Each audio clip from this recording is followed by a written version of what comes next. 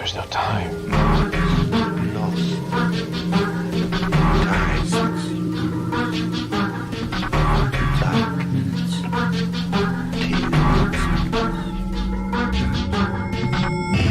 The time is 13 o'clock.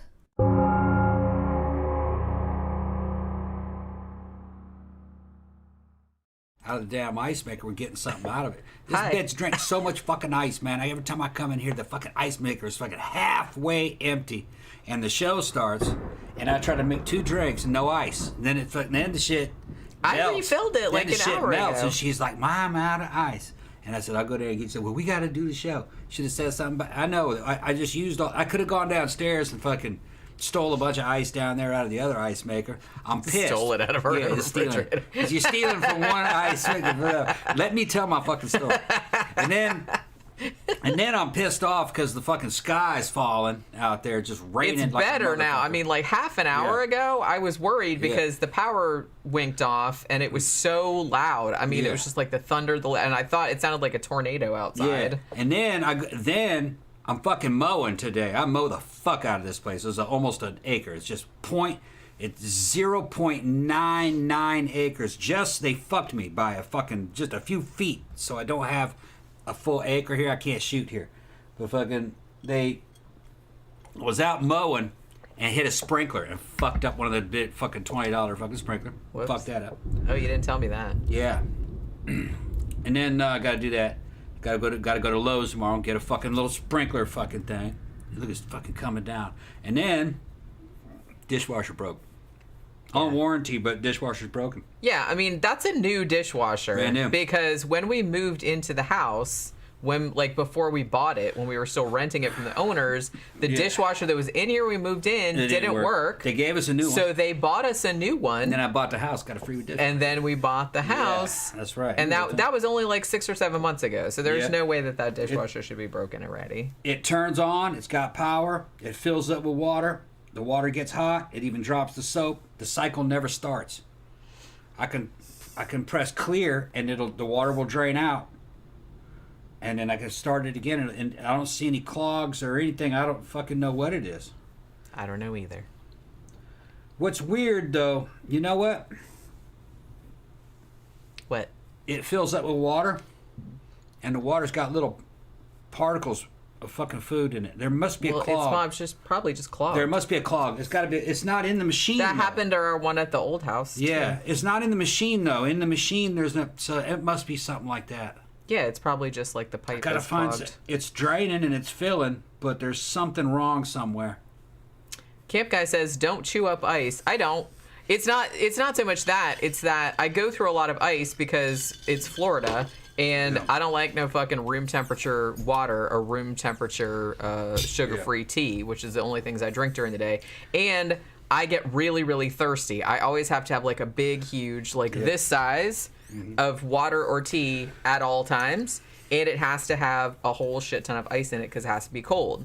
But the thing about it is that you leave it there, and then after 10, 15 minutes, the ice starts to melt because even though the AC is on, it's still Florida and it's still kind of warm. So I fucking went to Sam's and bought a fucking ice maker for upstairs. It's a fucking badass little $100 ice maker. You put water in it, and you got to clean that thing, man. It gets brown in there, the fucking sediment from the water.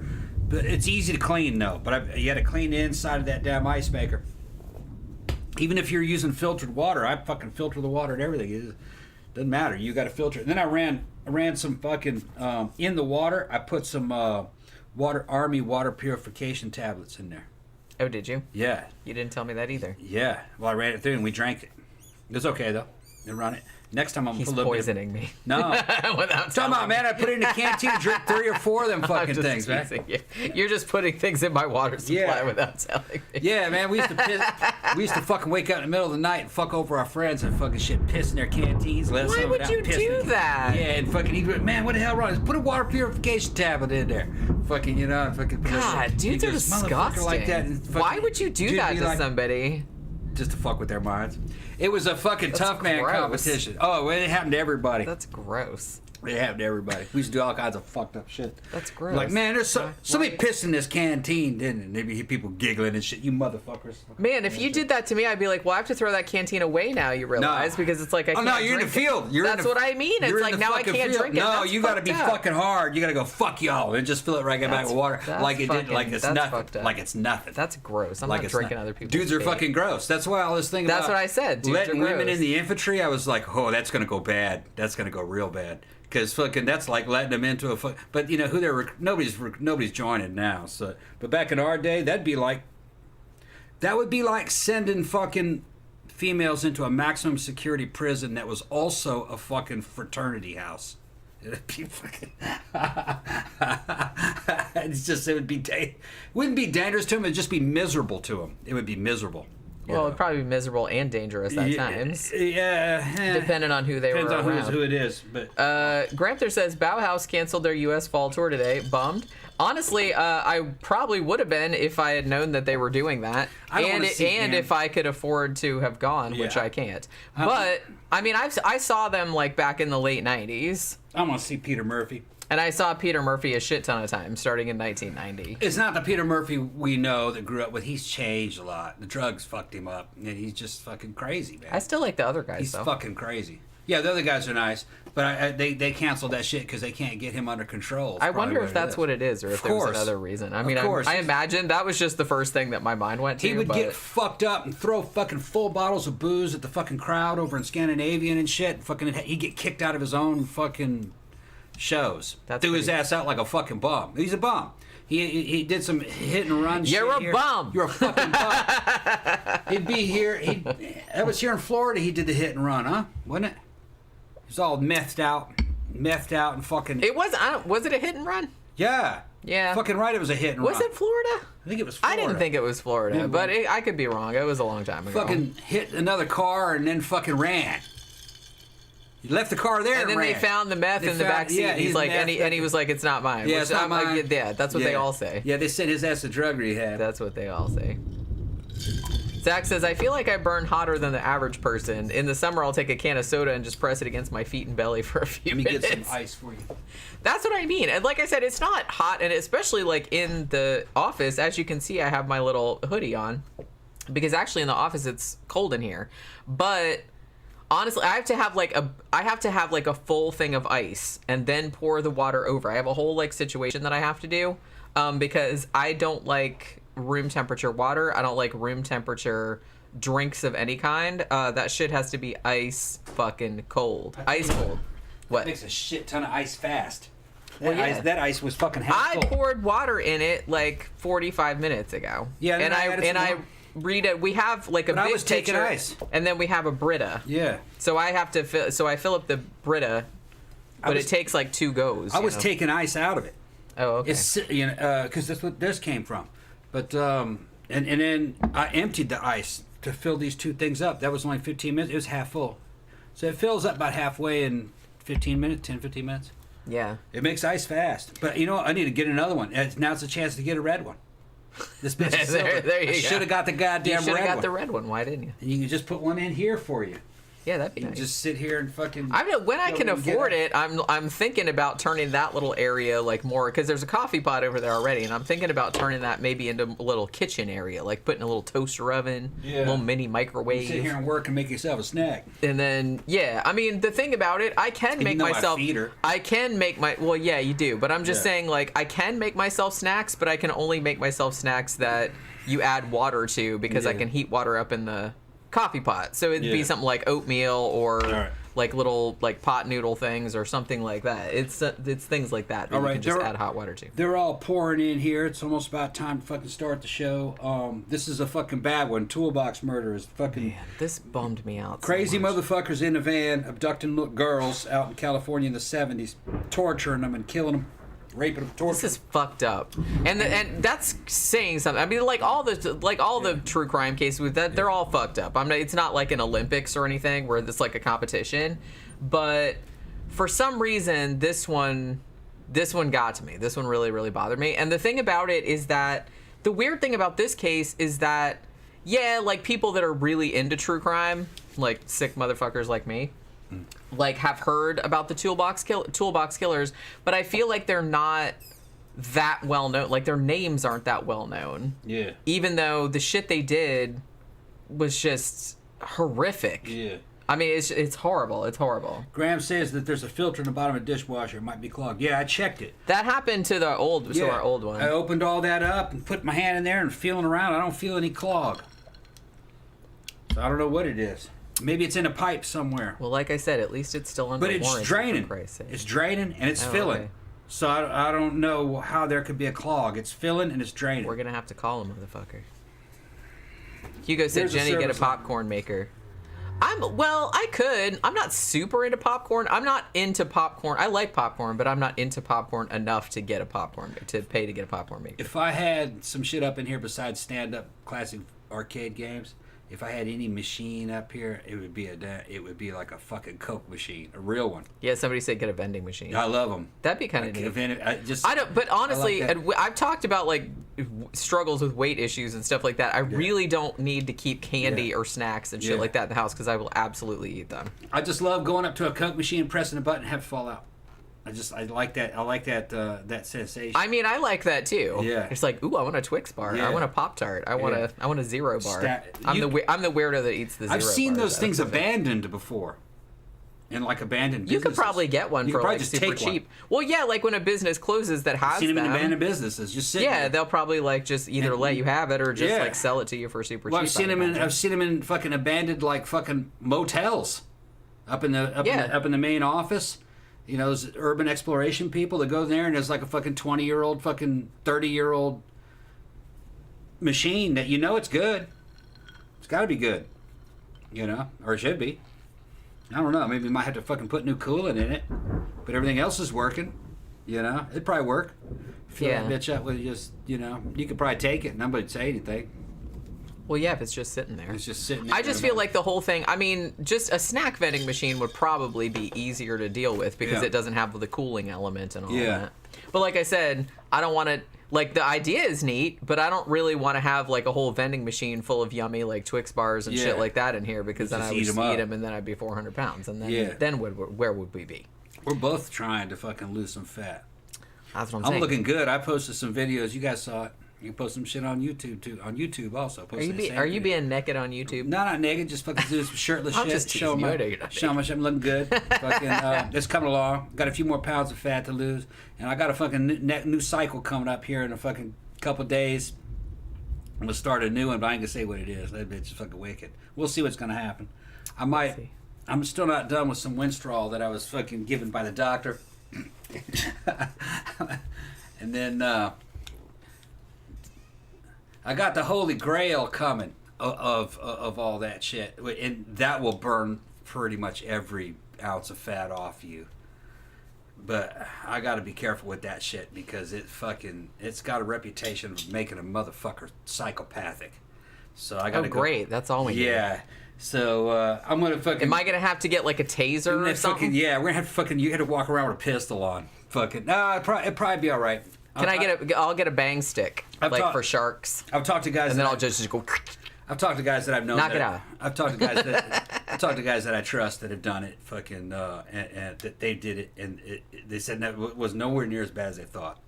It was just like but it's like, it was I live with you, so we'll see. Well, I'm gonna get a taser. The thing about it, the thing about this one is that they're all about the same price per cc, but this is so powerful. You use so little of it. It's very fucking cost effective because the dosages are tiny, but a lot of bang for the buck. We'll see. I'm just gonna try it. If I act fucking crazy, I'll come off of it. Are you gonna get mad if I have to like knock you in the head or something? Like if you start like acting like a serial killer or some shit? I'm going into this shit with a proper mindset. So if I start fucking acting strange, I say, well, it's not me, it's this shit. I gotta come off it. I'm dubious. I'm coming off it. I'm dubious. They say you feel like a god though on this shit. Like you need that. Yeah. Why do you take this shit? You're bad enough as it is without all the other stuff. God damn. I got some fucking physical shit I want to get done. I want to fucking. It's part of the rebuild process. It's HRT, hormone replacement therapy, fucking anti-aging therapies. All right. It's anti-aging therapy. So I'm gonna not have a fun time for the next 2 months, is what you're saying. Tom Calendar when? Wait. It's about the time when all the gay porn starts coming out. I already got. Yeah, why don't you channel the shit into some gay porn? You could shoot it in the next room. Decorate it in there. You could do it. Is it gonna be solo, or is it gonna be solo, or channel it into that? Who am I gonna be working with? Well, I don't know. Anybody you would like. It's gay porn. No. So you know, just have an outlet. No, I'm all right. No, All right, Herrickengard says, I've seen a documentary about these motherfuckers. Oh, God. At least they got caught because of very stupid reasons, yeah. Showed they were both monsters and dumbasses. I mean, the thing about it, like, one of them, Lawrence Bittaker, I think, was actually almost a genius, but he actually ended up getting caught more because his other, like, the partner was a dumbass. But it was just kind of the thing. I don't know. I kind of wish that they, honestly, it's not only that I wish they'd been caught earlier, I wish both of them had been aborted. Okay? I wish both of them had been aborted. Because the thing about it is that both of them separately, they didn't meet each other until later on. This is one of those serial killer couple situations where, now I'm sure that we've talked about serial killer couples before, and I'm kind of like fascinated about, oh, if this person hadn't met this person, like, would all of this shit have happened? Now, these two motherfuckers, I'm not sure about one of them, but I think one of them absolutely would have probably been a serial killer on his own. Not so sure about the other one, but he was a piece of shit too. Like, I don't know if he'd been a serial killer, but he wouldn't have been like an upstanding citizen or anything. But these two, separately, pretty much both of their families, like, when they were born, because they were both born in like the 40s, and neither of their parents particularly wanted them. And I kind of feel like I think the world would have been a better place if they had been aborted, like both of them. I'm just saying that. Yeah. No, that's true. It's true. You know, but you couldn't really do that in the 40s, sadly. So, yeah, you know. Well, there's a lot of people that probably fit that same bill. That's not enough to make you do serial killer shit. These motherfuckers are crazy. Yeah, and like I said, we talk about that a lot. It's like, there's no way of knowing. These two motherfuckers, or at least like one of them, they didn't start doing like serial killer shit like early, but they clearly weren't gonna be upstanding citizens. I mean, they started doing like minor shit when they were kids, which, like I said, you can't. That's the thing, you can't really like predict, because a lot of kids do fucked up shit. Like, they'll steal stuff and everything, and they turn out fine, like they straighten up and everything like that. These motherfuckers did not. Sometimes two dirtbags can fucking meet each other, and then there's such a bad influence on one another that fucking that might have been the situation. A year later, here. They're doing shit they never would have done on their own. That's the situation here. Now, I don't think in this case, I know that does happen sometimes, particularly when you see male-female serial killers. A lot of time, like 95% of the time, like, I don't think the woman would have done shit on her own if she'd never met this motherfucker. These two, since they're both dudes, I kind of feel like one of them, for sure, I think would have just done the shit anyway. I don't think, because he was already kind of starting down that road. The other one, I don't know. He would have still been a criminal because he started out doing stuff young. I don't know if he would have graduated to the shit that they did had they not met each other and fed off, but... Right. It's possible that he could have, because, like I said, he seemed like a piece of shit, like, from a pretty early age. To our listeners, I want to give you some damn fucking advice. Some good, sage, Eastern philosophy type advice. This is like some shit that fucking Zatoichi would tell you. No, it's not Zatoichi. Fucking, he's the blind swordsman. Who's the other dude? I was going to say, yes, I was like, Zatoichi is a fictional character. Yeah, he's a fictional character. He's the gambler. Yeah. This is more like fucking old what's his name would tell you. Do not fucking start. Who, Confucius? No. See, now she's fucking with me. I'm trying to get. Well, I don't know. Shit, man, fucking. Because of my head injuries, sometimes a fucking dude's name will be on the tip of my tongue. I know everything about him. I can't remember a motherfucker's name. I have that. I have a hard time too. with names. I don't have a head injury. I think it's just because I'm getting older. If I'm afraid that I'll forget the name, I'll forget it. If I'm not even thinking about it, I'll remember it. Yeah, I think that kind of like... Yeah, name... Well, I do that too, because sometimes I'm like, oh, I know that motherfucker, and then like, I won't think of it, but then like 10 minutes later it'll occur to me. Musashi. We're talking about Musashi.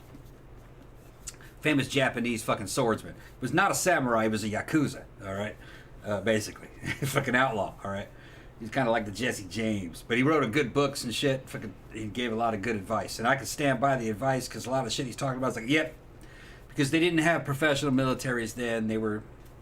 You had to learn it on your own. But if you serve in a professional military combat unit and fucking you get involved with bad motherfuckers and shit, fucking a lot of the shit that fucking Musashi says are like exactly because it's a timeless values. Musashi would say you better be careful who you surround yourself with. Okay, because you could be a decent person, but if you're around a bunch of shitty people, they'll bring the worst out in you. Fucking somebody can enrage you and you kill them, and then you end up going to prison or some shit like that. Okay, so be careful about where you go. All right, and that fits in with these girls hooking up with these dudes. The next thing you know, he's a serial killer, and she kind of gets into it or whatever. People have weaknesses, and then other people seek out these weaknesses and fucking can manipulate you into doing weird shit. Sometimes I go to that damn biker bar, and sometimes I'm like, I probably shouldn't be hanging in here around these people, you know? Because sometimes you get mad, you go on like, I'd like to beat that motherfucker's ass. You know? See, and I know how you get, But, so it's you know, probably like not the best situation Yeah, because I it's like- kind of feel like Right. one of these days, because I know how you do. Yeah. One of these days you're gonna be there and you're gonna call me from the bar and be like, I'm in jail because I just like beat up a motherfucker. Yeah, I had to beat this motherfucker's ass, you know what I mean? Or fucking... And it then I'll just be like, yeah. I don't have the money to bail you out, so Yeah. Last Have a time good- I have was a good there, time. I was like, That's what I'm last saying. time I was there, it was like, That's what I'm I think saying. I'm gonna have to beat this motherfucker's that's ass. what I'm saying. You get But get very I didn't much say like that. anything though. You get know? very much I like didn't that. say anything. You know what I mean? That's why I'm worried about all of this new like stuff that you're going. Yeah, through. I'm like that might like that's why exacerbate I was on some shit. the situation. Yeah, my Well, yeah, hormone- you were gonna beat up like somebody that was like in our old neighborhood that didn't stop quick enough or some shit like that. When we were backing out He of was trying to fucking. It wasn't really. He tried to get through a space that I was already in. It really I was like, doesn't. well, don't you know how to fucking drive? It really wasn't that big of a deal. Yeah, I was man. fucking going crazy though. At that time, I was. That's what I fucking- mean. You need right, to settle down. Right. You need to settle down. Because the next one on the list, people, this is gonna be some weird shit. Next time you see me, fucking, no. I gotta clear this shit out. I'm gonna take some other shit that's basically fucking synthetic fucking bull testosterone. Oh God. Yeah. All right. Next time you see me, I might be a motherfucking minotaur. All right. Wait a minute, hold on. I was Wasn't gonna he a say, minotaur? so you're What gonna the be fuck? BTK? BTK was a fucking minotaur. I That's forgot what he about that called shit. himself. He thought he was a motherfucking minotaur. Oh shit, I'm in Nah. trouble, aren't I? Help me, you guys, help. I'd go be a fucking minotaur. He's gonna go full BTK on this shit. I'm gonna go through my fucking. Don't you try nothing. I'm gonna knock you right out. I will knock you right out. Fucking looking for Holy the shit. string that Theseus laid and all that kind of shit. Well, speaking of Bauhaus, that was Yeah, a nice, that's that was a what I'm nice saying. callback Yeah. from In the Flat Field, in case you guys didn't know. Zach says, I kept thinking you guys were talking about the Toy Box Killer. Yeah, see, the Toy Box Killer, that was just one dude. That was that trucker. Yeah. And I He kind was of a feel dick, like too. He people, was a dick, we did a show about him, because Zach said, didn't you already do a show about him? Yes, Yeah. we did. I can't remember what the fuck was his name? Ray something? Whips and Chains is what he called himself. on Yeah, fucking something CD. like that. Whips This and is Chains. two guys. Yeah. Yeah, this is two guys in the 70s. So we did do a show about the Toy Box Killer, who is one guy, but this is two guys, and it's Toolbox Killers. Yes, I know it's confusing. I was watching Bailey Sarian. She did a show about the Toolbox Killers earlier, too, she's adorable. I love her. But I guess that's why her video had like 10 million views on it, because she's adorable. But just the way she talked about shit's adorable. But she did a show about this, and that came up, like the Toy Box Killer, because she did a show about him as well. But yeah, Arezzo says, I'm not too familiar with this case. There seems to have been quite a few serial killers in 70s California. Yeah, it was because we've kind of talked about this before, because we've talked Like about a Florida lot Man. of serial killer. Yeah, it was a situation where, particularly like in the 60s and 70s, everybody was going out to California because, hippies and all that kind Going of to stuff. California with an Right, that AK was in kind of my like the heart. dream. Yeah. So you go out there and most of the people were fine and were okay, but because everybody was out there, you had like predators following. Yeah. It was almost kind of like the handful of predators were following like the. I was living in California at this time as a little kid. I fucking grew up in between Southern California and Mississippi, being traded off between my mom and my dad for over fucking Mississippi in the summer. The rest of the time, fucking Long Beach and Carson, California. And and we used to go up to the fucking Sequoia Redwood Forest and fucking Yosemite. California was fucking beautiful at this time. All right, it was cool, very cool. But you had assholes like this running around. These two go way beyond assholes. Yeah, monsters. I mean, these Monsters. two. I think in the description I called them subhumans, and I don't use that term lightly. Yeah, I don't use that term lightly. good. You know what I mean? Yeah. Chapette says Lawrence Bittaker looks nuts. Yeah, he does. I get creeped out just looking at him. I'm guessing he was the ringleader. Yeah, these two, I'm not really sure. I don't know which one was the ringleader. They both seemed like really fucked up.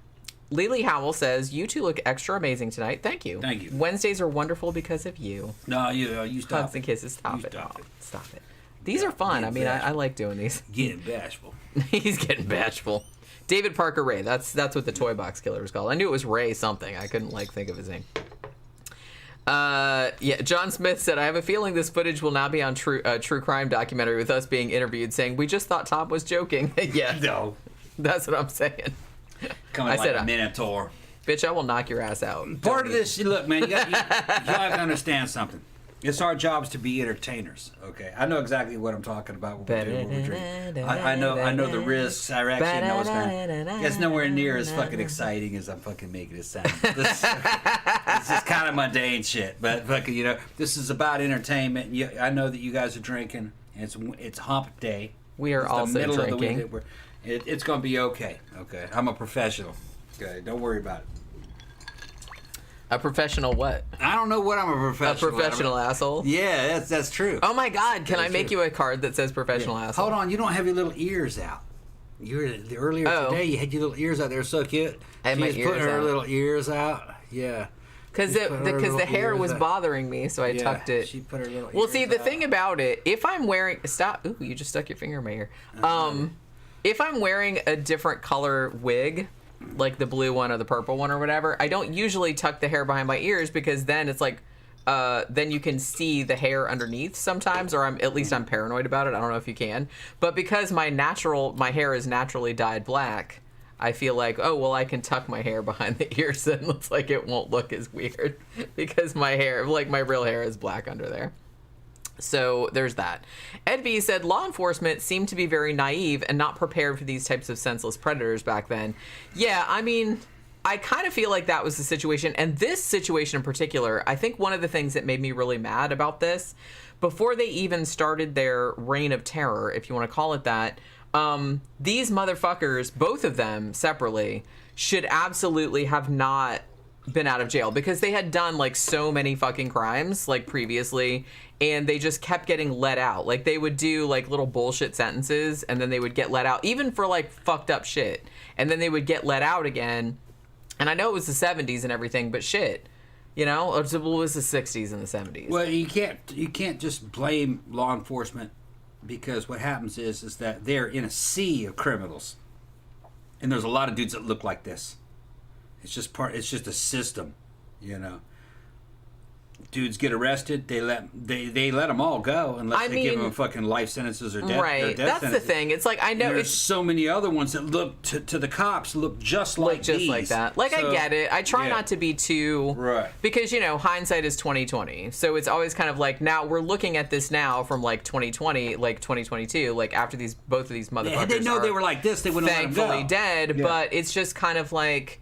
It's easy to look back and be like, holy crap, why did they let these motherfuckers out? Well, it's kind of like the same thing that I said that both of them should have been aborted. Yeah. Like, nobody, the world would have been like a marginally better place had that happened. But, nobody knew, like, to the extent. I get it. Like, it's easy for us to look back. Yeah, it's right. It's statistical. And most of the time, I said, most of the time, even kids that do fucked up shit, like steal and stuff, or, like, get in trouble with the law, only a small percentage of those go on to become serial killers or go on to become murderers. Like some of them go on to become lifelong criminals, but it's just kind of like non-violent shit. So I do kind of feel like even though because we know the outcome, we know that these people ended up like this, and so it's easy to like look back and be like, oh, red flag, red flag, red flag. But it's like back then there were, like you said, there was a lot of people that were doing that shit, and they probably like grew out of it and they were fine, and nothing bad happened. They act ass, do all kinds of weird shit, fucking beat on a woman, nearly kill and rape a woman or whatever. Dude just gets arrested, fucking goes to jail for fucking 15 years, gets out at 35, and fucking a few years later he's married and got kids and he lives the rest of his life and nothing ever fucking But I happens. mean, you never know. You never know which one is gonna like be okay and which one is not. You can only punish a person for what they've done and what you can prove that they've done pre-crime, and fucking is a recipe for disaster. You'll lock up fucking 30% of the damn fucking Earth's population. Yeah. Okay. Because honestly, even though, it's a red flag, like when people are doing fucked up shit when they're kids, but I don't know like what the statistics of it are, but it's a pretty small, I mean, it's a very, very tiny, infinitesimal percentage of the population is serial killers anyway. But of the people that had fucked up childhoods and did like really fucked up shit as kids and like did criminal shit when they were kids, like some of those kids, they went to juvie or whatever, but a lot of them like got their shit together and they had relatively normal lives. You know what I mean? But you can never know like which ones are not gonna have that. I read a book written by a guy who wrote the FBI's fucking manual on this. He was an FBI agent and a psychologist and psychiatrist and all that crap. He wrote the book on serial killers and sex offenders. It was a long time ago. I don't remember the name of the guy or the actual book, but it was an interesting book. I agree with him. Serial killers, and to be a serial killer is a sexual orientation. It's who they are. It's very rare, though. Very rare. Well, thankfully. You're not going to change them. It's kind of like being a serial sex offender in terms of, they are serial sex offenders. They just kill, rape, torture the fucking victim. Not all serial sex offenders do that. Some of them are just into kids, but they don't ever hurt the kids. They're into the kids. They love the kid. Other ones will hurt the kid. But the fucking serial killers are a fucking sexual orientation. You're not going to change it. Yeah, particular kinds of people. And I think in particular, these two guys, at least one of them, I'm not sure. I don't know if I'd go as far as to say he was born bad, but I think that after a certain point, I don't think there would be anything that you could do to rehabilitate him, and probably they should have just put him down like a rabid dog. It's somebody who's way, way into kind of like maybe what we would call in the goth scene BDSM, but not consensual. And here's the deal. It's not a ritual or stylistic kind of BDSM. It's the real thing. They want to fucking cut pieces off of people and make them suffer and shit, you know what I mean? It's about power and control, and then they murder that person. Yeah, that's what's going on here. And this is a sexualized thing for them. It's not normal. Man, this is fucking way on the outside of fucking... Like I said, thankfully. Normal. Like I said, I know that you kind of like to say like humans and they're evil monkeys and everything like that, but I mean, to be honest, most people are all right. Yeah. Most even people evil are monkeys are all right. Most people are all right. A lot of evil monkeys that go out and do fucking crazy shit and kill people and shit. It's understandable when you know the situation that they're in. They're in a cartel. They're trying to make money. There are enemy cartels that they have to fight, or people rat them out and they have to fucking kill the people that are trying to fucking rat them out, and that's a threat to their organization. It's always something understandable from the point of view of the offender. Well, and I'm saying too that with these guys, it's about sexual gratification, which that's not really. Well, yeah, the thing about it is that like a lot of murders, and I know this is like maybe a weird thing to say, but like a lot of murders. Like, you can kind of understand why they were committed. Like, there was a reason.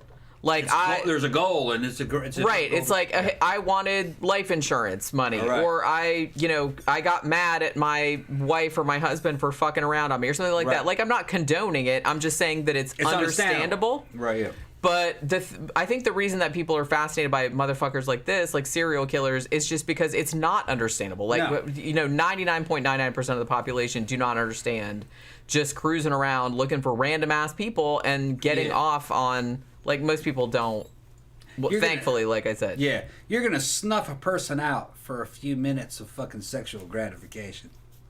That's some fucking weird shit, man. No, that's not acceptable. Well, obviously. Yeah, that's not acceptable. What are you Obviously fucking not talking acceptable. about? I mean, at least with fucking organized crime outfits, there is something that it's goal directed. I mean, they have violence. a reason. There's a reason. I'm not condoning it. I'm not saying No. it's a good reason. I'm just saying that it's an understandable reason. Right. And it's a lot of people in the game. A lot of the person that they're killing fucking was somebody who worked with them, who's fucking turned coat and gonna testify.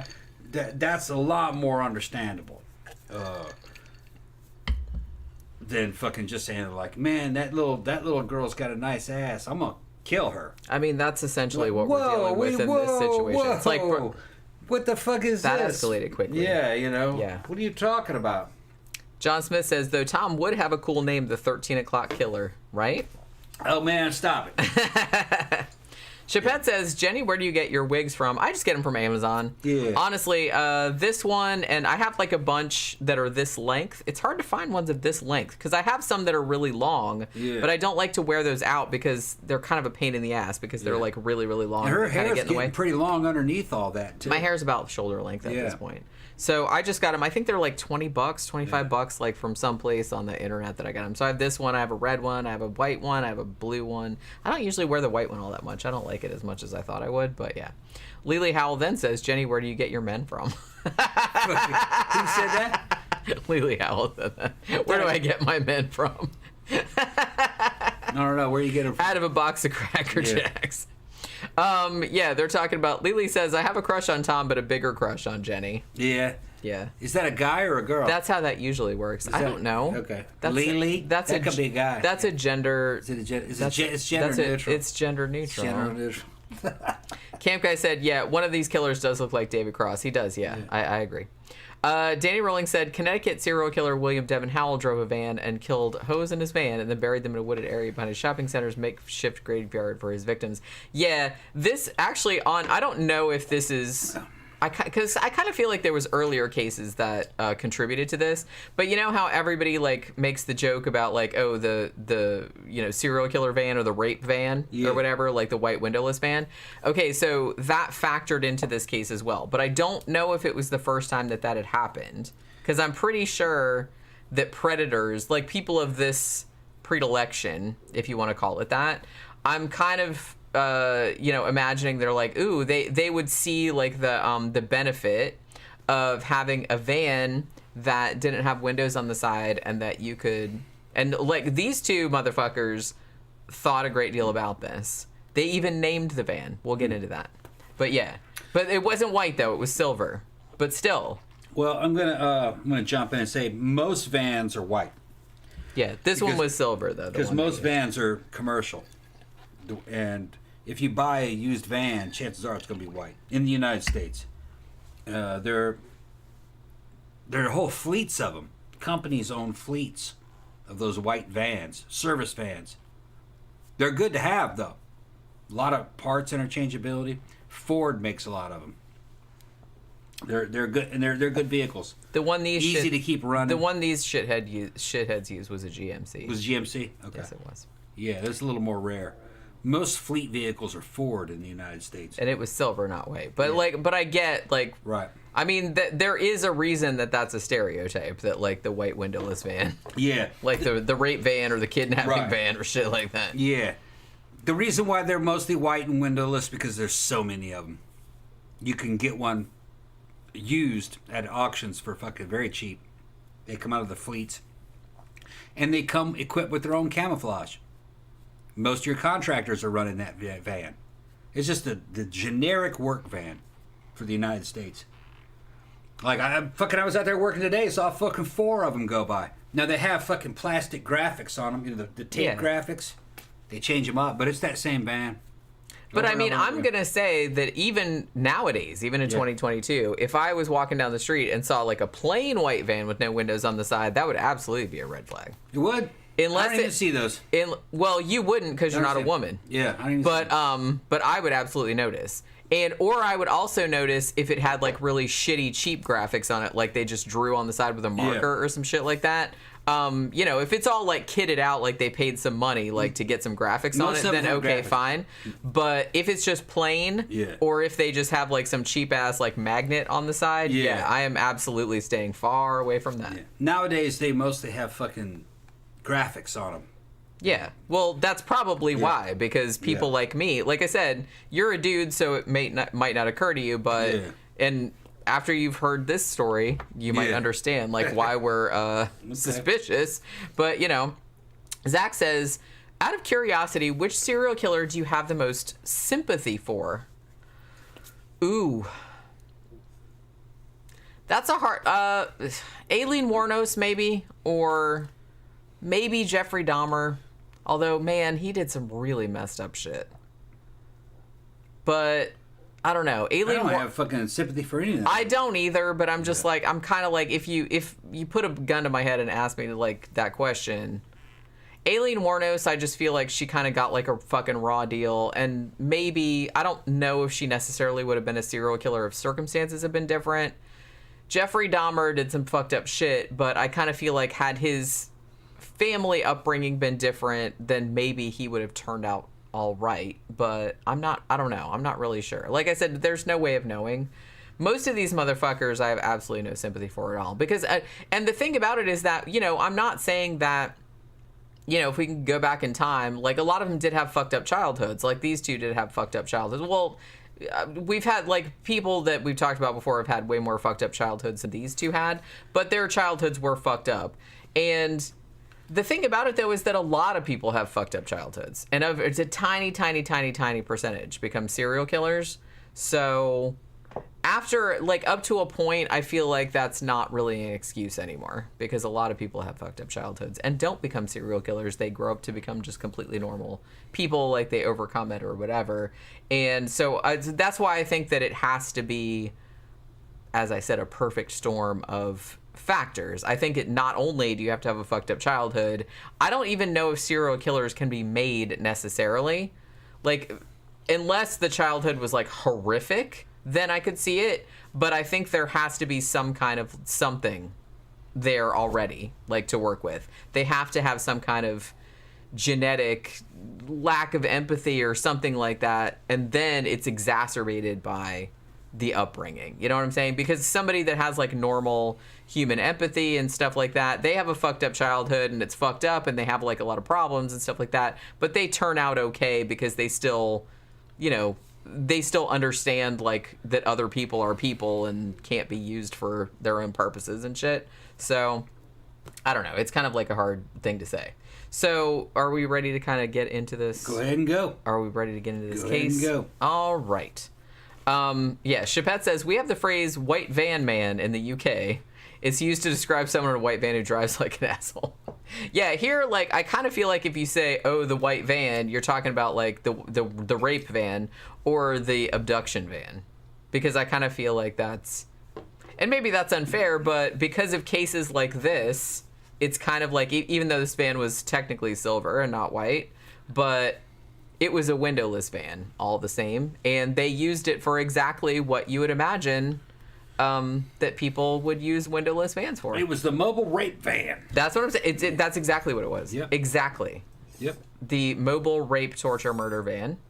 And they're not the only ones to have done that. So like I said, it's not crazy to think that because some motherfuckers have and they were very calculating in doing it.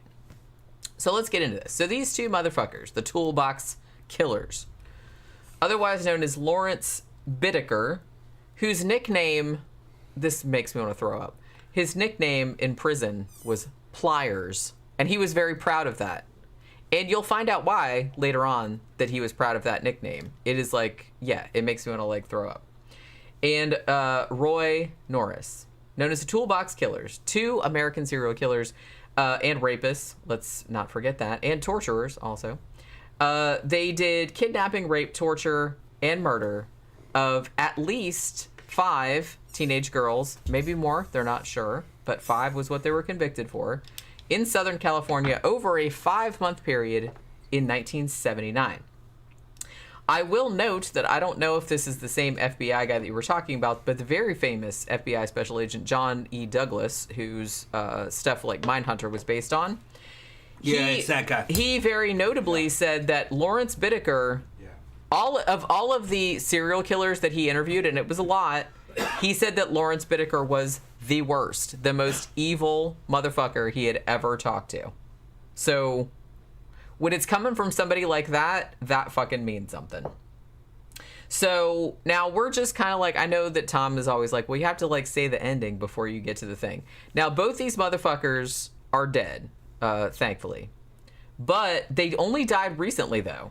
Lawrence Bittaker, he got sentenced to death, right, back in 1981. Now, but he got sent to San Quentin, and he just died of natural causes in 2019, late 2019, December. So he was still on death row doing all the appeals. We'll get into that in a little bit. Roy Norris, actually, he didn't get sentenced to death because he did a whole plea bargain thing where he's like, oh, I'll show you where some of the bodies are and like I'll testify against the other motherfucker, Bittaker. And so he actually got a life sentence with possibility of parole. They never did give him parole because, of course, they're not going to. But he also died of natural causes in prison in February of 2020. So only a couple years ago, these motherfuckers died. Neither one of them got tortured, sadly, which probably they should have been. But, you know, at least they're dead now. At least they're dead. So as I mentioned, they got called the Toolbox Killers, obviously, because a lot of the tools that the things that they used, like, to torture their victims were tools that you'd have around the house, like pliers and shit like that. And again, that's why Lawrence Bittaker was proud of being called Pliers. It's like, it's super fucked up. All right, so let's talk about these assholes' backgrounds. So Lawrence Bittaker, he's originally from Pittsburgh, Pennsylvania. Now, he was born in 1940. Now, as I alluded to earlier, when he was born, like, his parents did not actually want children. And so his mother, his biological mother, was very, very upset when she found out she was pregnant. And like I said, it was the 40s. She couldn't really do the whole abortion thing. So she gave him up for adoption as soon as he was born. Now, he was adopted by Mr. and Mrs. George Bittaker when he was still an infant. So I imagine he obviously didn't remember his biological parents. Now, his dad was like he worked for some kind of like aircraft kind of thing, company. So he moved around a lot. They moved from Pennsylvania. They lived in Florida for a while. They moved to Ohio and lived there for a while. And then finally they moved out to California. So Lawrence, when he was in school, I don't think he was like necessarily abused or anything like physically abused or sexually abused or anything like that. But he did kind of have a lifestyle where they didn't really settle long enough for him to like establish any friendships or anything like that. Now, he actually dropped out of high school in 1957, but even prior to that, he was one of those motherfuckers that apparently they did an IQ test on him, and it was 138, which is pretty high. Pretty good, yeah. Which is pretty high. So he was one of those guys where he just thought school was like a waste of time because he was too smart for everybody, and so he ended up dropping out. But prior to that, he had already started doing like being like a criminal, essentially. Now, most of the stuff that he did earlier on, like with juvenile authorities and everything, that were fairly minor shit. It was usually like theft. You know what I mean? Like he was just stealing shit. Now, after he dropped out of high school, though, he got arrested in Long Beach for stealing a car and also a hit and run. And then when the cops tried to like arrest him, like he took off, so evading arrest. So he got caught for that. Now, so at that point he was still a minor. So he got sent to the California Youth Authority, and he stayed there until he was 18 or 19 years old, and then they let him out. Now, only a couple of days, I think it was only a couple of days, like after he got let out of the Youth Authority, he gets arrested again by FBI agents in Louisiana because apparently he had stolen a car and like taken it across state lines, right? So they caught him for that. Then he got convicted on that charge in 1959, and then he got 18 months at a federal reformatory in Oklahoma. And at this point, he started acting like I guess like the doctors or the authorities there were just kind of like, maybe there's something wrong with this dude. So they transferred him actually to a medical center in Missouri. and had kind of like doctors observe him. But I guess they maybe thought that, oh, it'll be all right. Like maybe he's not a danger, because he only served about 2/3 of his sentence, and then they let him out. Now, he got arrested again in Los Angeles in 1960 for robbery. And he got convicted then in 1961, and he got a sentence of basically like 1 to 15 years in a state prison. Now, at this point, they did like a psychiatric evaluation of him. And the psychiatrist at that point found Lawrence Bittaker to be manipulative, which, like I said, we're going into like sociopath territory here, psychopath territory. And the quote was, having considerable concealed hostility. They did concede that he had superior intelligence, but their diagnosis was further that he was, quote, borderline psychotic and basically paranoid. So probably not a good time to be let out. They had another psychiatrist come in and look at him like about a year later, who said that he had very poor impulse control. Now, despite the psychiatrist coming in and saying, hey, let's not let this dude out, he did actually get paroled in 1963, even though he had only served a tiny, tiny portion of the maximum sentence. Right. So even though 2 psychiatrists came in and said, let's not let this dude run around loose, even back in the 60s. They probably had a big prison population. Yeah, maybe that's the thing. They couldn't hold everybody. They considered him to be a lesser risk than the guys that they had, so they let him go. Yeah. American military 100%. Like I said, you can't hold him forever. You either kill him or you let him go. I mean, yeah, and like I said, hindsight's 20/20. I know that I'm like looking back at this and being like, man, somebody should have like, killed them at birth or something like that. But it's the United States. It's Western civilization. Had this been China, they would have killed all those dudes. I mean, the thing about it, like I said, 99% of the time, even people that fuck up as kids or fuck up and like do fucked up shit, like most of them turn out like okay. You know what I mean? A lot of them turn out okay. So you can't just like kill people indiscriminately. I get it, but looking back on it, some states do. I know, but you know what I'm saying. Yeah. American Military 100 said, damn, these Toolbox Killers, Bittaker and Norris, were a vile duo. Yes, they are. This episode is going to be grim. I warned you. I told you this is going to be bad. This one, like, really upset me.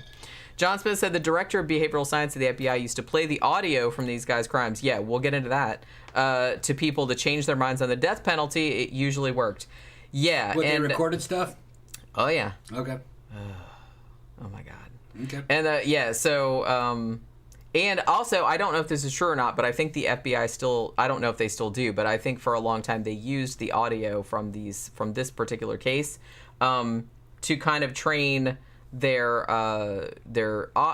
field agents or whatever, just to kind of not desensitize them necessarily, but say like, this is the kind of motherfucker that you might be dealing with, kind of thing. Like, nobody wants to hear it because it's awful, but there's like, you might encounter these kinds of people, so you should be probably like prepared. So this motherfucker gets out in 1963. 2 months after he was let out, though, he got put in jail again for another parole violation and suspicion of robbery. And then, so he does that, and then he gets back out. Then he gets another parole violation, and he goes back to prison in October 1964. Now, at this point, like, another psychiatrist is interviewing him, being like, what the fuck, bro? Like, what is your deal? And apparently at this point, Bittaker says that, well, stealing makes me feel important. And also, here was this, to me, like, says volumes right here, that said a bunch of my crimes happened, quote, under circumstances that were not totally my fault. Yeah, okay. Well, I got to hear more about what. Do you see this face? This is this is my It's not. Well, I did steal all that stuff and kill people and do this, but it wasn't totally my fault. I mean, if you look at it in a certain way. I mean, come on now, knock it off. We got a lot of people in the super chat. Thank you very much. Thank you very much, people. Go ahead and super chats are active. If you want to go ahead and send Jenny any kind of tips for the work that she's done, we very much appreciate it. Go ahead, Jenny. That's your plug. Well, thank you very much. That was like a commercial. Like a commercial. Badass. Yeah, I'm just trying to hurry it up. I won't pester anybody. Yeah, okay. So at this point, so this psychiatrist also says he's like a borderline psychotic and probably should not be let out. This is the third psychiatrist, if you're counting, that has said that. But the other authorities over the psychiatrist, I guess, were like, nah, let him out. It's fine. So he gets out again. Now, he gets another parole violation in 1967. So he's going like in and out of prison, like I said. A month after he gets out from that, he gets caught again for theft and leaving the scene of a hit and run. So there was that. He got convicted on those two and got another 5-year sentence, but was paroled after serving less than 3 years. So he got let out in 1970, spring of 1970. Then again, he gets arrested for burglary and another parole violation. God damn, this is like stacking up, right? In March of 1971, and got convicted on both of those counts and got an additional sentence of 6 months to 15 years, which seems like a little broad. You know what I mean? 6 months, maybe it could be 6 months, or maybe it could be 15 years. You don't know. So, I mean, the thing about it is that at this point, like you said, this is the 60s and the 70s. So, I don't know. They didn't really have their shit together, like, I guess, the prison system. And because this guy was just in and out, in and out. Like, yeah, most of the crimes were minor, but you would think, like, after a certain amount of time, they'd be like, and, well, it's not just that. Because, like, I'm not really that concerned about, like, just petty burglary and crap. But if 3 separate psychiatrists have come to you and said, hey, this dude's maybe, like, a psycho and don't let him run around, maybe you should probably listen to that if like 3 separate psychiatrists saying that. I'm just saying. Just approach it. So, yeah. So he got let out in 1974. And so what happened then?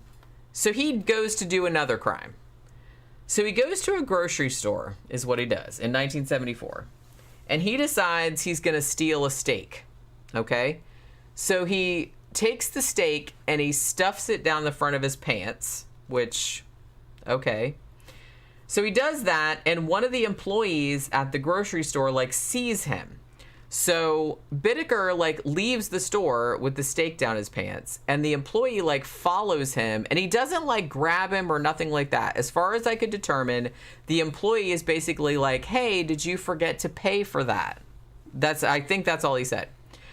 At which point, Bittaker turns around, like this in the parking lot of the grocery store, turns around and stabs him in the chest, missing his heart by like an inch. The dude did survive, thankfully. Thank you, Jeffy Art. Listening to you guys is like a soothing bubble bath after a long-ass day. Is it really? Knock it the fuck off. Is it really? I find that hard to believe. Well, maybe it is. Maybe it is. Yeah. Maybe it is. I don't know. I don't get it, but okay. But yeah, so basically, he stabbed somebody and could have killed them easily. I mean, he was obviously trying to kill him because he stabbed him right in the chest. And like I said, missed the heart by an inch. The person survived, thankfully. But the fact that he would do that over a steak, I mean, that obviously shows, the dude's got some problems. So he stabs the guy. Now, he actually got caught this time because a couple of other employees of the grocery store came out and, like, restrained him until the police got there. And like I said, the employee that had confronted him, like, survived, so that was good. But like I said, it could have gone another way. Now, at this point, they bring in another psychiatrist, which I believe is the 4th one now, for Christ's sake. Why is nobody listening to us, they're probably saying. So before he goes on trial for this particular thing, because this is like attempted murder, right? I mean, pretty much. So he says, okay, I don't think that borderline psychosis, which was the previous, diagnosis, he's like, I don't think that's entirely accurate. He said, I think that Bittaker is what he called a classic sociopath. Have to agree with that. By which he meant that Bittaker, and this is a quote, was incapable of learning to play by the rules. He would never learn by experience, and he would just keep butting his head against the barriers of acceptable behavior. So basically what he was saying was, this motherfucker is hopeless, so please do not let him out in the streets, like among normal people, because he's never going to be able to play well with others. So, And this psychiatrist, Dr. Markman, also said He's not going to stop. He's going to keep doing this, and he's going to move on to more serious crimes. He called him, quote unquote, highly dangerous, that he had no impulse control. And he basically said this in his thing, he will kill without hesitation or remorse. That's what he said. And this is before he had killed anybody that they know of. So this psychiatrist had kind of pegged him. Now, it should be noted, too, that according to somebody that did some time with Bittaker around this time period, he actually did say that Bittaker had bragged to him that he wanted to be, quote-unquote, bigger than Manson. Which, you know, good. It's good to have goals, but please don't have that one. So at this point, like, some other prison psychiatrists came forward, and they kind of, like, went along with Dr. Markman. So they did a jailhouse evaluation in 1977, and they said, yeah, it's very, very likely that this motherfucker will probably commit more crimes when he's released. And then they had another psychiatrist come in 1978 that said the same thing, and he called him, quote, a sophisticated psychopath, and said probably you shouldn't let him out on parole. So how many psychiatrists is this now saying, please don't let this man out? A lot. But nobody listened. They let him out again in late 1978. The thing about it, though, was that when he was in prison this time, he met his little buddy that would go on to cause all of this fucking misery. He met Roy Norris when he was at this fucking place. And these two would go on to do, like, all kind of horrible things. So let's talk about Roy Norris for a second. So this motherfucker was born in Colorado in 1948. So he was I think he was 8 years younger than Bittaker was. Now, again, he had kind of a troubled upbringing. He was actually, like, his parents gave birth to him, like, out of wedlock, which is a big deal back in 1948. So his parents had kind of, like, were like, well, we better get married or everybody's going to look at us funny. So they got married so they wouldn't have, like, the whole illegitimate baby kind of crap. Now, his dad worked at a scrapyard or something. His mom was a housewife and was also addicted to drugs. I don't know what kind of drugs, but, you know. Now, I guess the thing about it was that he lived with his parents a lot of the time, but he kind of got shuttled off now and again, like when his mom just couldn't deal with his shit, and she would, like, send him to foster homes and stuff. So I don't really know. So he was kind of, like, bounced around a lot.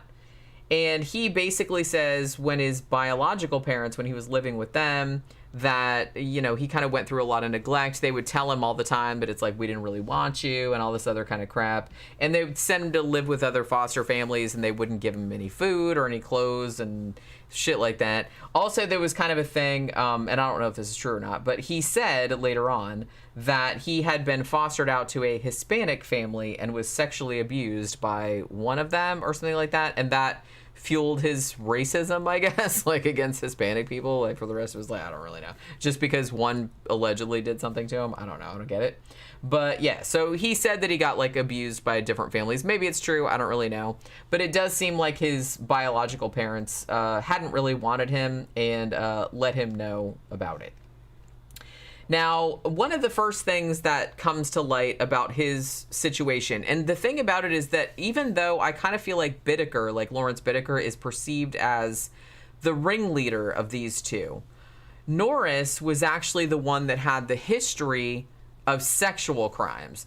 Bittaker had a long rap sheet, but most of his shit was like theft, auto theft. Well, shit, dude. It's okay. Was like auto theft, crap like that. Was like more minor shit, like robbery. Whereas Norris seemed to start out younger as like a specifically like sexual criminal. You know what I'm saying? Like his earliest crimes were like sexual in nature, whereas Bittaker's weren't so much. So I don't know. Like I said, it's an interesting dynamic. So that's what I'm saying about even if these two motherfuckers hadn't met each other, they wouldn't have been upstanding citizens, either one of them. I mean, I'm pretty sure Norris probably would have been a serial killer anyway, like even if he hadn't met Bittaker. Bittaker, maybe he would have been a serial killer. It wouldn't surprise me, even though he just started out with robbery. But the fact that they met each other and were like, ooh, we have common interests, which is fucked up. But yeah, I think they probably would have been probably would have been killers in their own regard. I don't necessarily think it was a thing having to do with, oh, one like spurned the other one. I think they were both like shitheads and they just like hung out together. So the first thing that happened with Norris, he was living with his biological parents, and he was 17 years old. And he actually went over to a female relative. I think it was his aunt, and I think she was like 20 years old. So she was like 4 years older than him. And he started saying like all kind of like creepy sexual shit to her. At which point she, you know, understandably was like, get the fuck out of my house, you creepy little teenager. And she actually told Roy's dad about it. And then Roy's dad was like, man, I'm going to beat the shit out of that little motherfucker. Which I don't condone, but I'm just saying.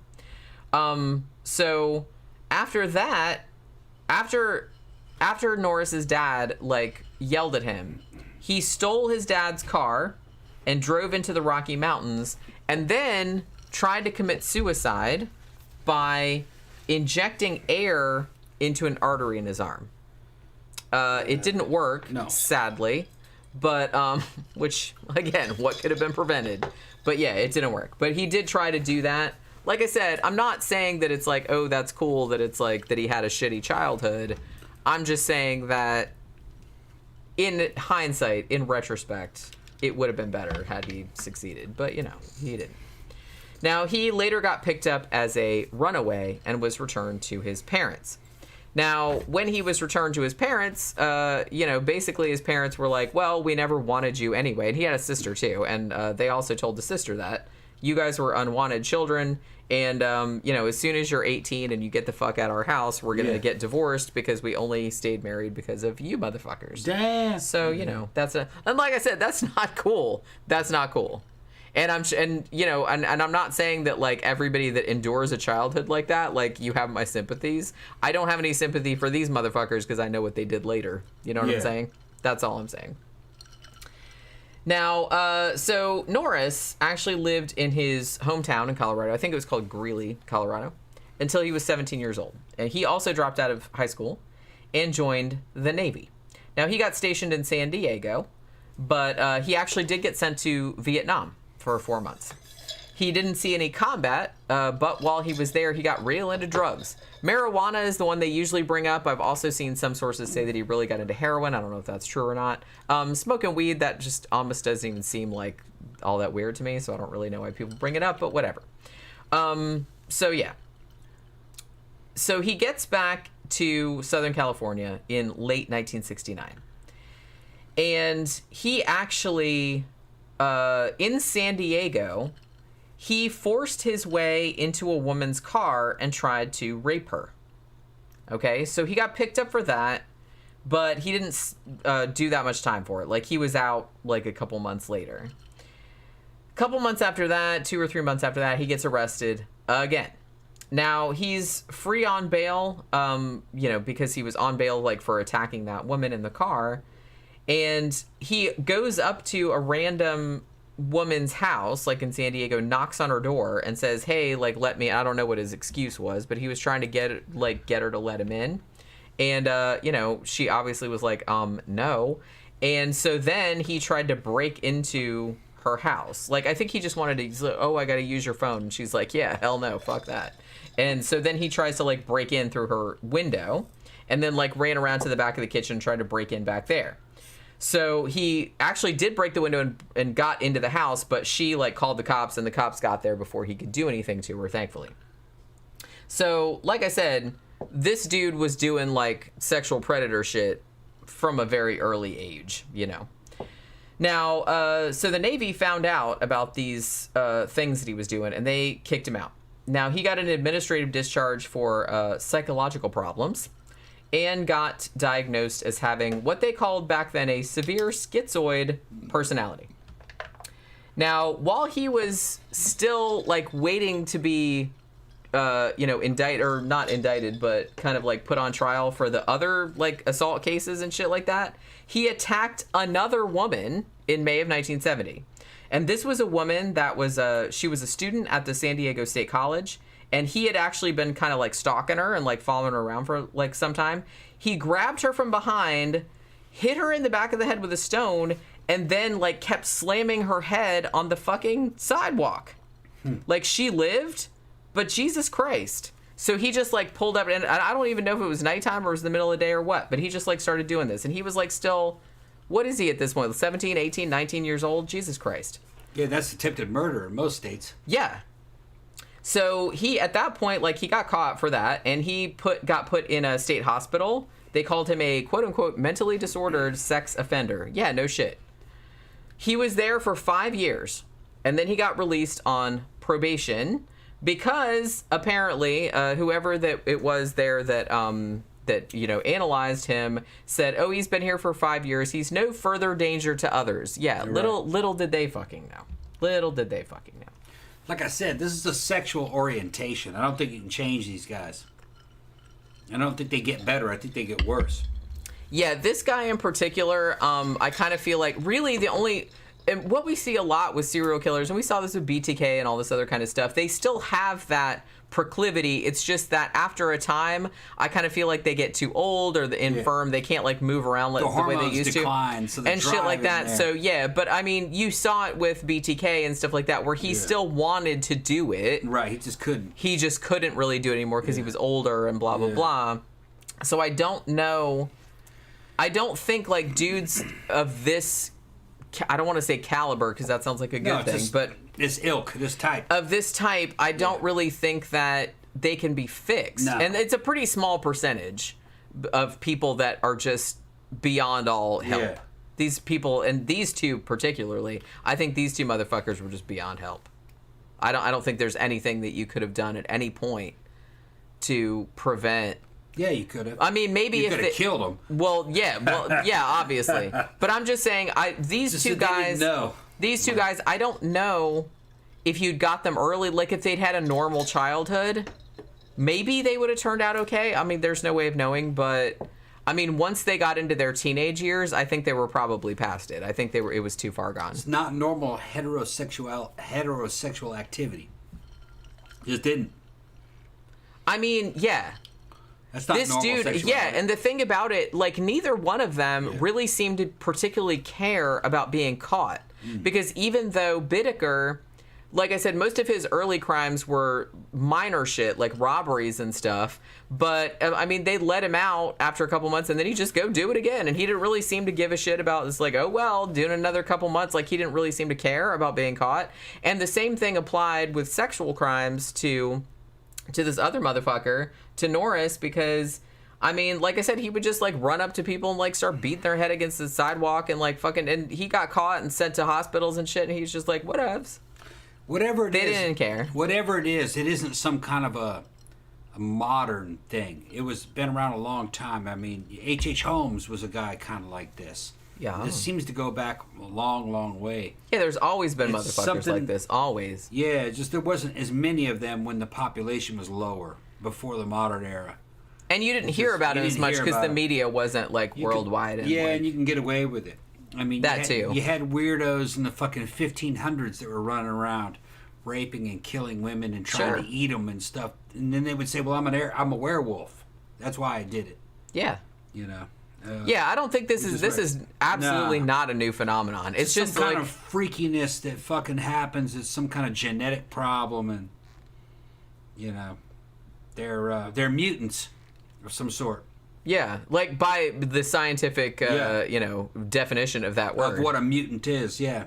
That's what I'm saying. I kind of feel like there are, and it's probably a very small percentage, because I think even people that are born with, let's call them like sociopathic proclivities, if they're raised in like a normal household and have like normal experiences and everything like that, I think most of the time, most of them will not obviously become serial killers. They might be assholes, but, you know, some of them actually do pretty well, like in business and stuff like that, because those are kind of the, you know, personality attributes that do well in certain situations. So it's a very small percentage. I think that it has to be usually a combination. It has to be a combination of you already are genetically pre-wired for that type of thing. Yeah. And then you have kind of like a really shitty upbringing, or you have some bad shit that happens to you like in your formative years that puts you on that path that you can't really stray from. Yeah, and you can't like make a connection between what these guys are doing, which is they're basically doing this for sexual gratification at their own risk. You know what I mean? Like they're doing this shit for a few hours or moments or days of fucking pleasure. Even though they're going to die, this is a kamikaze mission that they're on. They know they'll eventually be caught. You can't equate them to, say, a dude from the 1400s or 1500s, you know, say like a Vlad Tepes or Prince Vlad, the Impaler, you know. Big difference.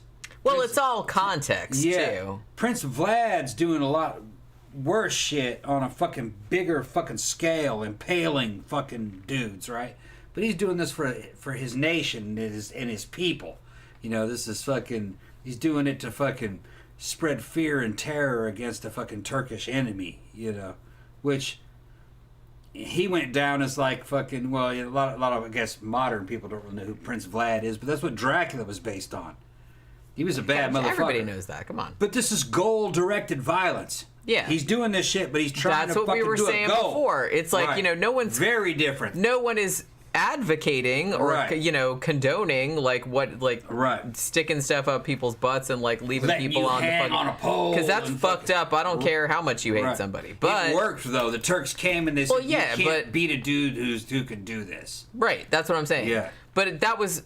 Like I said, it's not... We're not condoning it. I'm just saying that it's understandable in the context. It's about a goal.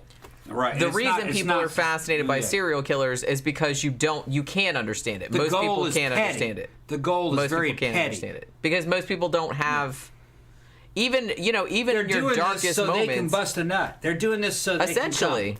can come. That's fucking very petty. Yeah. You're gonna kill another person over that? What are you talking about? Yeah, at least a guy like Prince Vlad, he's doing it for fucking to protect his homeland, to get in, to chase out enemies, to be fierce.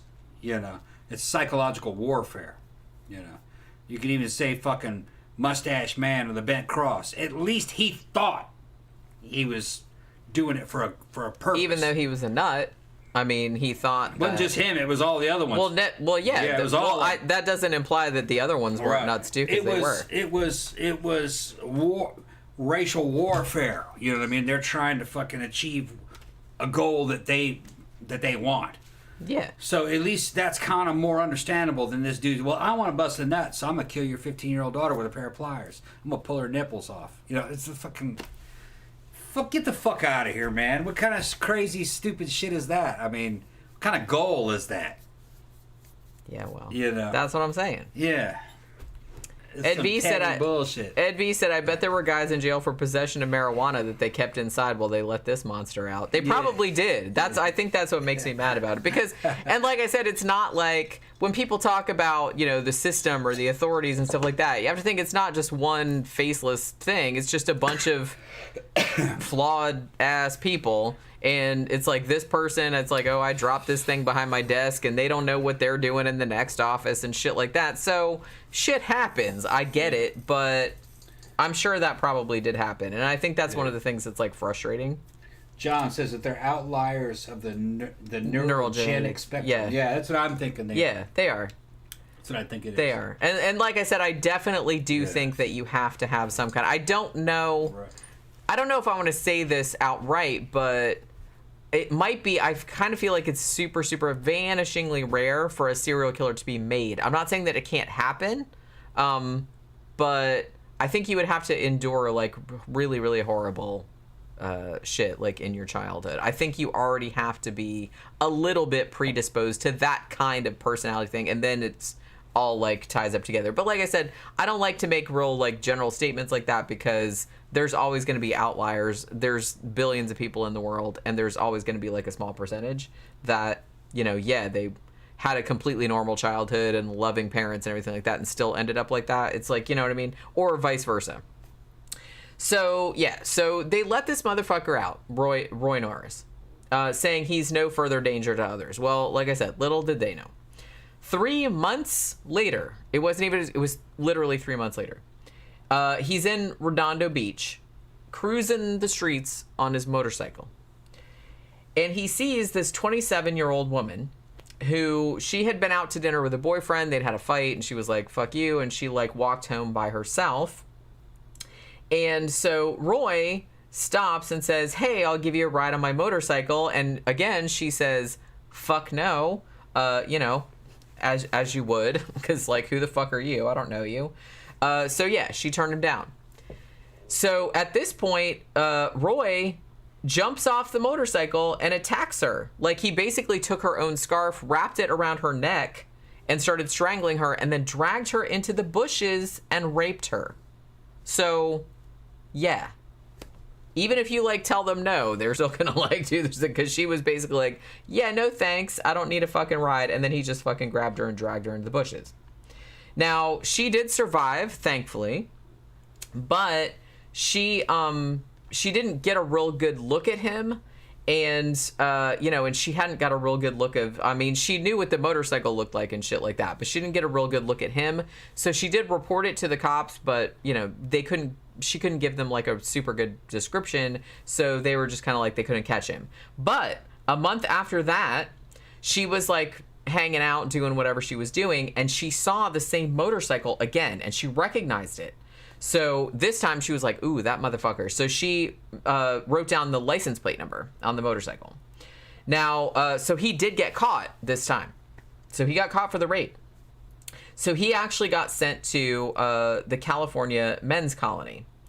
And that's kind of, so that's where he ended up meeting Lawrence Bittaker, though.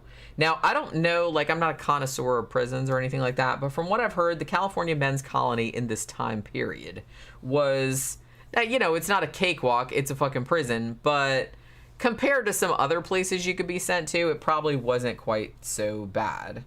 Now, so Roy Norris, who's in there for fucking rape, like dragging a woman into the bushes and raping her, he meets Lawrence Bittaker. And it's a match made in hell, gonna say. So so Norris's story is that, well, a couple of times, I don't really know the details of all this because I don't think he ever said what they were, but he said while he was at this prison, like, I guess he got attacked by the other inmates, like, I guess, like, somebody, like, wanted to beat his ass or something like that.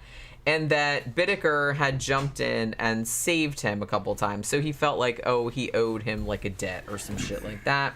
Also, there was a thing where, like, one of them, like, taught the other one, like, in the arts and crafts class, like, to make jewelry or something. So they started hanging out. So they started, like, becoming friends, these two motherfuckers. And as they started talking, they're kind of like, this is so fucked up, because it's just kind of like in normal life, you know, you would meet somebody somewhere and be like, hey, you like horror movies? Hey, you like cooking? Hey, you like this, that, and the other? You know, you like pina coladas and getting caught in the rain or whatever. And it's like, hey, I like that stuff too. Okay, so the same thing happened here, but in the most fucked up way possible. Because when they started hanging out and talking to one another, they started discovering that they had similar fucked up sexual fantasies about, hey, we can only get off by dominating and raping and torturing women. Weird. So they start, like, hanging out with each other, you know? Now, That's some beta thinking right there. well, yeah, I mean. So Roy is kind of like, I feel like he's kind of the dude that, like, sort of brags about shit. So he's, like, bragging about, yeah, I raped, because that's why he was in prison, for rape. And he had, like, attempted it, like, several times, but he actually, like, went through with it one time and he got arrested. So he's in there for rape, and then Bittaker says to him, you know, like, if I ever raped you, because he hadn't raped anybody that we know of, like, by this point, like, Bittaker hadn't, but he's like, oh, well, if I ever did that, I would just kill her afterwards so that there wouldn't be a witness. And so Roy is probably like, ooh, duh, why didn't I think of that? It was just it was that kind of fight. I don't know if that's what happened, but that's what it seems like. And then they get together. God, this makes me so mad. This whole case is just making me so mad. Don't get mad because this happened a long time ago with fucking douches from a long time ago. In I know, but gone. but they're dead now. I mean, they're dead now, but, you know. So the two of them are like, ooh, you know what would be fun? You know what would be fun? Is if we play this game we're going to pick one victim from each year of the teenage years. So a 13-year-old, a 14-year-old, a 15-year-old, a 16-year-old, all of those like from 13 to 19. Yeah. And we're going to pick one and we're going to like rape and murder them and see. Oh, and also they wanted to see how long they could keep them like alive and how long they could make them suffer like before they killed them. So this was goal-directed violence too, but the goal is like... Stupid. That was the goal. That was their game. We're going to have like one victim from each teenage year, and we're going to keep her alive as long as possible and see. That's like, not a normal goal, though. Well, obviously. Yeah. I mean, that shouldn't really No. need to be said. Right. But, yeah. Fuck, True man. goal-directed violence is Julius Caesar trying to fucking take, you know what I mean, take control of the fucking Roman Republic so he could become, you know what I mean, the first dictator of fucking Rome, you know, because they're fucked up. They were fucked up. We still need to finish season 2. I know we still have it. Yeah. But yeah, like I said, I don't condone it, but I understand murdering people for money or power or because you're mad or something like that. Like, I get it. I don't condone it. I wouldn't do it. I'm to just get saying. rid of someone who's in the way. Right, but I get it. Like, I understand. Like, shit like this, what the fuck? Like, they are just... And I told you before, like, Sophie, one of our friends and fans of the show... she actually gave me the book about BTK, which was all about like confessions of a serial, and it was all like his writings, like letters that he had sent to the writer of the book, and his mindset. I'm reading his shit, and I'm just like, this dude is like a fucking alien. Like the stuff that he thought was just like alien to me. You thought he was a Minotaur. Yeah, Like I'm the Minotaur. That's what the thing. I'm the Minotaur. No, not yet. I'm just fucking. So I'm like, in a way, I was like reading it being like, what the fuck? But then I was like, well, I guess that makes me feel better because maybe I'm Minotaur. like normal. Yeah. Because obviously I'm like, what the fuck, man? Like, what are you even talking about? Like, no, I had never thought anything like that. Like this dude had thought, or like this dude's like thought processes were like completely alien to me. Which, like I said, that's good. That means that I'm a normal person, but... Yeah. You know what I mean? It's so this kind of shit, it's just like, what? How does that occur to you? Like, look, I'm a horror writer. I like horror movies. I've seen some fucked up shit. I've imagined some fucked up shit. I imagine fucked up shit, but it's like actually wanting to do it in real life and like getting off on doing it. It's like, I don't understand that at all. I don't. Look, the motive is always sexual. I know. With these guys. I don't get it. So I'm saying it's a sexual orientation. It's fucking not normal. Whatever this. Yeah, is. obviously. It's fucking Well, and normal. thankfully, because They're not- otherwise these fuckers would be running around everywhere. They're just they're a modified rapist, serial rapist is what they are.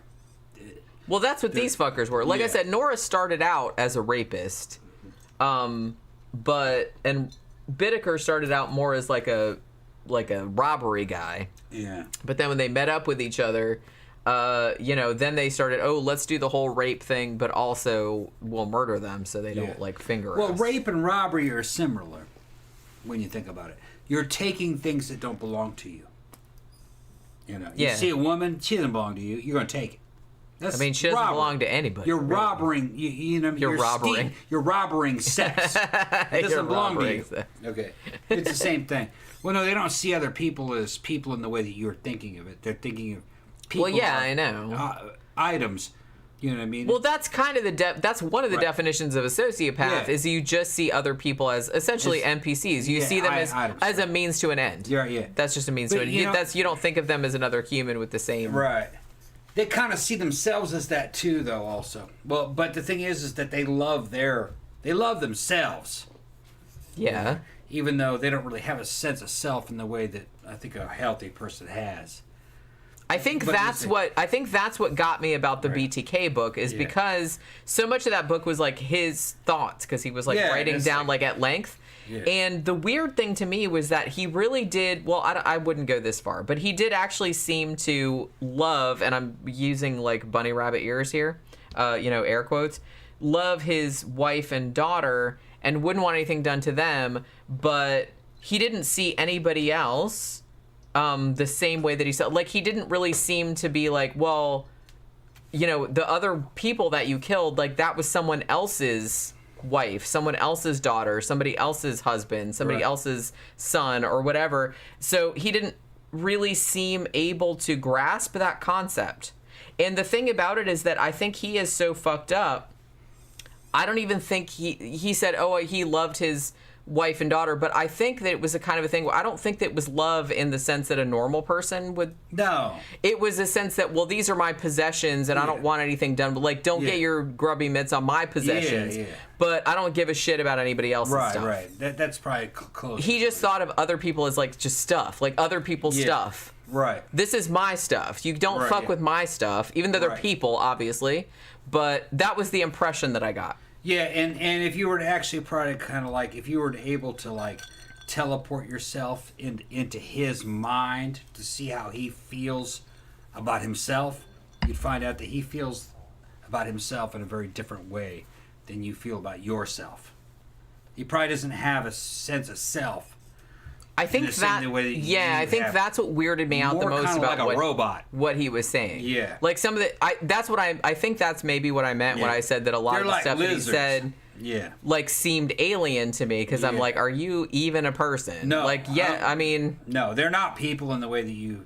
No. More like a lizard. They don't think the same way. No. They're not in that reality. John Gora said some people, really bad people are really good at compartmentalizing. And honestly, like BTK was kind of the champion of that. He just seemed like he seemed a little bit aware of it, where he didn't call it compartmentalizing. He called it he had a word for X Factor. No, that wasn't what it. X Factor was something else. That was his sex drive. He called it. What the fuck did he call it? He had a term for it, but it meant compartmentalizing. Yeah. It was just he would put things in different boxes. You know what I mean? So. Alex Rivera said that's just because he saw his wife and daughter's extensions of himself. Yeah, I think that's how he saw it. Like I said, he saw it as like, this is my stuff. Like, nobody fuck with my stuff. Right. But I don't think he saw them as people, like the same way that... Not in the same way a normal person. You and I would see someone else as like a person. Right. You know what I mean? Which most people have that. Right. But he did not have that. Look. I spent my whole adult life, and actually during the upbringing of myself, as coming up in a military academy and ended up in some of the best infantry units the U.S. Army had, I always saw myself as a fighter and a professional fighter, kind of like the same way a fucking Ultimate Fighter or UFC or MMA would see themselves. It's not this. It's not the same as these guys at all. Okay. When you fight enemy soldiers, it's a lot harder because you know they're people just like you. They're just like you. When you're in Afghanistan or Iraq, fighting those guys, they are patriotic guys fighting for their country and their way of being. Well, and they have families like you have. It's like they love their wife and kids and, you know, and husbands and daughters and shit like that, just like you do. And as infantry, you fucking psych yourself up. You kind of dehumanize the enemy. That helps protect you from all this. But you know what it is. You know what you're doing. Okay? It's professional soldiering. They're kind of in the same mindset, too. You know it's a game. These guys don't have any of that. For them, it's not a game, it's reality. They're fucking psychos. They don't have to be. Well, the they thing don't even about have it, to fucking protect themselves from it. Yeah, the thing about it is that, you know, people in the military, stuff like that have to go out and, like, kill the enemy or whatever, they honestly, like, a lot of those people can't handle it. Yeah, a lot of guys are like, wait a minute, that's a regular person. Yeah, it was a regular person. Yeah, and that's why they go through those dehumanizing, and in a way, like, that's fucked up, but in a way that's encouraging, because it's like, well, the reason...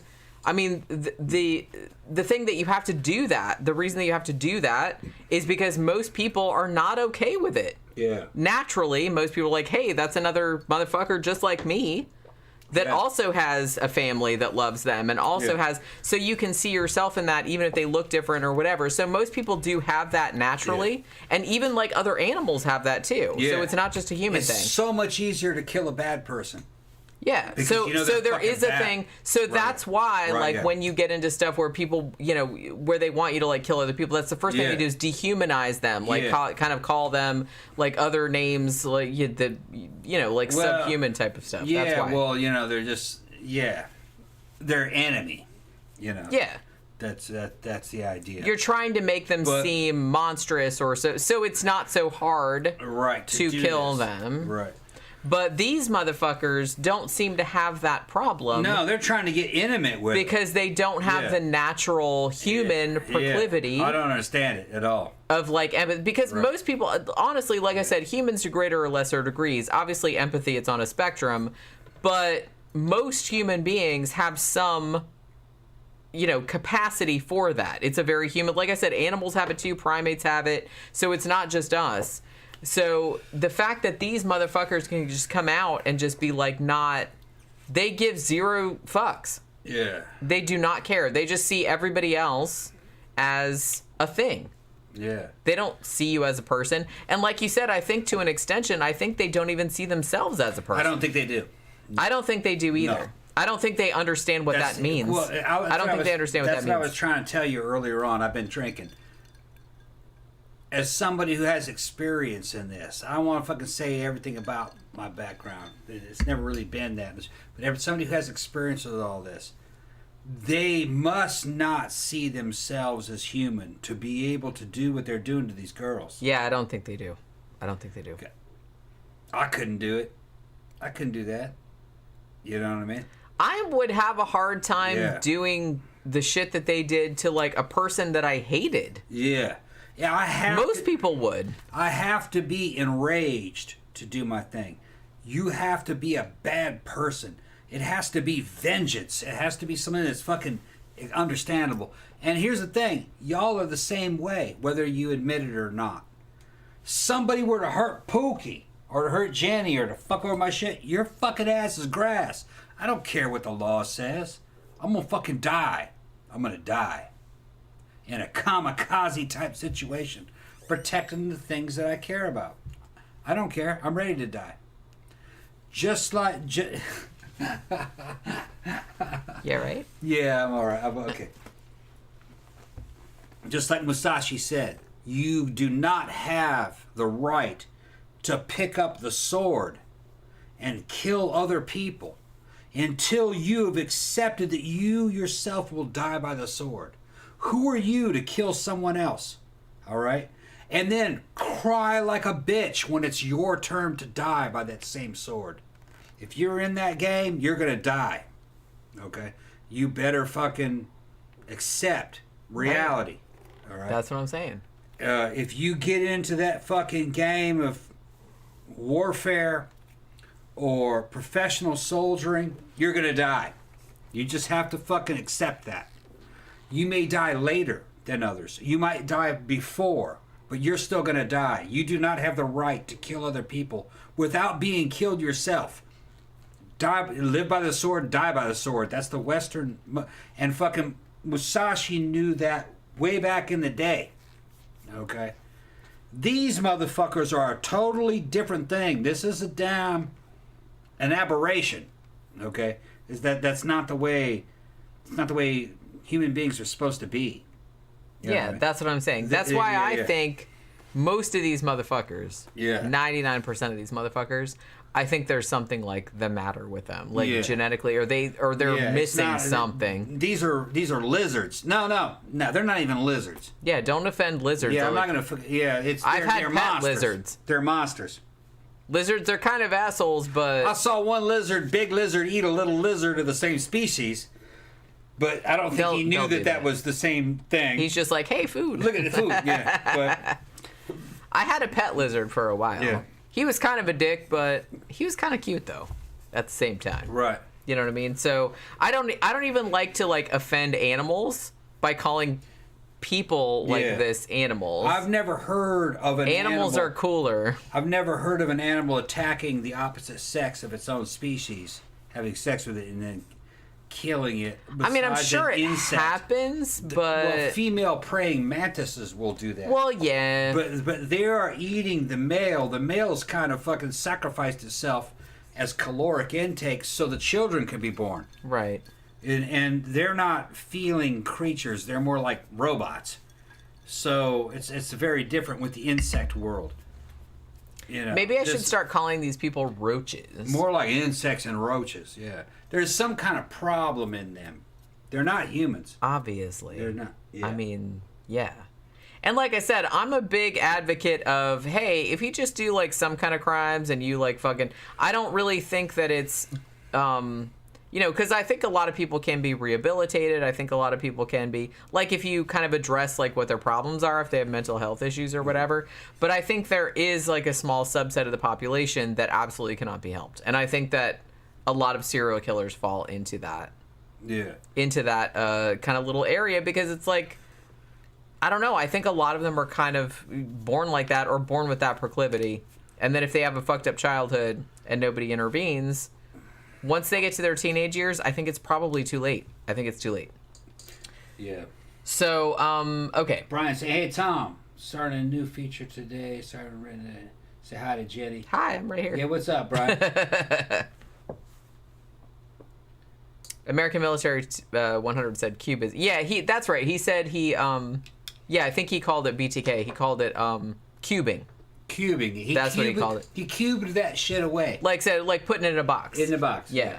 I had forgotten that because, Cubism, I think of Pablo Picasso. Yeah, that little motherfucker. Yeah, you should read that book. Yeah. I just cubed it away, yeah. You should read that book. Yeah. That shit would drive me crazy. Well, I read it. I'm just like, what the fuck? Like, what? Like, I knew all about his crimes, but it's like, it was something like hearing it from his own words. I'm still fucking half the way through Billy Idol's fucking autobiography. I gotta finish that. Why do you take so long to read stuff? It's sitting right there in the other room. I gotta fucking finish that shit up. I'm kind of proud of myself. I used to. Like, you read that too. You're always busy though now. Yeah, I know. Well, you can probably get an audiobook. My eyes jump around fucking so much on the line, it's hard for me to... See, the best thing about reading, and this is why I don't really like listening to audiobooks or anything like that, the best thing about reading is that it makes you concentrate. Makes you concentrate. You have to concentrate. So that's really good. So after my head injuries, I had a hard time fucking tracking my eyes across the fucking lines of a paragraph. I'll get about halfway through the paragraph, and then I'll jump back up to the beginning of the paragraph. I'm like, stop it! I mean, I've had that happen before too, but like I said, you really have to. Yeah. And honestly, like, I used to read a lot more than I do. I used to read like fucking 4 or 5 books a week. Yeah. But now it's like, I read a book a week and I feel like that's pretty good. Like, considering all the other stuff I have to do. You know what I mean? So I try. Okay, so let's get back to the thing. Zach says Picasso and other artists might make an interesting show. I've been wanting forever to do a show about Caravaggio, but nobody lets me do it. Like, it never wins. Like, look, Caravaggio murdered somebody. He murdered somebody. Like, it was maybe kind of sort of an accident, but it was still, I don't know. Like, honestly, like, I read a biography of Caravaggio, and it was called M, the man who became Caravaggio, because that wasn't actually his name. That was like the place he was from. And just like Leonardo da Vinci. And that was honestly one of the best nonfiction books I've ever read. It was fascinating. Fascinating. He was like a fascinating person. Like, he was a dick, but he was like really a fascinating person at the same time. And he killed a motherfucker. So, you know. But yeah, if you've never, I can't remember who wrote it, but it's called M, the man who became Caravaggio. That was one of my favorite nonfiction books. I had a great time reading that. And it's massive. It's like really big, but it was really good. The other one that I really liked was I read a biography of Mozart too that was really good, but I can't remember what the name of that was. But that was also really good. Okay, so where were we? So these two motherfuckers, they meet in jail and they're like, hey, you know, it would be a good idea. What would be a good idea? We'll abduct and rape and murder a girl that's every year from like 13 to 19. Wouldn't that be fun? Yeah, that sounds fun. Yeah, that's what these two motherfuckers are talking about. So Lawrence Bittaker gets paroled in November of 1978, and he goes back to Los Angeles, and he had a job somehow, even though he had like a fucking criminal record a mile long. Okay. He gets work like as a machinist or something like that. So Roy Norris gets let out 2 months later, in January of 1979. Now, he moves in with his mom, also in L.A. His mom lived in a trailer park, so he moves into the trailer with his mom. And he gets work as an electrician. Again, these two motherfuckers, like, found a job. I don't get how that happened. Now, at that point, like I said, well, they didn't really have the resources back then to, like, check. Because they're like, holy crap, like, your fucking criminal record is, like, fucking as long as my leg. So he's working as an electrician.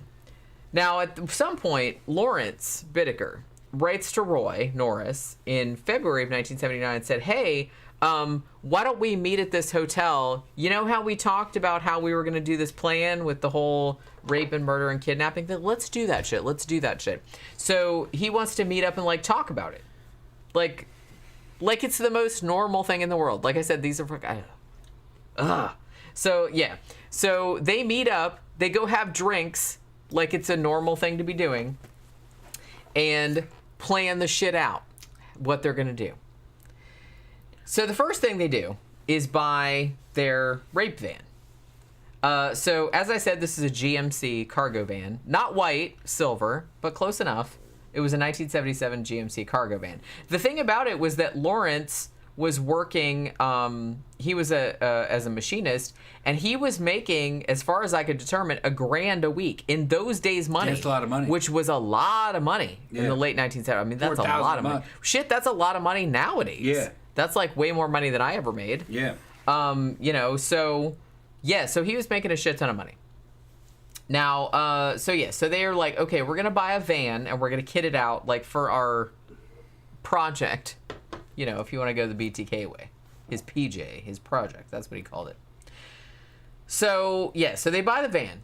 And they're like, yeah, we want one without any side windows. Yeah, windowless van. And they also really liked the large sliding door on the passenger side. So they're like, hey, if we come up to somebody and they won't get in the van willingly, then all we have to do is slide open the door and just grab them and, like, pull them into the van. So, win-win. That's what they were thinking. I mean, like I said, they were very calculating about all this kind of stuff. They even named the van, as I mentioned earlier, and it was named Murder Mac. The Murder Mac. The Murder Mac. That's what they called the van. Okay. Jesus Christ. So, from February to June of 1979, these two motherfuckers started cruising up and down the Pacific Coast Highway. Now, like a lot of serial killers did, they were kind of just like, they weren't killing anybody at first. They were just kind of like doing, like, trial runs. They were kind of seeing, like, what approaches would work the best. So they're kind of like, they would drive the van up and down. They would, like, pick up hitchhikers and talk to them. They're like, hey, we got some weed. We got some beer in the back. They had a cooler in the back with beer in it. Stuff like that. They were trying to, like, determine the best way to get people into the van. So they'd kind of, like, they'd go hang out at the beach. They'd flirt with girls and see, like, what worked and what didn't work. So, as I said, they were very, very calculating in the way they wanted to go about this. And early on, too, they would also take a lot of photos. Like, they had a Polaroid. It's funny, the motherfuckers probably could have just got laid just that they were just being normal. Well, they didn't want that, though, Yeah, clearly. They didn't want that, though, That's not clearly. what they were looking for. Yeah. Right, exactly. Right. So I kind of feel like that's... Yeah, everything was in service, It doesn't make any goddamn sense. of their goal. It's like, we want to rape and kill somebody, because that's how they would get off. So it wasn't like they could just, like, flirt with a girl and it's like, oh, I like her. And yeah, we got girlfriends now, and you can have a van, and I can have a van, and we can fucking go to the fucking like a normal together. fucking like person. A normal person. Yeah. Like a normal crazy. fucking person. Fucking crazy. These two were not normal fucking people, obviously. So, so they were just picking up people and just seeing what they could do, seeing what they could get away with, and seeing what the best methods were for getting people into the van or whatnot. And they would also, like, they had a Polaroid and they would take pictures. Like, they'd be like, hey, can we take your picture? And they'd take a picture of, like, the Polaroid. Now, later on, like, after these motherfuckers got caught, they found, like, 500 Polaroids, like, in one of their houses. And they don't actually know who a lot of those women are. I don't think a lot of them were killed, because, like I said, they said that they just did a lot of practice runs and they were just going around not killing anybody at first, but they were just taking pictures, just seeing what they could do. You know what I mean? So finally, they're like, okay. They figure out, we need a place to, like, take the victims. So they're thinking a lot about this, obviously. So they found this place, which was like really, really isolated. Now it was kind of behind, it was like one of those, like a fire road where they have like the gate across it with the lock. Like you're not really supposed to drive back there. So they found one of those. I think it was in the San Gabriel Mountains. Okay. Now what they did was, because they had all the tools in the van, they actually cut through the lock, and then they bought their own lock and put it back on the thing. So it's like, so it wouldn't look weird if anybody was just looking at it funny, but it was their lock. You know what I'm saying? So I guess it wasn't patrolled much. People weren't. I guess not. Yeah. Well, that's why they were kind of like going around like looking for a really isolated area. So I would have found a way to go around it. That way you didn't have to fucking fuck with the lock at all. But okay, go ahead. Maybe, like I said, maybe they wanted a really, like an area where people wouldn't disturb them, and also an area where nobody would like think about it. Oh, it's you would locked think up. somebody like would have fucking checked that lock and patrolled that fucking thing. But I guess not. I guess not. I mean, this was the 70s, so I guess not. So yeah. So they were like, okay, well they got all that. They got the van. They got the van all set up. They built a bed into the van with like a space underneath. They're like, okay, we can put a cooler under there, like I said, with like beer and soda and shit like that. They had marijuana, so they could like lure people in with that. And it's like, oh, and if we need to, we can like stash bodies like underneath. It was like they thought about this like very, very, which is fucked up. I mean, they were like, this was their plan, dude. Seriously, have better goals. I'm just saying. So, so yeah, so they did that. So they had everything set up. It's like, this is the place where we're going to take it. It's like, it's all locked up. It's really private, everything like that. So now we just need a victim. So then they start going out looking for one. Now, the first one that they found, sadly, was June 24th, 1979. Now, later on, Lawrence Bittaker said to the cops, oh, the day started out innocently enough. God, I want to punch this dude in the throat. Unfortunately, he's dead now. Now, what he would do sometimes when they were going out, like, on the hunt, which, like I said, they had been doing, like, previously, he would sleep in the van outside of, because Roy lived with his mom in the trailer, you know, in the trailer park. So a lot of times, like, Lawrence would park the van in front of the trailer, and then he would sleep in the van, and then obviously Roy would sleep in the house, like, with his mom. He's not sleeping with his mom, as far as I know. But, you know, that would just be icing on the cake if he was sleeping with his mom. So they're working on the bed that morning, you know, like I said. And then about 11 o'clock in the morning, they're like, it was a Sunday. So they're like, we're going to go cruise around the beach. We're going to see if we can, like, you know, we're going to smoke some weed. We're going to drink some beer, drive around, listen to the radio, you know, sunny Sunday in the summer. And going to flirt with some girls and see what we can see. So they decided to do that. So they kind of like drive all around. They drive north. They're kind of like stopping here and there. Redondo Beach, Santa Monica, yada yada. They're keeping an eye out. They're specifically looking for female hitchhikers or anybody that looked like they would get in the van like willingly. So sometimes they would even like park the van and they'd walk around like the beach on foot, like looking for prospects and shit like that. So they were doing that like pretty much all day. Now, when they were driving around though, it was evening at this point. It was like 5 p.m. So they're in Redondo Beach. And then they found a girl. Oh my goodness, Pookie. Yeah. What are you doing? There's Pookie. She's like, yeah. What, do you want to talk to the lights? Talk to everybody. Yeah. She's like, no. Oh, baby girl. She's like, okay. She just puts up with it. Yeah. She's like, all right, at least I'm getting petted. She's having fun. At least I'm getting petted. Yeah. But yeah. So they're doing that kind of shit. And then, so this girl, she was 16 years old. Lucinda Cindy Schaefer, better known as Cindy. So she was apparently just walking around, like walking down the beach or walking down the street or whatever. And so apparently one of the dudes, they argued about like which one it was. But it was like, hey, look at that cute little blonde over there. These two dudes were like, I don't even know if they were middle-aged at this time, but they were clearly much, much older than 16. This is a 16-year-old girl, for Christ's sake. And they're just kind of like, hey, that'll be the first one for our game. You know, we don't know how old she is, but she's clearly a teenager. So she was actually walking back to her grandmother's house. She'd been at a Christian youth meeting at a Presbyterian church nearby and was just like walking back to her grandma's house. Just walking down the street. So the van, Murder Mac, pulls up next to her and says, "Hey, want to ride?" And she's like, "Fuck no." I mean, she probably didn't say "fuck no." That's what I would have said. But she was like, "Yeah, no, thank you," because rape van.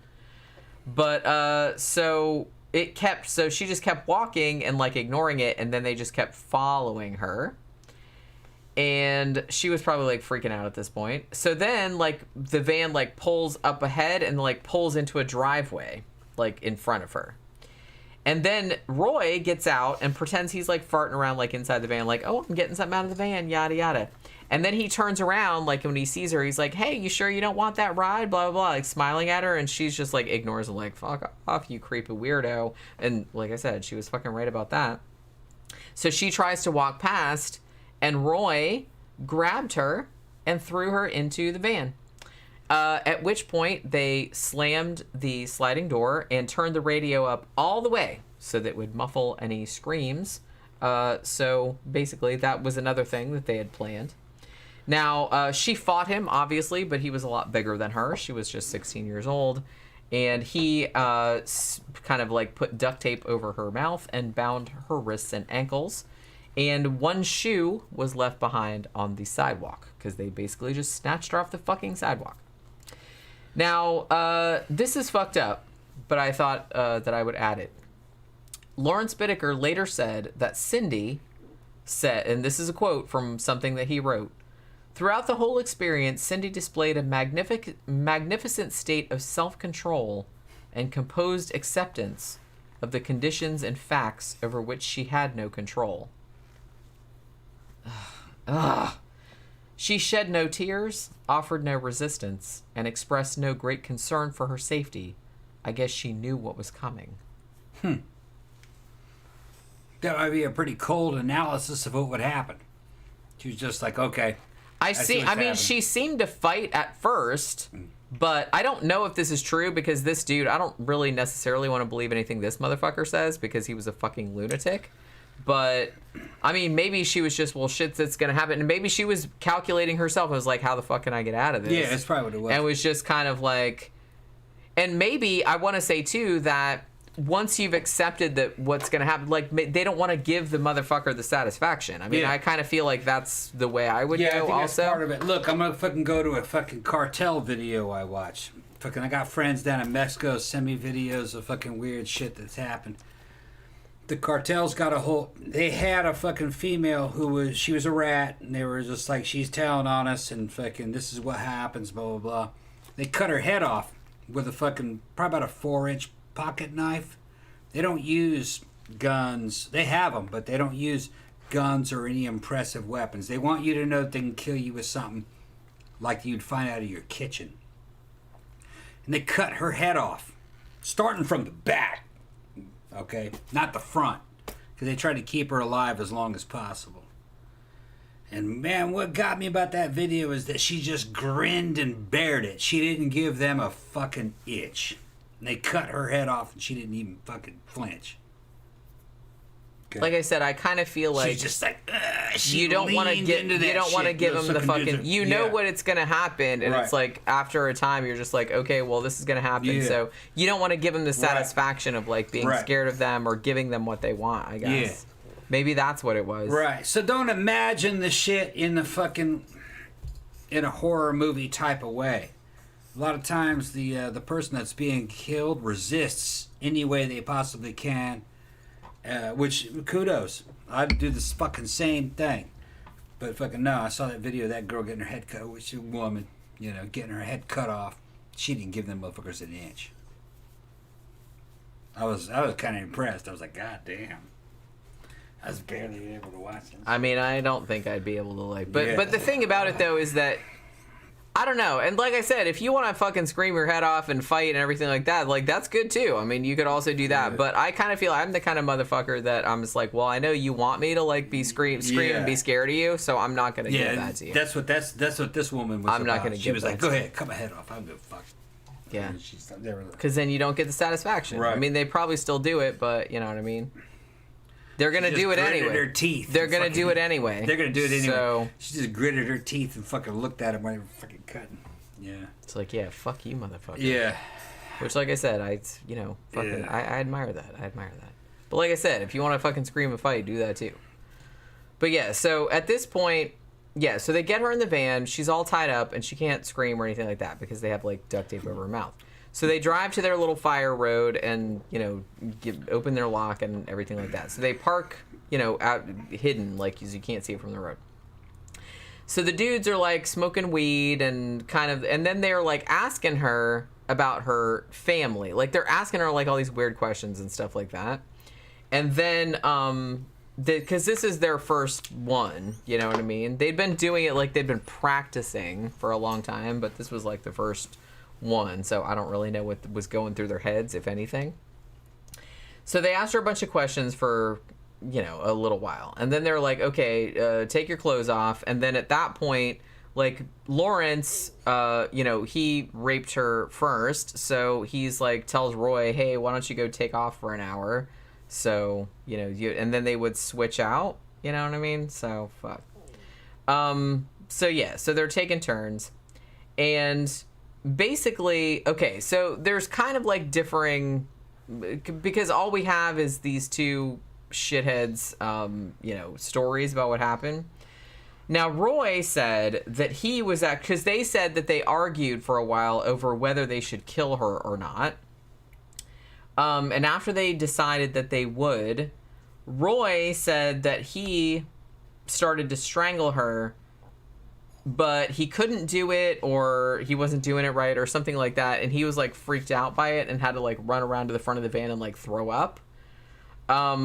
So then he said, and like I said, don't take this at face value, because this dude could probably just, like, be making shit up, like, to save his own ass, because we'll get into that. But he's like, oh, I had a hard time, and I had to go around and throw up. And then when I got back, Lawrence was choking her, but she was still alive. Like, she was still jerking, he said. And at that point, like, Lawrence, he gave Roy, like a wire coat hanger, and they twisted around her neck, like, to strangle her with it. And what they would do is they would take the thing, and they would do it with the pliers. Like, they would tighten it with the pliers. And then... Why a coat hanger, of all things? Who knows? I don't know. Okay. So, yeah. Not sure if I buy that story. Well, I don't know. Like I said, this is just from there. You know, no one else was there, obviously.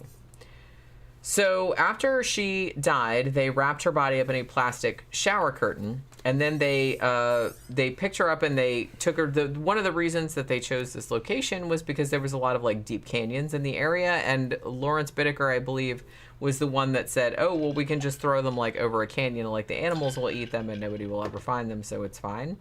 So that's basically what they did. They took her body and they threw her off a cliff. So, you know, they said, hey, animals will eat it. It'll all be fine. Now, so they're like, well, that was fun. But next time, we should probably, like, keep something from the victim. Because that would be, like... Did they ever find her body? Some of the bodies they found, some of them they didn't. Did they find that one's body? I don't remember if that one was one of the ones they found. But I don't think it was. I think they found 2 or 3 of the bodies, but a couple of them they never did. But that girl did end up missing. They knew who that was. Yes. Okay. Yes. Yes. Look at you, Pookie. Yeah, Pookie. Look at her. Look at her little face. Look at you, sweet pea. Aw. Yeah, she likes all that interaction. She wants to be in the constant center of attention. Yeah. She's one of the, like, she really, really likes for you to get all up in her face and all up in her. She doesn't mind when you, like, yeah, see? Kiss on her. She don't care. And, like, get, like, rubbing on her. Like, a lot of times I'll, like, lay on her little back, and she'll be like, whatever. Yeah. She's, like, funny like that. And I'll be trying to sleep, and she's fucking with me when I'm asleep. And fucking, it's all day like this. Yeah. Yeah. Yeah, she's very, she's an interactive cat. Yeah, she really, really likes to just be all up in your face, like, all the time. She'll be right back in 20 minutes. Watch. Probably. Yeah. John Gora said, I don't think I could watch one of those cartel videos. It would fuck me up for a long time. It's a bunch of them. It's like, I don't really want to necessarily. Like, I can imagine it. I have a really vivid imagination, so... The cartels are now... I don't need to watch that because I can imagine what it would look like, and I'm sure I would never scrub that from my brain. Some of the ones they sent me, they got the dude, and he's fucking basically nailed down to a fucking wooden fucking table so he can't move.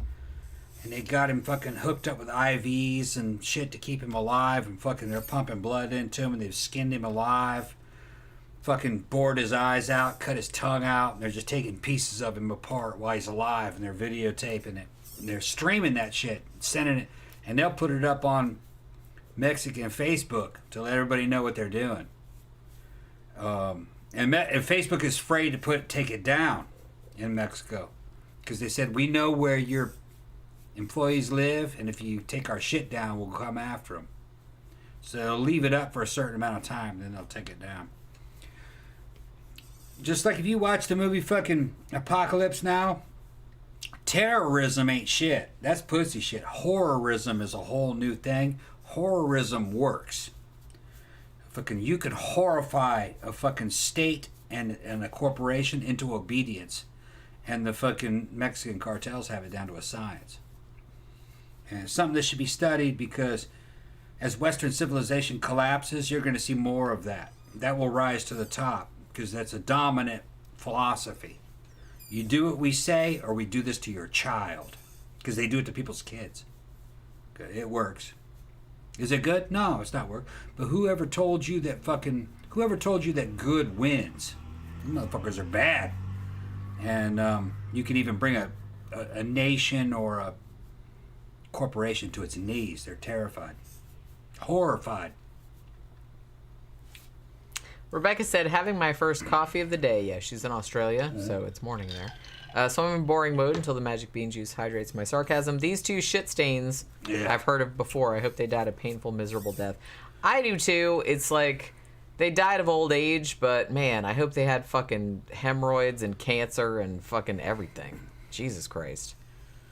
Sebastian says, reality is worse than horror films. Yeah, that's true. Yeah. I would rather put a bullet in my head than surrender to them. Awful situation to be in. Yeah, that's the thing. I just kind of, I don't know what I would do. Like, I've never been in this situation, thankfully, but, and I'm not like shitting on anybody's reaction, because you never know like how you're going to react to stuff until you're actually in that situation. Most serial rapists don't kill the victim. And it's kind of, what they do is kind of like this. That's why a lot of women surrender, because most of them survive it. But you never know. That's what I'm saying. You never know. And honestly, I kind of feel like, I don't know. It's like they always said, like, I remember when I was in school, we had like a program where somebody came in and was talking about like rape prevention and stuff like that. And I'm like, well, but you can't apply all that stuff like right across the board, because you don't know who you're dealing with. Right. You don't know, like, is this a serial killer? Is this fucking Ted Bundy that's going to cut my head off and like fuck my severed head? They're usually using ruses and shit. So that's what I'm saying. So it's like, I don't really know. And it's like, you don't really know what the fuck you're dealing with. Right. So it's like, should I just, Jesus Christ. Oh my God.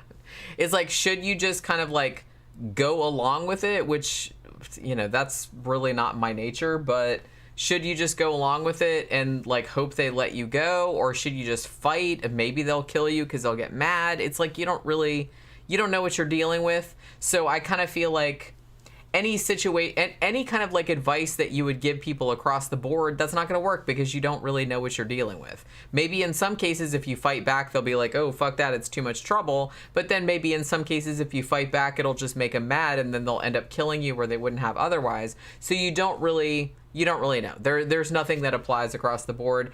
In this situation with these two subhumans, I'm not really sure. I don't think there's anything you could have done.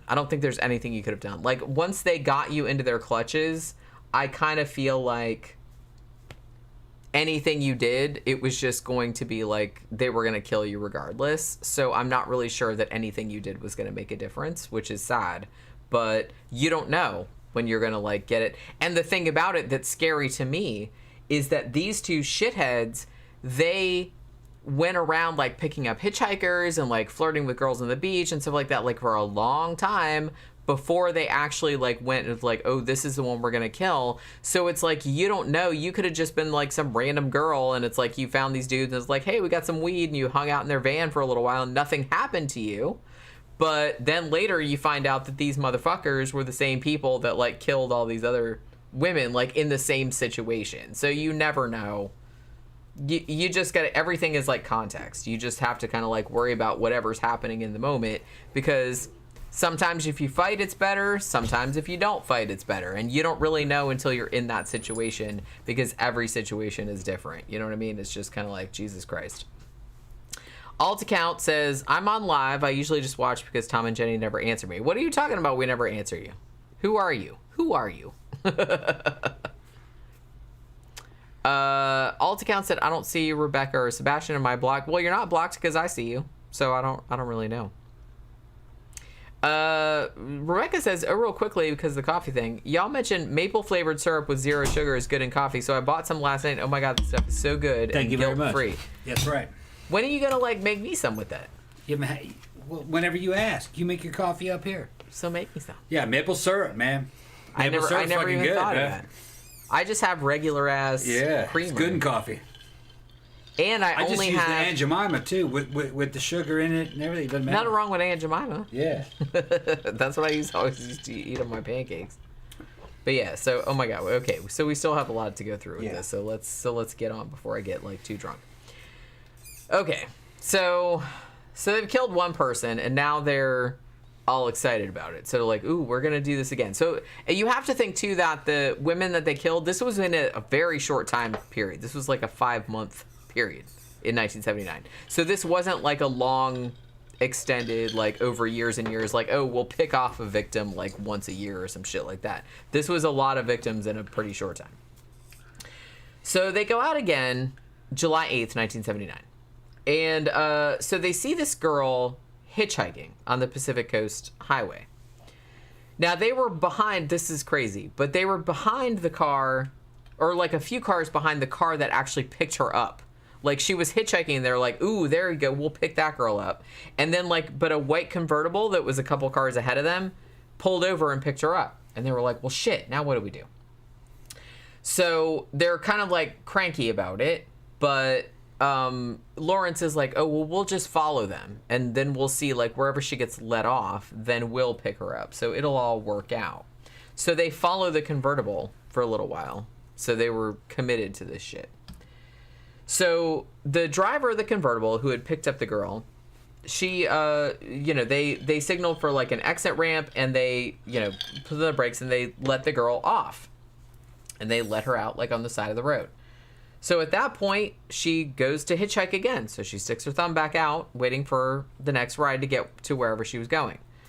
So basically, okay, so what they decided to do was that Roy said he had been sitting in the passenger seat because Lawrence was driving of, the murder van, murder Mac, whatever the fuck they call it. So he says, well, to look less, I don't know if this is like more creepy or less creepy. I don't know. It's creepy either way. But he's like, well, I'm gonna, he hid under the raised bed in the back of the van. So he's like, well, it will be less scary if it's one dude driving a van rather than two dudes. And I was like, is it? Like, I don't think it would be. Even one dude, I don't know, like any number of dudes in a windowless van is suspect. I don't care how many dudes you have. It's one dude, it's two dudes, it's three dudes, it's five dudes. I'm not getting in there. I'm sorry. I'm just not. So I don't. It's like one or two. It just seems like a. I don't know. That seems like an intellectual question. It's both bad. So yeah. So he says, well, maybe it'll seem less intimidating if there's not two dudes. So he hides under the bed. So basically, yeah. Andrea Hall was 18 years old. That was the girl that was hitchhiking. And again, she was hitchhiking. So they pulled over, and she was like, "Okay, cool. I need a ride." So she gets in the passenger seat. They pull back into traffic. He says, hey, it's hot out. You want a cold drink? She's like, sure, why not? Because like I said, they have a cooler there with all kinds of sodas and beer and stuff like that, which they've also planned ahead for. So at this point, Andrea goes to get a drink from the cooler in the van.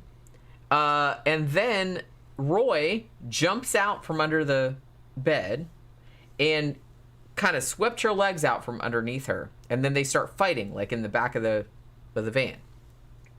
And again, like Lawrence like turns the music way up so nobody hears anything like struggling or screaming or anything like that. Again, Andrea like fucking fought, obviously, but it was a dude. He was a lot bigger than her. So basically he just bound her wrists and ankles and covered her mouth up with tape. So they drove her to the fire road with their lock on it. And they didn't even talk to her this time. It's just, I feel like the first time they were like asking her questions because maybe, I don't know, they didn't know what they were doing. They were experimenting about what they liked and shit like that. This time they're like, we didn't want to talk to this one. So they basically just started raping her, which is, whatever. So they raped her a bunch of times, both of them, like taking turns. And then they put some film in the Polaroid. And then they dragged Andrea out of the van. Roy went down to the convenience store to get some more beer, because that's what you do when you're doing this kind of crap. And so then he's basically, so when he's gone, like Lawrence is just there taking a bunch of pictures of Andrea. Doing a photo shoot, yeah. Yeah, and her face is like all fucked up. Like obviously she's fucking terrified. They're beating her up. And he was getting off on it. Yeah. Are the photos still around? God, I don't know. Yeah. Probably, but it's like, I don't know if I want to, I'm sure I don't want to see them. Jesus Christ. But I don't know if they are. I'm sure they found a bunch of Polaroids like after these motherfuckers were caught, but I don't know if these were among them. Right, okay. I mean, I think they were, but so I'm sure you can probably find them, but I was not going to go look for them. Jesus Christ. I don't want that in my fucking brain. Yeah. So basically, like what Lawrence would do, this is one of the things that really disturbed me about this shit. So Lawrence says to Andrea, so I'm gonna kill you. Give me as many reasons as you can as to why I shouldn't do that, like why you should be allowed to live. So obviously she's like, well, Jesus Christ, like what the fuck? Like you can't come up with anything in that situation, but he's just like fucking with her. I mean, he's going to kill her anyway, obviously. So she can't really come up with anything or doesn't come up with anything that satisfies him, I guess. So he starts sticking an ice pick into her ear, like into her brain. Damn. Then he turns her over and sticks the ice pick into the other ear, into the other side of her brain. So it didn't kill her, yeah. And then stomps on the handle of the ice pick, putting it further and further into her brain until the handle broke. So then, like, Lawrence then strangled her with his... So that didn't even kill her. Nope. No. Yeah, and that happens again, like, later on, so buck up. So then he he strangled her and then threw her body off a cliff, just like the other ones. Well, these dudes, look. Fuck, man. There's kind of a common misconception that if you penetrate somebody with some kind of spike or something small diameter that it kills them. It doesn't. Not always. You can stab somebody even with a fucking serious knife. Fucking 20, 30, fucking 60 times and it doesn't kill them. You know, it's hard to kill somebody. That's why I always laugh like a fucking what it was. It was an ice pick. It's an ice pick. Yeah, ice pick's too damn surgical. That's not displacing enough stuff. You know, there's not a bleeding for that. Obviously, it's basically a big needle. You don't want that to happen to you. No, you don't want it to happen to you. It hurts. It won't kill you. It won't kill you. But it probably won't kill you. Yeah. Well, and that's the thing. Like, you kind of see a lot of stuff in movies. I kind of always laugh, like, when they show in movies, like, somebody gets stabbed in the back, like, one time, and they fall over dead. I'm like, no, that's not how that... I'm like, that person would absolutely survive, and they would probably be fine. Like, they got a couple stitches, and... You didn't hit any major organs. You're fine. I had a friend of mine who was fucking stabbed like fucking 5 or 6 times or 4 or 5 times up in the upper body with a fucking 4 or 5 inch blade in a bar fight. He lived. He didn't even go to the hospital. He couldn't go to the hospital. He was at blame. He would have gone to jail over that shit. Fucking, but I'm sure shit like that happens all the time. I'm sure that happens all the time. Happens all the time. Well, and honestly, I've written about some cases where people, like, some victims got stabbed like multiple times and survived. It's like it wasn't a fun time for them, but they recovered. Like, they were okay. Like, after that, as long as the infection doesn't get you, fucking you heal. Sure. Like, if you get to a hospital in a reasonable amount of time.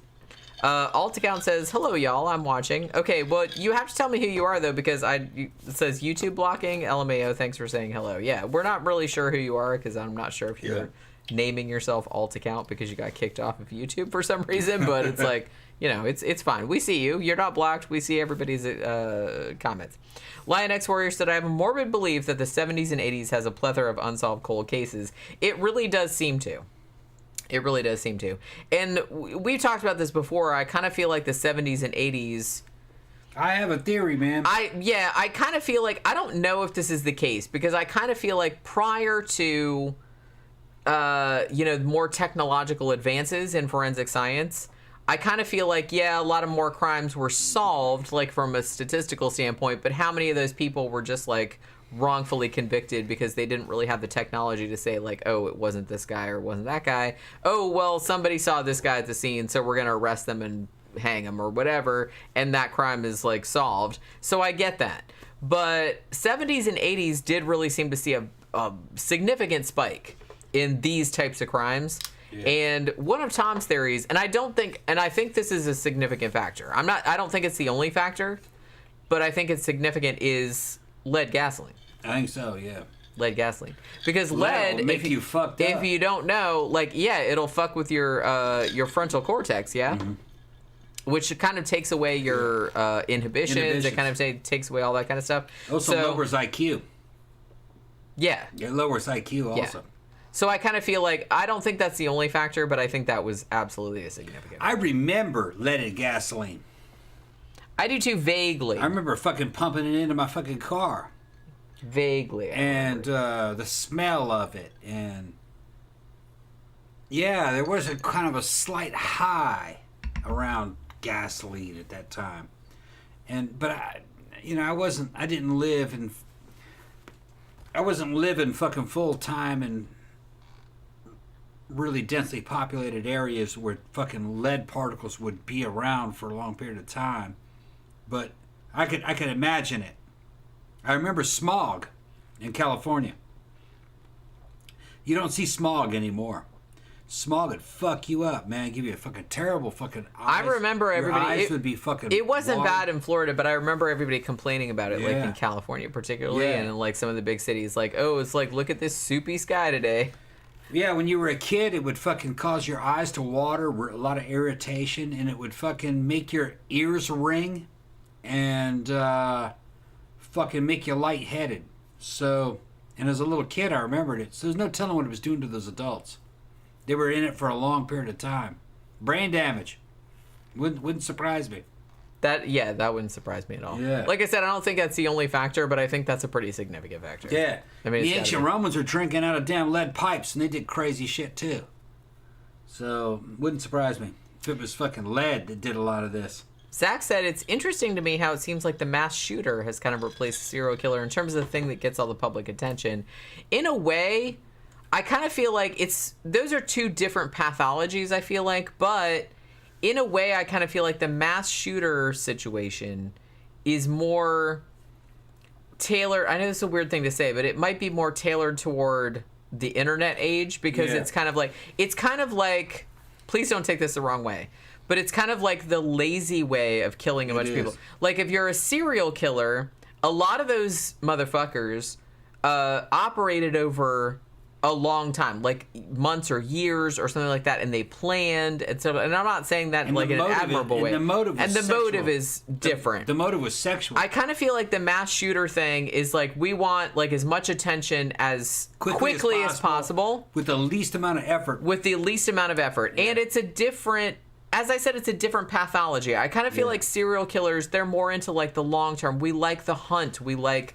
It's almost kind of like a predator that's, hunting people. Yeah. They get off on, even if they don't kill the thing. Like BTK, there was a bunch of projects that he was working on that he never did. But he stalked several people at one time and drew up all these elaborate plans. How am I going to get into the house? And how many? Like, he got off on that.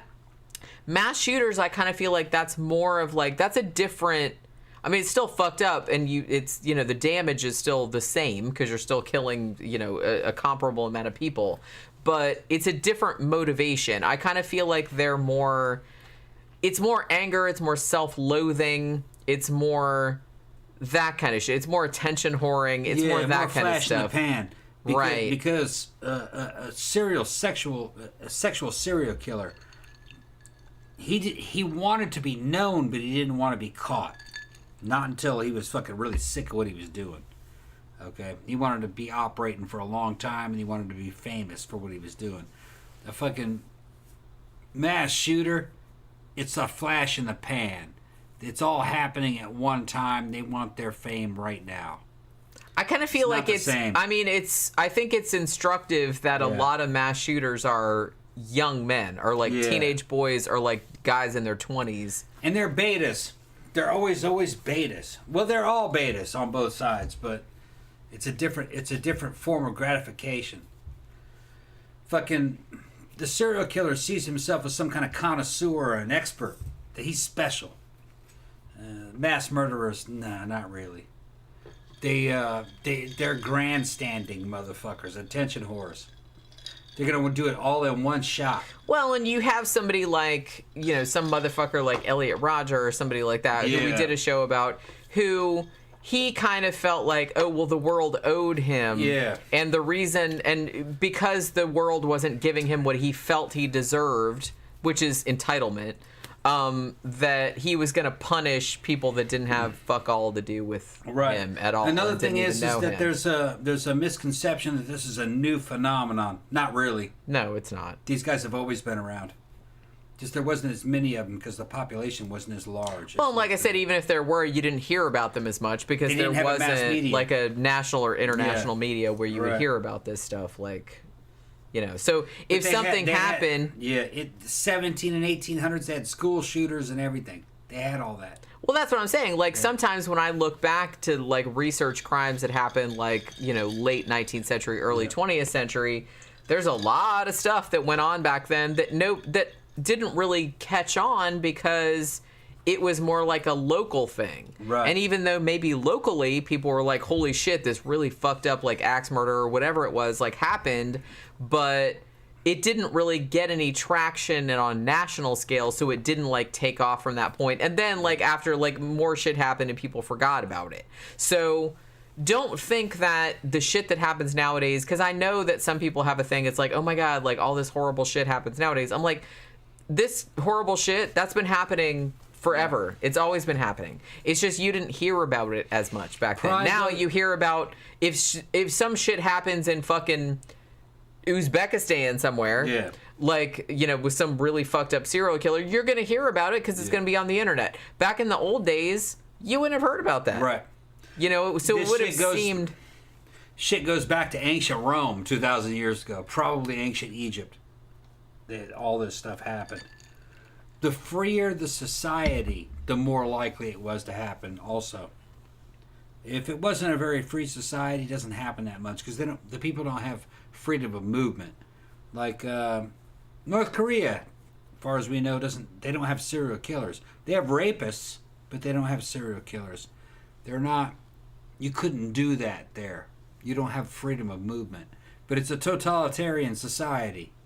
So everything's a trade-off. Although the thing about it is that even if they did have them, would they let anybody know Probably about wouldn't that? let anybody know. That's what I'm saying. No. So there absolutely might be shit like that going on. Yeah. But they're keeping a real tight lid on that. We wouldn't know about it. Probably. That's what I'm saying. Right. So I kind of feel like it's not so much that, oh my God, it happens so much more often. Yeah. I just think it's like that we have now a global media, so you hear about stuff that happens in very far-flung countries, whereas before, you would only hear about stuff that happened locally or, like, within 50, 100 miles of you.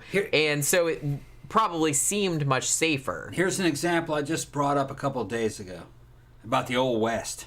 The Old West was relatively peaceful in many ways. The fucking population density was very low, okay? There was violence, but per capita, it wasn't that bad. It was probably less than what you'd have today. And when you looked at, like, in the Old West, some of the biggest events would be like the shootout at the OK Corral, all right? That really ain't shit by today's standards if you were to look at, say, like, Chicago. That shit happen. That kind of shit happens in Chicago every fucking week. But you don't hear about it, okay? It has to do with population density, is a lot of it, and fucking what the norms are. Yeah, over in Chicago, you have dudes that have fucking shootout, fucking 4 or 5 guys get killed. That's it. No big deal. But because that happened in the Old West, between the Clantons and the fucking, what you call it, fucking, it's kind of, it's an immortal shootout now. But if you were to actually put it in today's standards, there's not much to that, you know. But yeah, but like I said, the reason that it sticks out was because probably, shit like that was going on. Because like I said, I started looking into, for example, like the Villisca axe murder. And when I was looking into that, it's like there was a fuck ton of other horrible axe murders that happened like all around the country at that time. But like nobody remembers those. They just don't remember, They don't remember those. Like whole families wiped out. And here's the thing. This is what I'm trying to reassure you bitches. Okay. Cover your own back. Make sure you're protected. That's the fucking main thing. Don't worry. It's bad, but it was always bad. Well, the thing about it is that... it's not as bad as you're thinking it was, because you can blow that shit up in proportions. Honestly, there was always weird shit going on. That's what I'm saying. I'm not saying that, like, bad shit can happen to you, obviously. Like, any random person could get killed by a terrorist or a serial killer or anything like that. But, statistically, it happening to you specifically is very, very, very, very unlikely. Yeah. So don't, like, live your entire... Like, cover your ass... But don't live your entire life, like, afraid of it, because 99.99% of it, it's not going to happen. Yeah, it's not going to happen. And the statistics of violence goes up and down. The last real high spike was 1970s. That was a very violent time. I think 89 was the highest. As far, like, that's what I remember, like, from my research. 89, but then it started going, like, precipitously Even with all the crazy shit happening today. No, it's not. Nowhere near as violent as it was. No. And I think a lot of that had to do with fucking leaded gasoline. People's inhibitions were lowered and fucking people were crazy. That's what I mean. It's like you guys, if you guys were not around in the 70s and 80s, and it's just kind of like... Yeah. And it wasn't even in the 70s and 80s, as bad as it was. You didn't really know it. You did, but it wasn't as bad as it's been some other times. I'm just saying that nowadays, like, people piss and moan about, like, oh, crime, this and that. And I'm just like, yeah, there's always been crime, but it's nothing like it was back then. Yeah. Not even close. Not even close. Like right now, there's a spike in crime happening in New York City. It's still not as bad as it was in the 70s. No way. No. It's not even close. Not even close. It's not even close. Yeah. That's what I'm saying. So it's like, quit fucking worrying about it. Yeah. Honestly, the stress will kill you faster than a serial killer will. That's what I always kind of feel. So, and I'm not saying, you could get super, super unlucky and get killed by a serial killer. I'm not saying that couldn't happen. It's possible. I'm just saying that it's really, really, really, really statistically unlikely. Statistically unlikely. And as I said, the 70s and 80s were bad, but even then, most people were still okay. It was still okay. You know, but all right. So we'll get back to talking about this. So... yeah, so they killed Andrea Hall. So there was that with the whole ice pick thing. So their third victim that Lawrence and Roy made, this was Labor Day, September 3rd, 1979. So they're driving around in Murder Mac, their little rape van, through Hermosa Beach, and they see 2 girls who are sitting on a bench at a bus stop. Now, these 2 girls were 15-year-old Jackie Gilliam and 13-year-old Jacqueline Leah Camp. I believe that Leah Camp went by her middle name, which was Leah. Her first name was Jacqueline. Now, they weren't actually waiting for a bus. They were just sitting at the bus stop.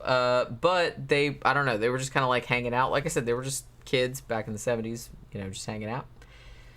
So they pull up and say, hey, want to ride? So the 2 little girls are sure like, sure, why not? And they're just kind of like, we're not going anywhere in particular. We're just kind of like hanging out. So they get in the van. Now, so they offer them some weed, and the girls are just kind of like, hey, okay, cool, free weed, whatever. So they start passing the joint around, And so at this point, like Lawrence, who usually drove, I feel like, he says, "Oh, we're going to the beach." But then he's driving, and then Jackie and Leah are like, "Hey, bro, you are driving away from the beach. You're actually going north, like toward the mountains. So what the fuck is the deal? This isn't the way the beach is." He's like, "Oh, no, it's fine. I'm just looking for a place to park so we can, finish getting high or whatever." So the girls are like, "Yeah, we don't like this." And they park next to, like, this kind of tennis court, like, in a suburban neighborhood kind of thing. Now, at this point, like, both Leah and Jackie are like, "Yeah, fuck this. We're out of here. Thank you, Arezzo." Arezzo, $15. Thank you very much. Arezzo. Jenny, are there going to be any more editions of The Faceless Villain? I've been working on a volume 4, but I haven't really had time to, like, get much to it. I have, like, 2 or 3 chapters of it written, but I don't know when I'm going to finish it because I don't have time to, like, fucking... So that's a yes, but eventually. Yeah, but eventually. I have started one, but I don't know how long it's going to be before I finish it. Says, I recently started reading about serial killers in the former USSR in the 70s, 80s. Yikes, who would have thought? Yeah. I mean, I kind of feel like 70s and 80s were like the heyday. Like from late 70s to like late 80s, like that 20-year period. That was like when the biggest spike was. Like I said, that Lion Warrior says per capita in the mid 1800s were off the hook too. Which maybe, and honestly, it could. Yeah. And honestly, I'm gonna say it might have been like worse than you even thought because a lot of shit probably wasn't even reported. Never even reported. Right. So I kind of feel because look at even just going back to 1888, like the Jack the Ripper murders.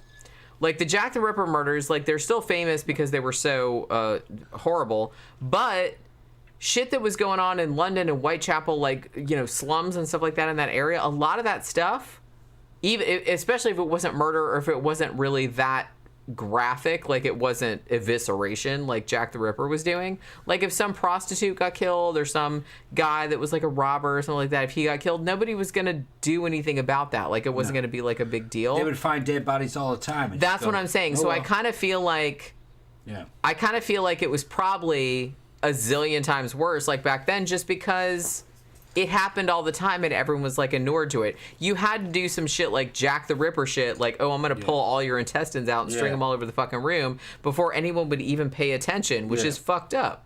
Well, the value of human life wasn't high. That's what I'm saying. I kind of feel like the way that we value individual human lives nowadays, which is good, I'm just saying that's a good thing, but I'm just saying that's a recent phenomenon. I kind of feel like that's a more recent phenomenon. Back in the day, if you were poor, or if you weren't the dominant race or whatever... Or if you were a male. Or something like that. They really only cared about young, pretty females.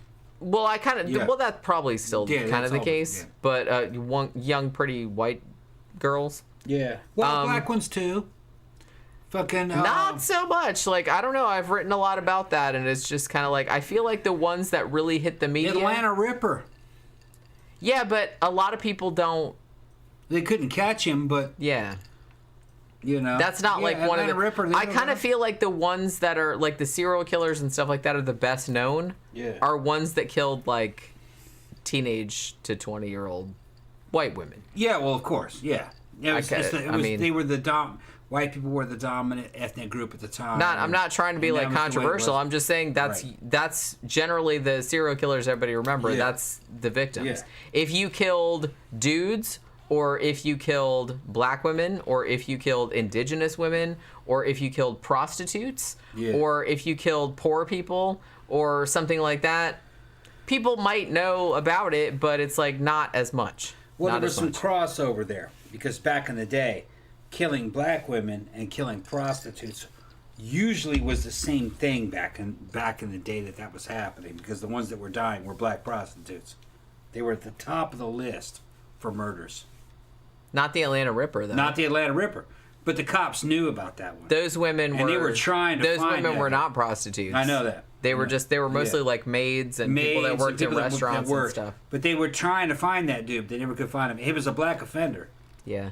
And he was the black, because some victims survived. He was the black Jack the Ripper. I said, Jenny. Killed more people than Jack the Ripper. Yeah. Said, And Jenny, did some Jack the Ripper shit too, like cut Yeah. one of the girls' hearts out, like Yeah. cut one of the women's hearts out. Yeah. I said, Jenny, that'd be a badass book. You write that bitch fiction. We'd make a whole movie called Black the Ripper. It'd be like a black exploitation Jack the Ripper. That shit would have fucking sold all kinds of money back in the 70s if you'd come up with a movie like that back then. But you weren't born. No, I wasn't. You weren't born. We could have made all kinds of money.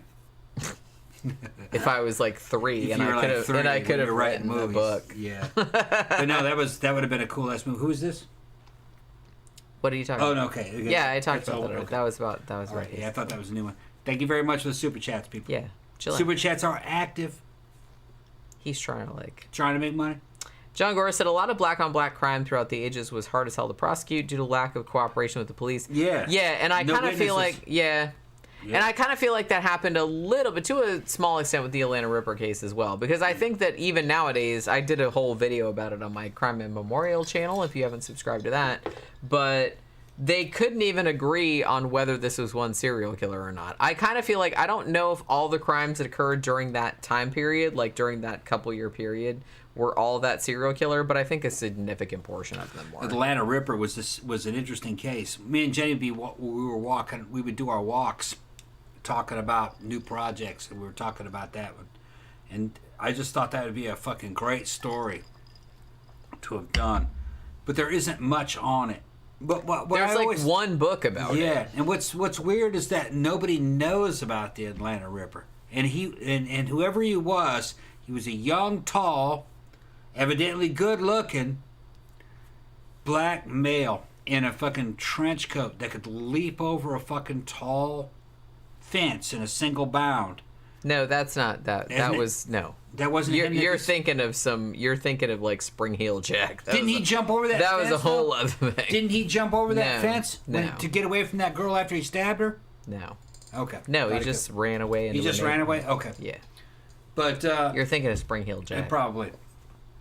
But I just thought that'd be a fucking That great was story. England. I thought that would have been a great story. Interesting case. Never caught the dude. They never did. And he went after good-looking black and mixed females. And it was just that women worked. that were, like I said, walking to work, Yeah. walking to the grocery store, just Yeah. doing regular shit. He had Ted Bundy style tastes. He didn't like hookers. He liked regular women. That's who he was going for. And the cops knew, but they couldn't catch him. Yeah. It would have been. Well, and like I said, I talked about this on my video, but it took a really long time for the cops to even admit that maybe this was the same motherfucker that was doing all this stuff.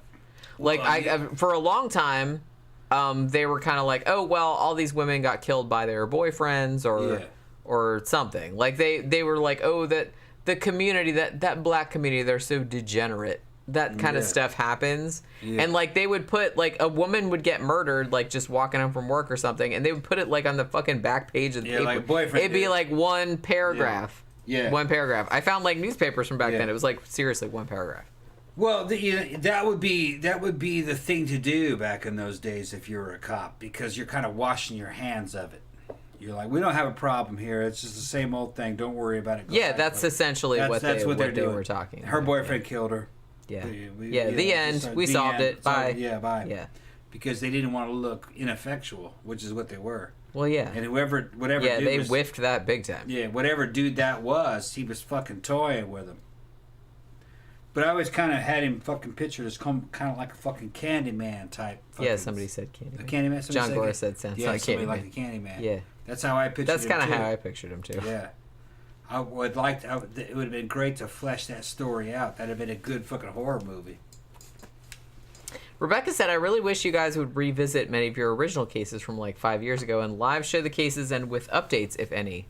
We can do that. Like we a live show. We talked yeah, about that we have before. talked about doing that because I know there have been some updates. Like I said, I have done some stuff on my crime and memorial case because channel because there have been a couple cases where they've been like Somerton Man. Like I did a video on Somerton Man on my crime and memorial We channel. also had really because there bad- has been like they did identify provisionally the Somerton Man. can They go don't back to it. they don't know who killed him, but they know who he is now. Because apparently. we also said that we had such bad recording technology back then. Our microphones fucking sucked, and fucking the internet was different back then. We weren't sure exactly what the market was like. The channel was new. We should go back and touch up some of those old cases.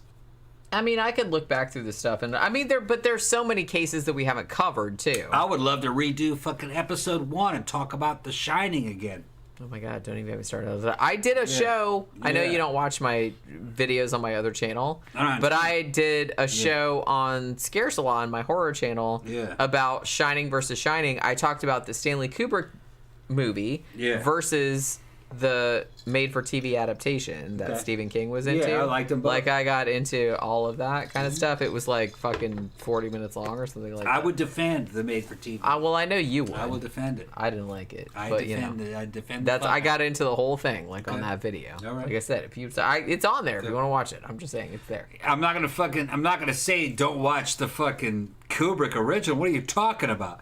You have to watch Kubrick. If you put a gun to my head, well, like, honestly, you have to watch Kubrick. But if you put a gun to my head, so what's your favorite horror movie? It's either The Shining or The Thing. Yeah, that's good too. Yeah. They're both good, and I don't know if I could pick between them. It goes kind of like back and forth. I'm gonna say The Shining. But those two movies are ones that I can just watch over and over again, and I never get tired of. I never get tired of.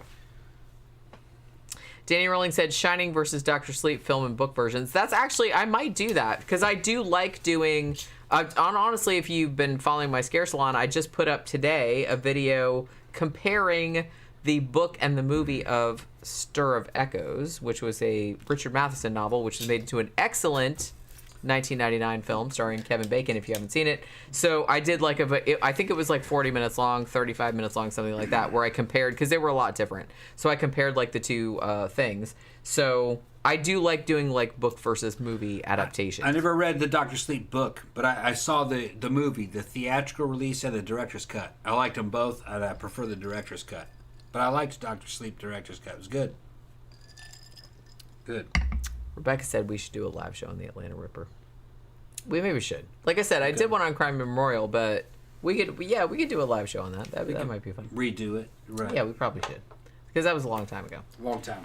And we have a bigger fan base now who listen, and they, maybe it's time to fucking retouch some of those old cases. I would like to redo my review of Conan because it's imperfect. The way the damn audio was recorded isn't that good, but that's for another time.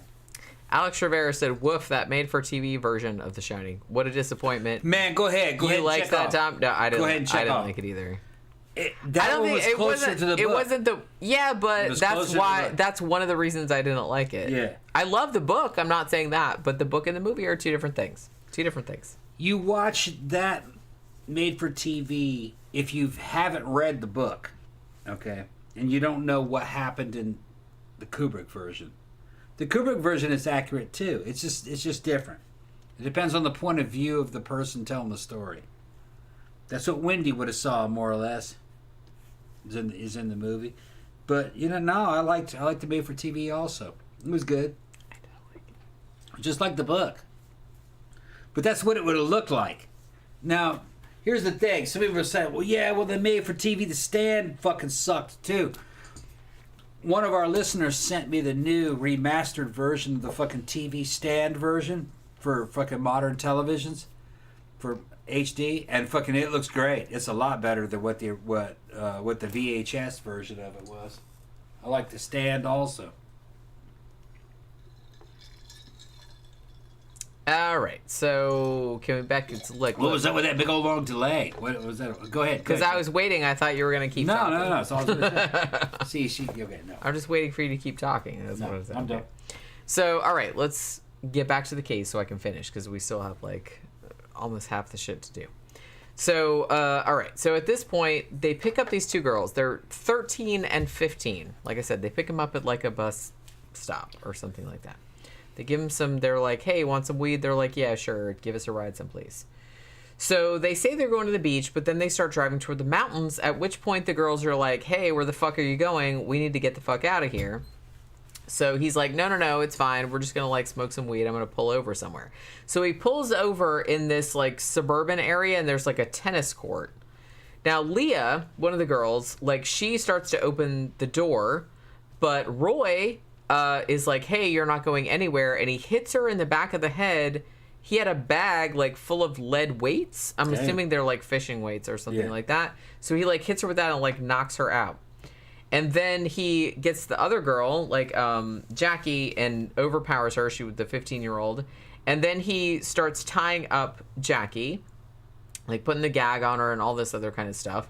Leah like wakes up at this point and starts to again like try to jump out of the van, at which point like Roy like pulls her back and like twists her. She's just a little girl, she's 13, and twists her arm behind her back and drags her back into the van. So at this point like both the girls are like fighting this motherfucker, you know what I mean? But obviously they're way bigger, so they subdued them and they tied them up with like duct tape and various other things. So the fucked up thing about this, I don't know if this is true or not, but I did see this on like one thing. They said where they pulled over the van, and there was this whole struggle and they were tying the girls up, and then they kind of looked out, and because they had parked in this suburban neighborhood and there was like a tennis court, and I guess there were people on the tennis court, and some of the people that were playing tennis, because I'm guessing this was like the middle of the day, and they looked over there like, what the fuck is going on over there? Like, I guess it was far enough away that they couldn't actually see what was going on, but they like saw that there was something weird going on. So some of the like people on the tennis court like looked over and were just kind of like, what the fuck is going on over there? And so like the murderers were like, oh shit, like they saw us. And they were like, okay, well, we need to get the fuck out of here. So they crammed the girls in the van and then gunned it. They got the fuck out of there and then sped away. And then, like, for the next couple of days, they were really worried because they thought somebody was going to call the police. But nobody, as far as I know, like, nobody at that tennis court that saw what was going on, like, called the police. I guess they didn't really think... Like I said, maybe they couldn't really see what was going on. Maybe they just thought... So they kept him for a couple days? Anything of it, yeah. They did actually end up... so they drove these two girls... 13 and 15, remember. They drove them out to the San Gabriel Mountains and held them captive for almost 2 full days. They basically kept them bound and gagged, but you know, all that time, and would take turns raping them. So there was that. And the dudes slept in the van the whole time, like alongside them. And like one of them would stay awake and like act as a lookout, like make sure that nobody was coming and shit like that. One time, Lawrence Bittaker walked Leah to a nearby hill and made her pose for pornographic Polaroids and then returned her to the van. And then Lawrence also asked Roy to take a bunch of Polaroid pictures of him and Jackie, both naked ones and clothed ones. So they're doing all... These are teenagers. These are children. You know what I'm saying? Did they untie him for these photographs, you know? I have no idea. Just walked right out there and took I have no, it. yeah, just, you know. One of the things, okay. Now, in one of the instances where Lawrence was raping Jackie, there was also a tape recording, which surfaced later, it was played at the trial, where he made a recording of himself raping her and basically made her pretend like she was his cousin. Because I guess he had a thing for his cousin. Yeah, cousin thing. Okay. And then, yeah.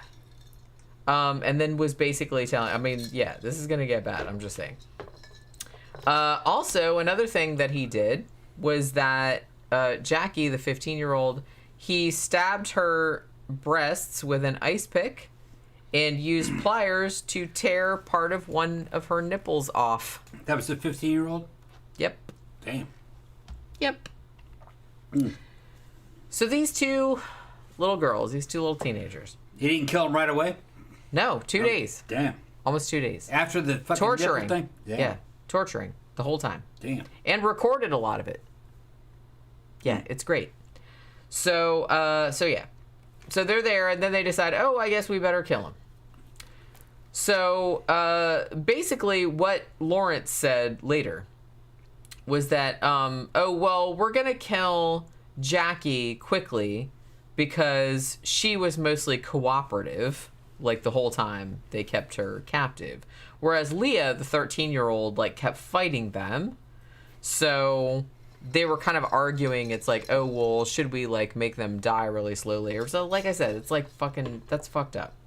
So, so basically Jackie got, again, stuck in each ear with an ice pick and then strangled. So that's quick. That's what that was. That's what they thought. Yeah. Yeah. And basically, so Lawrence kills Jackie, the older girl, 15-year-old. And then Leah, who's 13, she's still alive. He forces her out of the van and says, "You wanted to stay a virgin, now you can die a virgin," and then hits her in the head with a sledgehammer. Well, they didn't rape her? Yeah, multiple times. Then how is she a virgin? Well, I'm just saying, I don't know, I don't know. Maybe they just raped the older one. Okay. I'm just saying.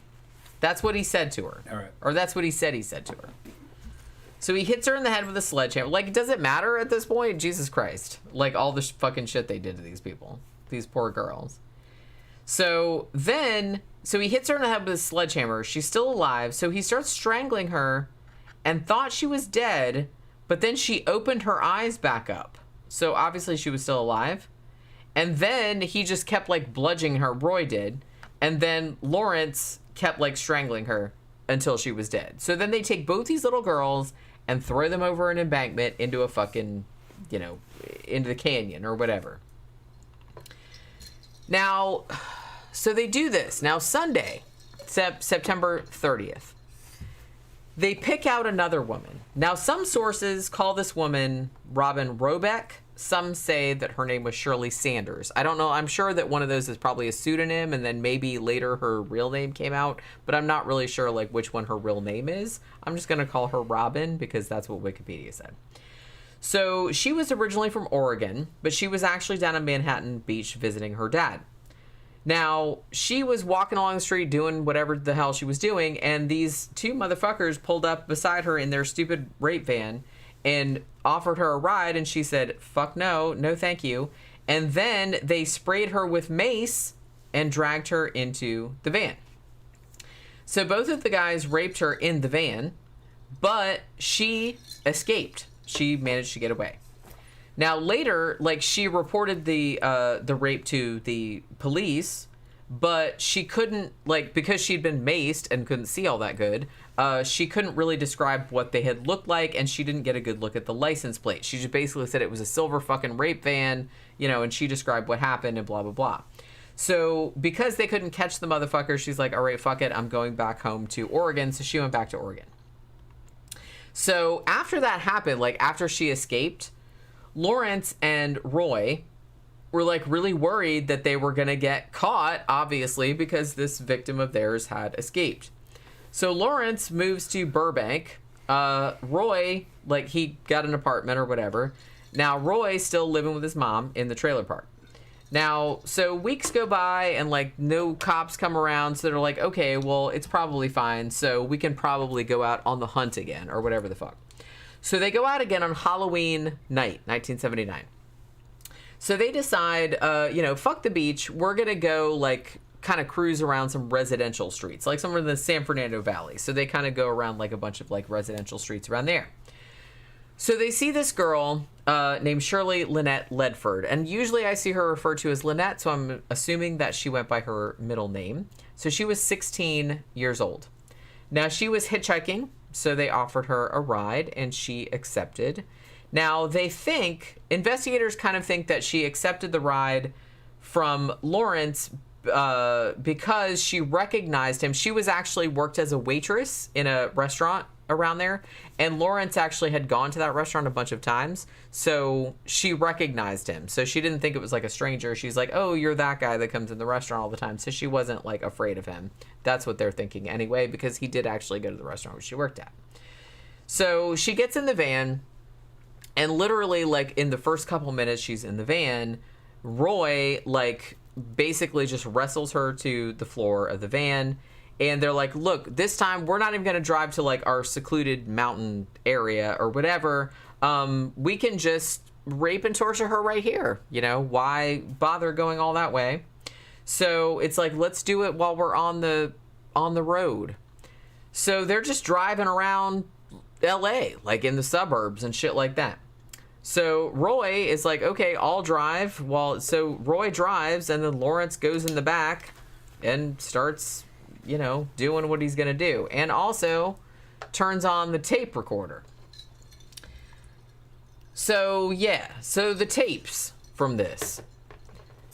Basically, so he had taped up her mouth and legs and everything like that. And so he takes the tape off after, because Roy is like driving around while all of this is going on, and they have all this recording. So thank you, Bryce. Thank you, Bryce. Just tuned in. That's the problem with living on the other side of the world. Definitely going to listen to the rest of this later. Amazing show. Thank you, thank you, thank you, Thank you very much, bro. Very much. Yeah, it's kind of been a bummer, but you know, we're trying to get through it.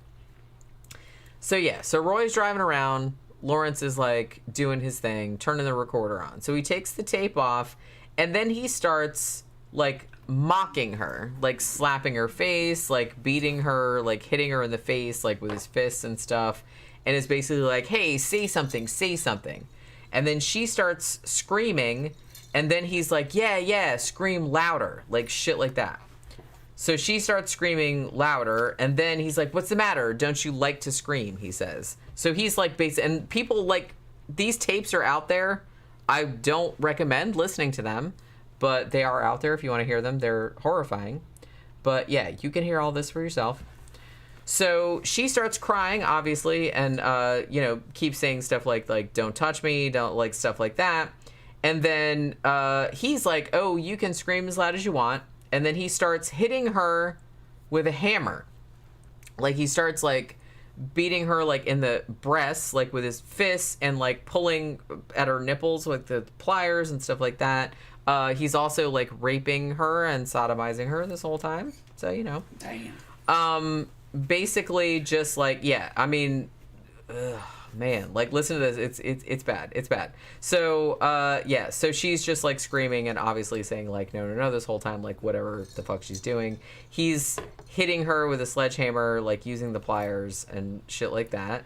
And then Roy is basically driving around while all of this is going on. He's like, yeah, this girl was just, like, constantly screaming from the back of the van. So then Lawrence is like, okay, Roy, your turn. So then Lawrence goes to, like, drive. And then Roy goes in the back and, like, does his kind of shit. So basically, Roy says, go ahead and scream or I'll make you scream. That's what he says on the tape. And then she says, I'll scream if you stop hitting me. And then, like, start screaming. And then basically he's doing whatever he's doing. So then he takes a sledgehammer and starts hitting her in the elbows. Like, he breaks her elbows with a sledgehammer. One or both? Well, the left one. Okay. I think he eventually did both of them, but yeah, he just kept hitting her in the elbow with a sledgehammer. And she is just freaking out, obviously. Just like, please don't hit me again, please don't hit me again. And it's like, he actually struck her 25 times in the same elbow with a sledgehammer consecutively. Damn. And then says to her on the tape, what are you sniveling about? He says. Damn. And obviously she's like screaming and crying the whole time because Jesus fucking Christ, how would you even still be conscious at that? So she's been in captivity for 2 hours at this point. So Roy decides he's, done playing with her or whatever the fuck. So he's like, okay, so he strangles her with the coat hanger with the pliers like they do. So yeah, so she was strangled, and then Lawrence is like, okay, we're gonna, just for shits and giggles, instead of like throwing the body into into like a fucking cavern or like off a cliff or whatever, just to be funny, we're gonna leave her on a random lawn and we're gonna see like what happens, like in the media. Damn. So they just leave her, they just pick a house somewhere in Sunland, I think it was, in the San Fernando Valley. And we're just gonna, like, they just left her in an ivy patch in some random motherfucker's front lawn just because they thought it would be funny or they wanted to see, like, what the reaction would be. Like I said, people like this cannot be fixed. You can't be fixed. Another thing is that you look at the dudes, and these are weak little bitches. These are little hoes. All right. Yeah, I mean, Jesus fucking If I got a hold Christ. of those dudes, I just wish, those are hoes. They're fucking that nobody. someone would have got hold. And I'm not, like I said, I'm not a big advocate of that kind of thing, but these motherfuckers, they absolutely had it coming. Oh, yeah. Absolutely had it coming. No, I could pacify both of those motherfuckers. I just wish that somebody had cut little tiny pieces off of them and, like, eaten them in a stew in front of their face or something. Something. Like, just to make them, like, suffer the same way that they made people. You're telling that girl to fucking scream and shit. Fuck, man. And like I said, just wait until you get to, like, the fucking... Because they made tapes of this shit, and the tapes are around. Like I said, don't... I'm telling you right now, please don't listen to them. But, I mean, if you must, they are on the internet, but please don't listen to them. It's really not. You don't want that in your brain. But seriously. So they're like, yeah, just to be funny, we're going to leave her body, like, just on a random lawn. So they dump her in, like, a ivy bed in somebody's lawn. So somebody that's just jogging the next morning finds her. So when they do the autopsy, they found, like, obviously she'd been raped, like, multiple times. She died of strangulation, obviously blunt force trauma to the face, the head, breasts, and the left elbow, because he hit her with a fucking sledgehammer. And, so she had multiple fractures. Also, all of her, like, her vagina, her rectum, everything like that had been pretty much torn open, because they determined later that Lawrence had inserted pliers into her. So, there's that. Also, her left hand had a puncture wound, and a finger on her right hand was slashed as well. Now, basically, after these motherfuckers got caught, which I'll get to in a bit, Lawrence said when they played him the tape and they're like, look, listen to this fucking tape, like, obviously we've got you cold. He said, oh, well, all that proves was that she consented to a threesome and that she couldn't really take it. So toward the end, because at the end of this tape, I hate to have to inform you of this, she was begging them to kill her. And so he basically said, oh, well, she couldn't really take it, and she consented. And I think he even said that they paid her, and that well, she couldn't really take it. She was just saying that we could kill her. So I didn't really do it, but she just, like, wanted us to. That was, like, the story that he was going with, and I'm just like, oh my god. Like I said, these dudes should have been aborted. Seriously. So, yeah, because she was on the tape, she's basically, please just kill me. Just kill me. And, yeah. So he was like, fuck, Jesus Christ. Now, I will say, too, that when they found the body on the lawn the next morning, this was actually kind of a big deal because this was only a few days. I don't remember how many days it was, but it was only like a few days after they had arrested one of the Hillside Stranglers, Angelo Buono, which we did a show about those two motherfuckers too.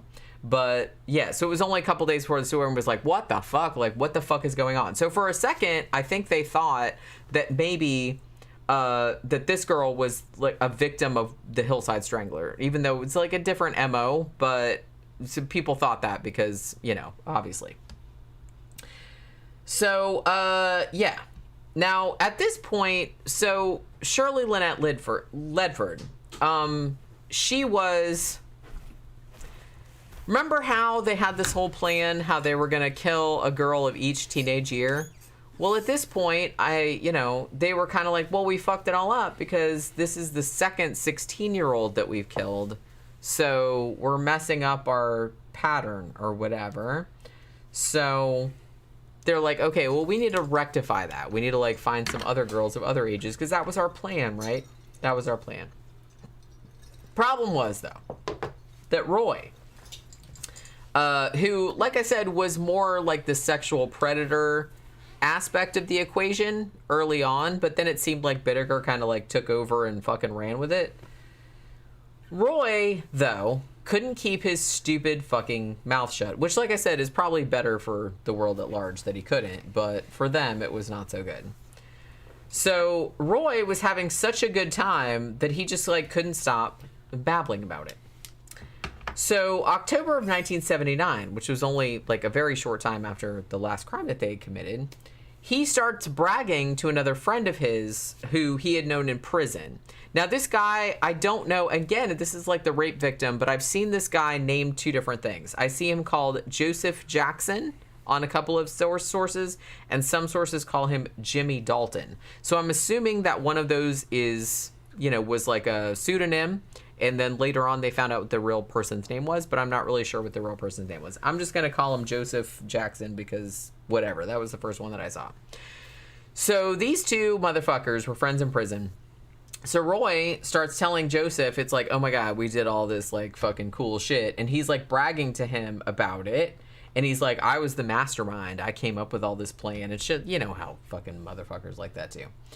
So he's basically like told Joseph Jackson like very, very graphic details of particularly the last murder they had done, which was Shirley Lynette Ledford, who was by that point was the only victim whose body had been discovered at this point. Sledgehammer girl. Yeah, because like I said, previous to that they had killed some other girls, but they had thrown them into like a canyon. They hadn't found their bodies yet. Roy also said that, other than those 5 that they did, there were also 3 other incidents in which we had like kidnapped or attempted to kidnap like young women who had either escaped or we raped them and they got away or something like that. And he did actually say, one instance we got the girl in the van and we got her in our clutches and we raped her, but she got away.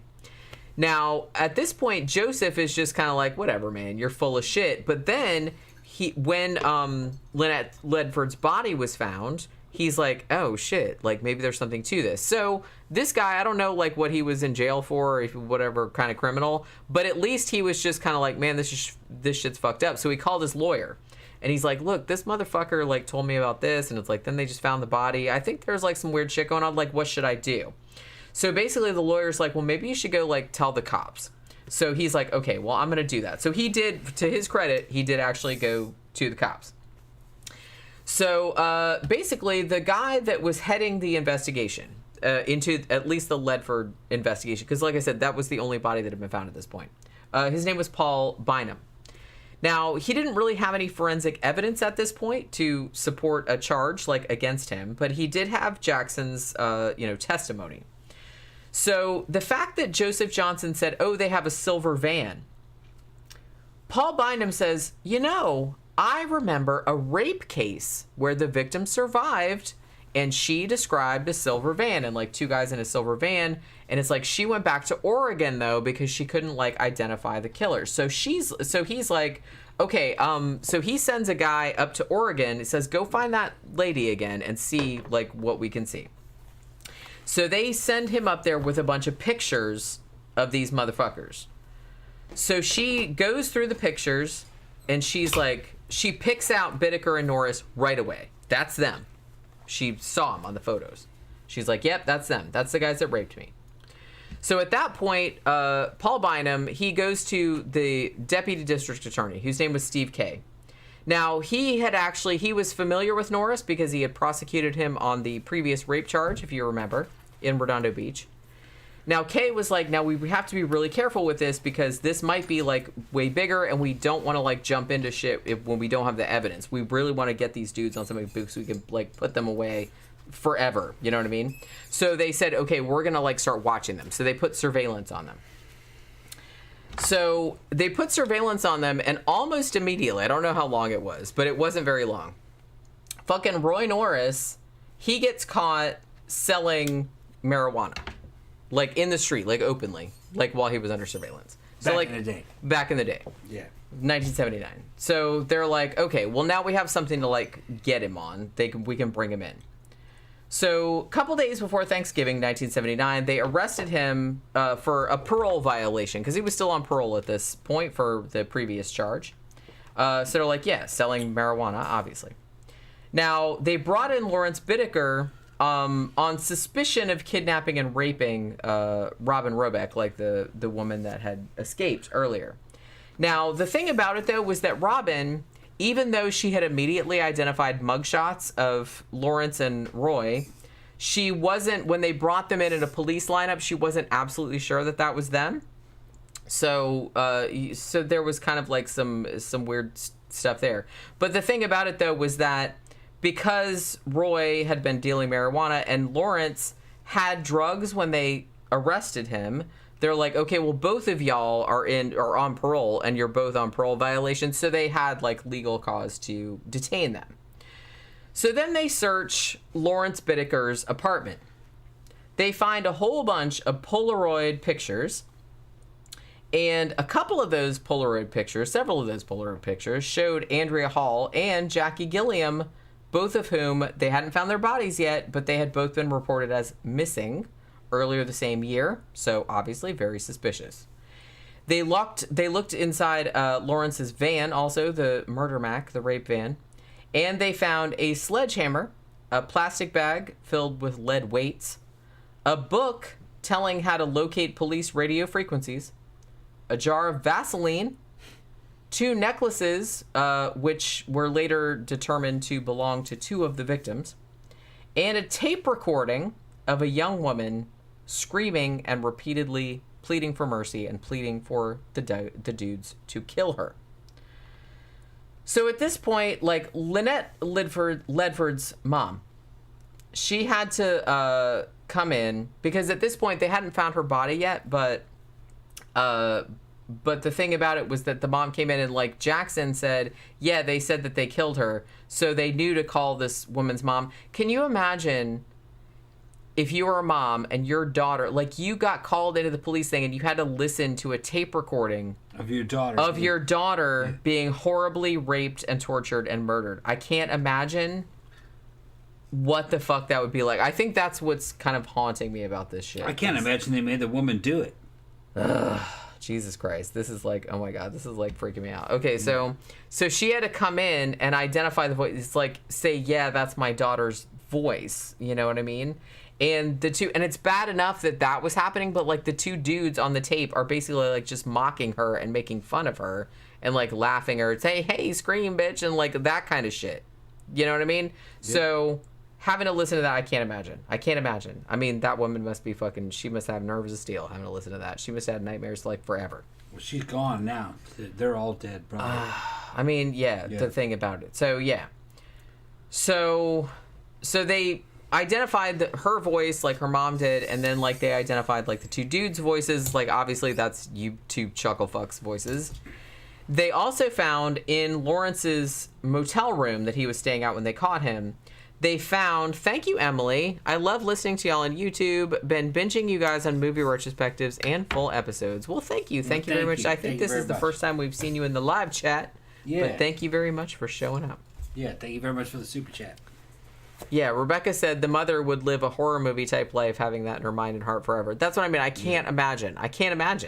Like what that would be like. You would never be able to forget about that. You would never be able to shake that. It's just the rest of your life. How'd the cops let her listen to that? Well, I guess, like I said, they had to. I'm sure they weren't happy about it, but it's just like they would have edited it. Maybe they did. I'm not sure. Yeah. I'm not sure. I mean, I would hope they did. I would hope they only just played her enough to like let her identify her daughter's voice, but it's just like, Jesus Christ. But the thing about it, we'll get into it later, because the tapes got played at the trial. Yeah. So, so there was that. So while they were searching Lawrence's motel room where he was when he was caught, they also found 7 bottles of acid. And they discovered that by talking to these 2 fuckfaces, like later on, that it's like, oh, that was what we were going to use for our next hunt. It's like that was a new thing, a new wrinkle they were introducing. They were maybe going to pour acid on the people or like make them drink acid or something. It was just like some new like little aspect of the game that they were playing, and that was going to be their next thing. So they had it all in stock. Great. So thankfully they caught them before that happened. They also found in Roy's apartment a bracelet that he had taken from Lynette Ledford's body as a souvenir. They also found in both of their houses 500 Polaroids, more than 500 Polaroids of teenage girls and young women, most of which taken at Redondo Beach, Hermosa Beach, and some that were taken by Lawrence at Burbank High School. So a lot of these photos had been taken, obviously, without the girls' consent. They were just kind of like stalker kind of pictures. So it was just like at the beach, they're taking pictures. Right, and they're just like taking pictures of girls and shit like that. So yeah, that's fun. Now, at this point, so Roy Norris, he actually waived his right to counsel and kind of like went back and forth with the interrogators for a little while. At first, he basically like, look, I don't have anything to do with any of this. But when the authorities like showed him like, look, bitch, we have like so much evidence. Like, look at all of this. And then he's like, okay, yeah, well, I did do it, but Lawrence made me. Basically, is how he decided he was going to play it. I didn't really want to go along with it, but I was afraid of him, and he had saved me in prison, and I felt like I was obligated, and blah, blah, blah, blah, blah. He came up with this whole, like, prison code thing, and it's like, I thought he was going to kill me if I didn't go along. And then it's like, I think even the cops back then were just kind of like, bro, that is such bullshit. But he did confess. So both guys did get arrested, and they both got charged with 5 counts of first-degree murder, plus a whole bunch of other charges, man, like kidnapping, robbery, rape, deviant sexual assault, which I'm assuming meant the sodomy, and also criminal conspiracy, because they had kind of like colluded to do this kind of stuff. So Roy was the first one to be like, oh, Lawrence made me do it. But Lawrence pulled the same shit, too. It's like, oh, no, Roy was the instigator and all this kind of, you know what I mean? So they get caught, and then they cry. You know what I mean? It's like bitches. I wasn't the one that did it. It wasn't my idea. He made me do it. Blah, blah, blah. So they both fucking did that. Jesus Christ. We've talked about that before. It's like, it's bad enough that you do this kind of crap. But then once you get caught, which you're probably going to eventually, and then you try to like allay blame from yourself. Like it wasn't me. It's like I didn't do it. They made me. I heard the testimony of a fucking cop who he might have been federal. I don't know if he's FBI or whatever. Who was interviewing the Green River Killer, fucking Gary Ridgway, and he said what impressed him the most about Ridgway was how weak he was. He was weak and fearful in police custody, which that's just how those guys are. And that's kind of the thing. I kind of feel like I don't know if it's that they think that they're so smart or cunning that they're never going to get caught. It doesn't occur to them that they'll get caught, or they're so arrogant, or they're so up themselves, as they would say in the UK, that they really think that it's just kind of like, well, I can just do whatever I want. And then they're just kind of like, when they get caught, they're like, what, you mean this isn't okay? Or I don't really know what. No, they know it's what not are okay. They thinking? What are they thinking? They know nobody agrees with what they're doing. Because a lot of them, they get caught and they just start crying like bitches. Yeah, they're bitches. Yeah. Which is like, that's no slight against these girls that they killed. It's just that those girls are physically a lot smaller and younger, you know what I mean? Well, I kind of feel like that's why dudes like this pick on little bitty fucking defenseless people. Younger, like these were teenage girls. Yeah. These were grown men. Yeah. And they were basically snatching teenage girls off the street into their fucking rape van. These were 13, 15, 16-year-old girls. This is why I proved myself as an infantry soldier, fucking in the airborne, and I could fucking be you know what I mean? I could be nowadays, I'm looking at the standards of a fucking modern Ranger and SF. I was like, oh yeah, I'd be right there. But in my days, back when the Army was hard, I could never be fucking SF. Possibly Ranger, if I had good fucking luck. But I look at these dudes and fucking, man, those dudes, they're fucking pussies, all right? And only a fucking pussy would fucking constantly be worried about sex, and you gotta fucking rape and torture a woman fucking to feel powerful or something. It's just some crazy shit. It's alien to my thinking. Yeah, it just is. It makes me mad. Makes me mad too. Yeah, I could never be a cop though. I could never be a cop. I don't think I could either, because it's like if I pulled in one of these motherfuckers, I'd just be like, man, bye. And I there's a certain part of me that thinks, well, the only reason why most cops are cops is because they're under supervision. Because fucking, I think of the average dude, if they were to fucking get their hands on this guy, I'm gonna fucking fuck you up. And honestly, to be honest, like a lot of the times, I'm not a big fan, because I know like a lot of cops, and some cops are serial killers too, like, ex-cops and stuff like that. Every now and then, yeah. So because it's kind of like a similar kind of mindset, but it's just kind of like, so I don't know. I'm not a cop apologist, but in some ways, one, you see the worst of humanity. I get that. So you kind of get desensitized.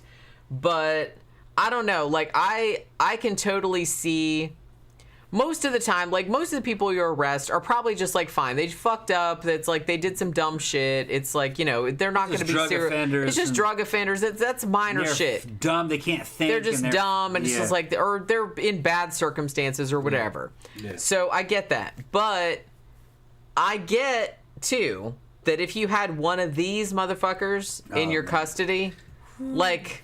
It's like, man, I really, like, I'm questioning my belief in the rule of law at this point. Yeah. Because it's like, we know what these motherfuckers have done. It's like, would anybody really cry? Well, probably. If somebody just, like, fucking...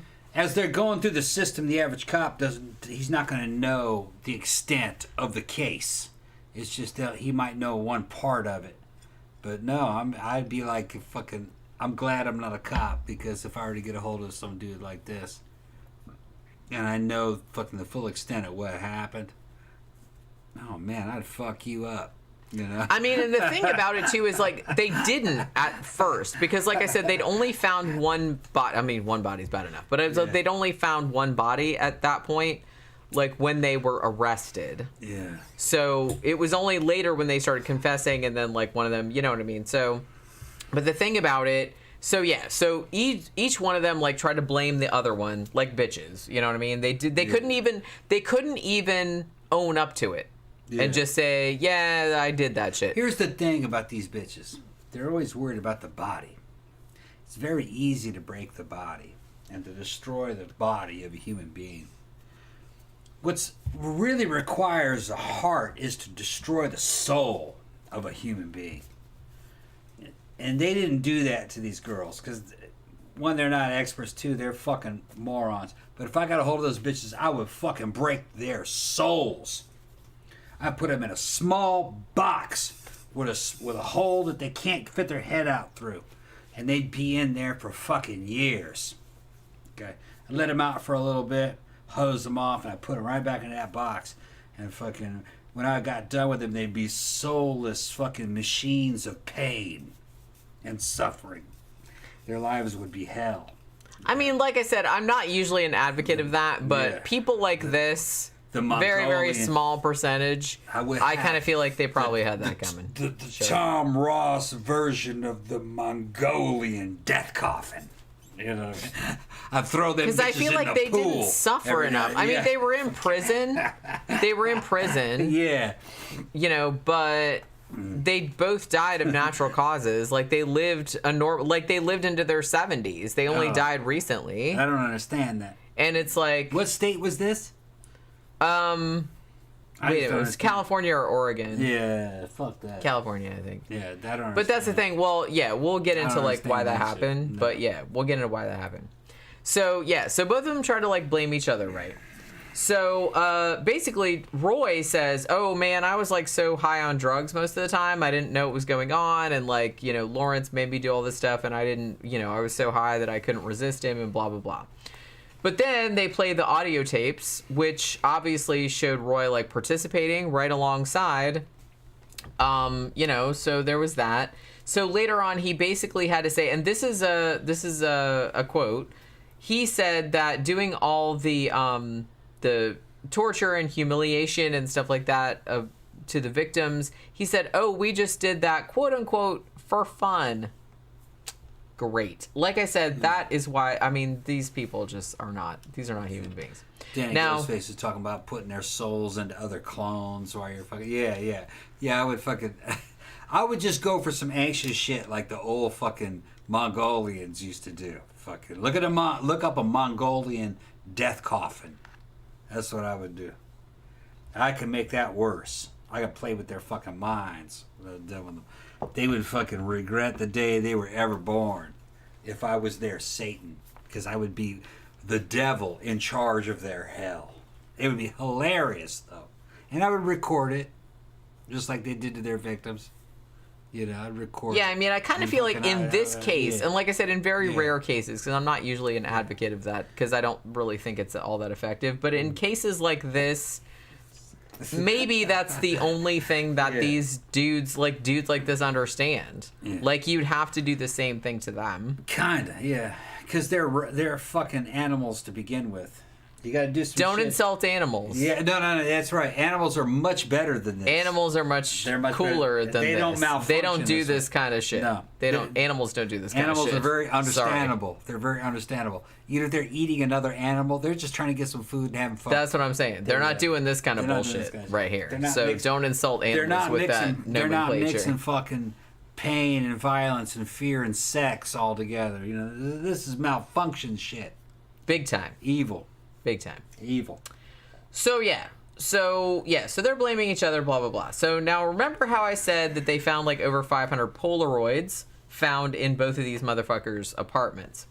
Now, of the Polaroids that they found, and I'm assuming that some of them were of the same person, so it's not 500 separate victims, but it was 500 pictures, and I'm assuming that some of them were the same person. Now, they did actually find 60 of the women that were in the photos, and they were fine. They were still alive.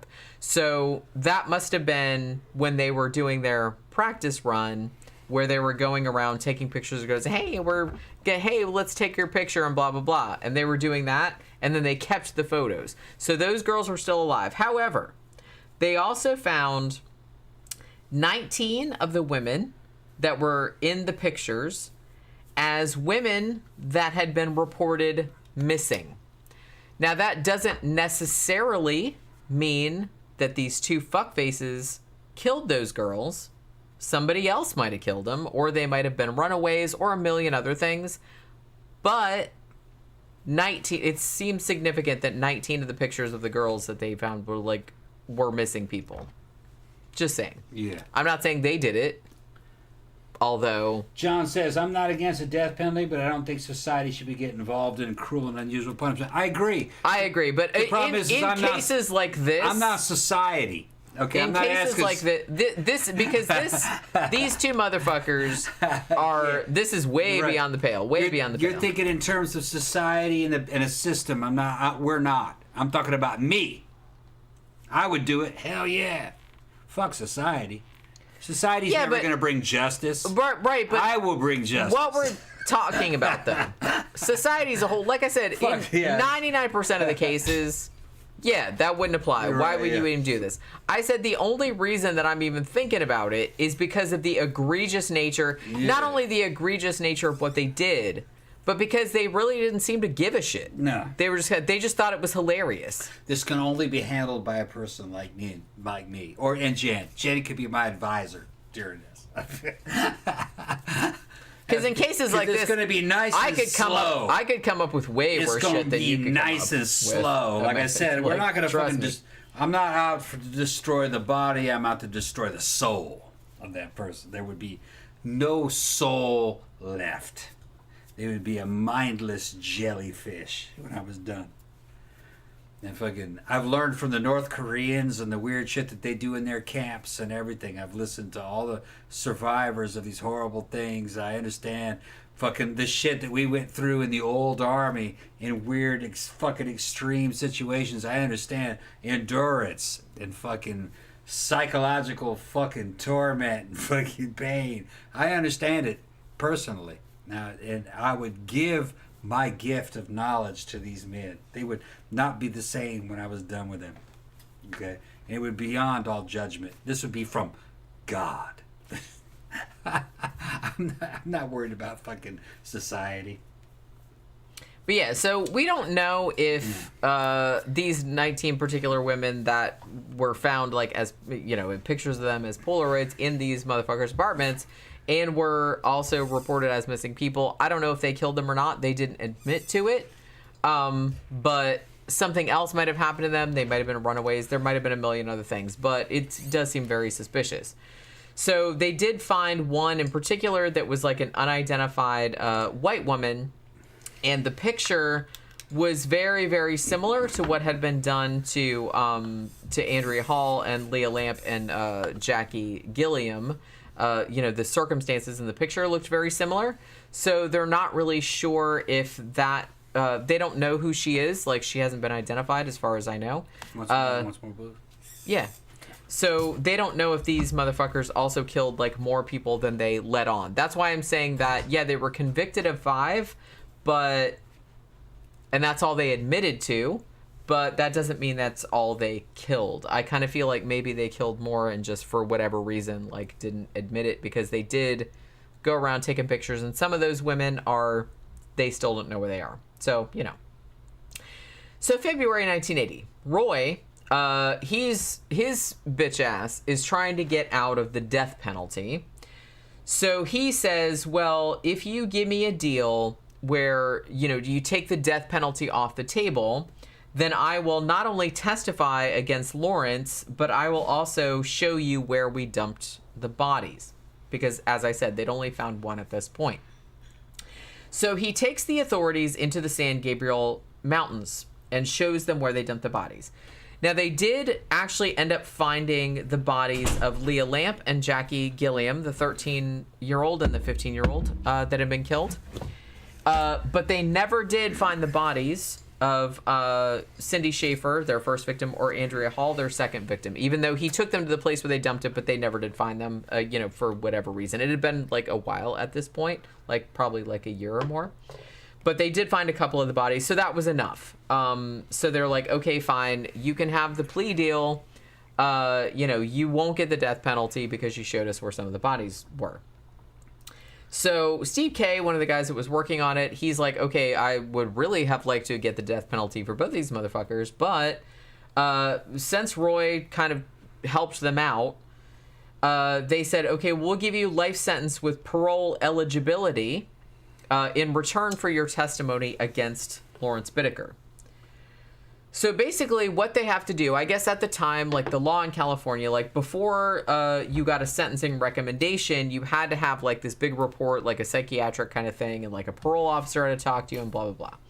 So whoever it was that came and talked to Roy noted that Roy was very, quote unquote, casual and unconcerned as he talked about the 5 murders. He didn't show any remorse or anything like that. It seemed like just fucking Monday morning to him. Also, the parole officer that talked to him said, and this is a quote, he appears compulsive in his need and desire to inflict pain and torture upon women. The defendant himself acknowledged that in the commission of rape upon a woman, it was not the sex that was important, but was the domination of the woman. In considering the defendant's total lack of remorse about the plight of the victims, he can realistically be regarded as an extreme sociopath whose depraved, grotesque pattern of behavior is beyond rehabilitation. That's somebody said that. That's a quote. The magnitude and the enormity of the defendant's heinous, nightmarish criminal behavior is beyond the comprehension of this officer. That's what he said. He's talked to the motherfucker. So at that point, because Roy Norris had got a plea deal, he got sentenced to 45 to life with a minimum of 30 years to serve before parole. So when he got paroled, he actually technically would have been eligible for parole in 2010, but when 2010 rolled around, they were like, fuck no. So they left him in. He died in prison. Spoiler alert. He actually ended up dying of natural causes at the California Medical Facility in February of 2020. So he died like fairly early. Fuck them, dude. Yeah. Now Rebecca says, oh my God, Tom admitted to being the Punisher. Yeah. Oh, yeah. Yeah. Pretty much. I'm bigger than him.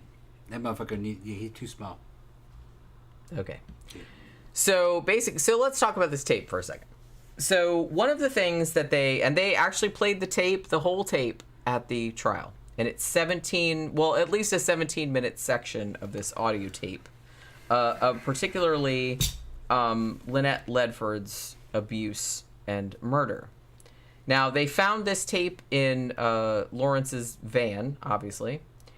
And Roy said that Lawrence, after they did the murder, like before they got caught, he would sometimes drive around in the van listening to the tape because he thought it was, quote unquote, real funny. He thought it was real funny. And he would drive around like listening to it over and over again. So That's the elbow girl? Yeah. Okay, yeah. They thought it was funny. Yeah, that shit, yeah. I haven't heard it, but now I can tell you that shit's not funny.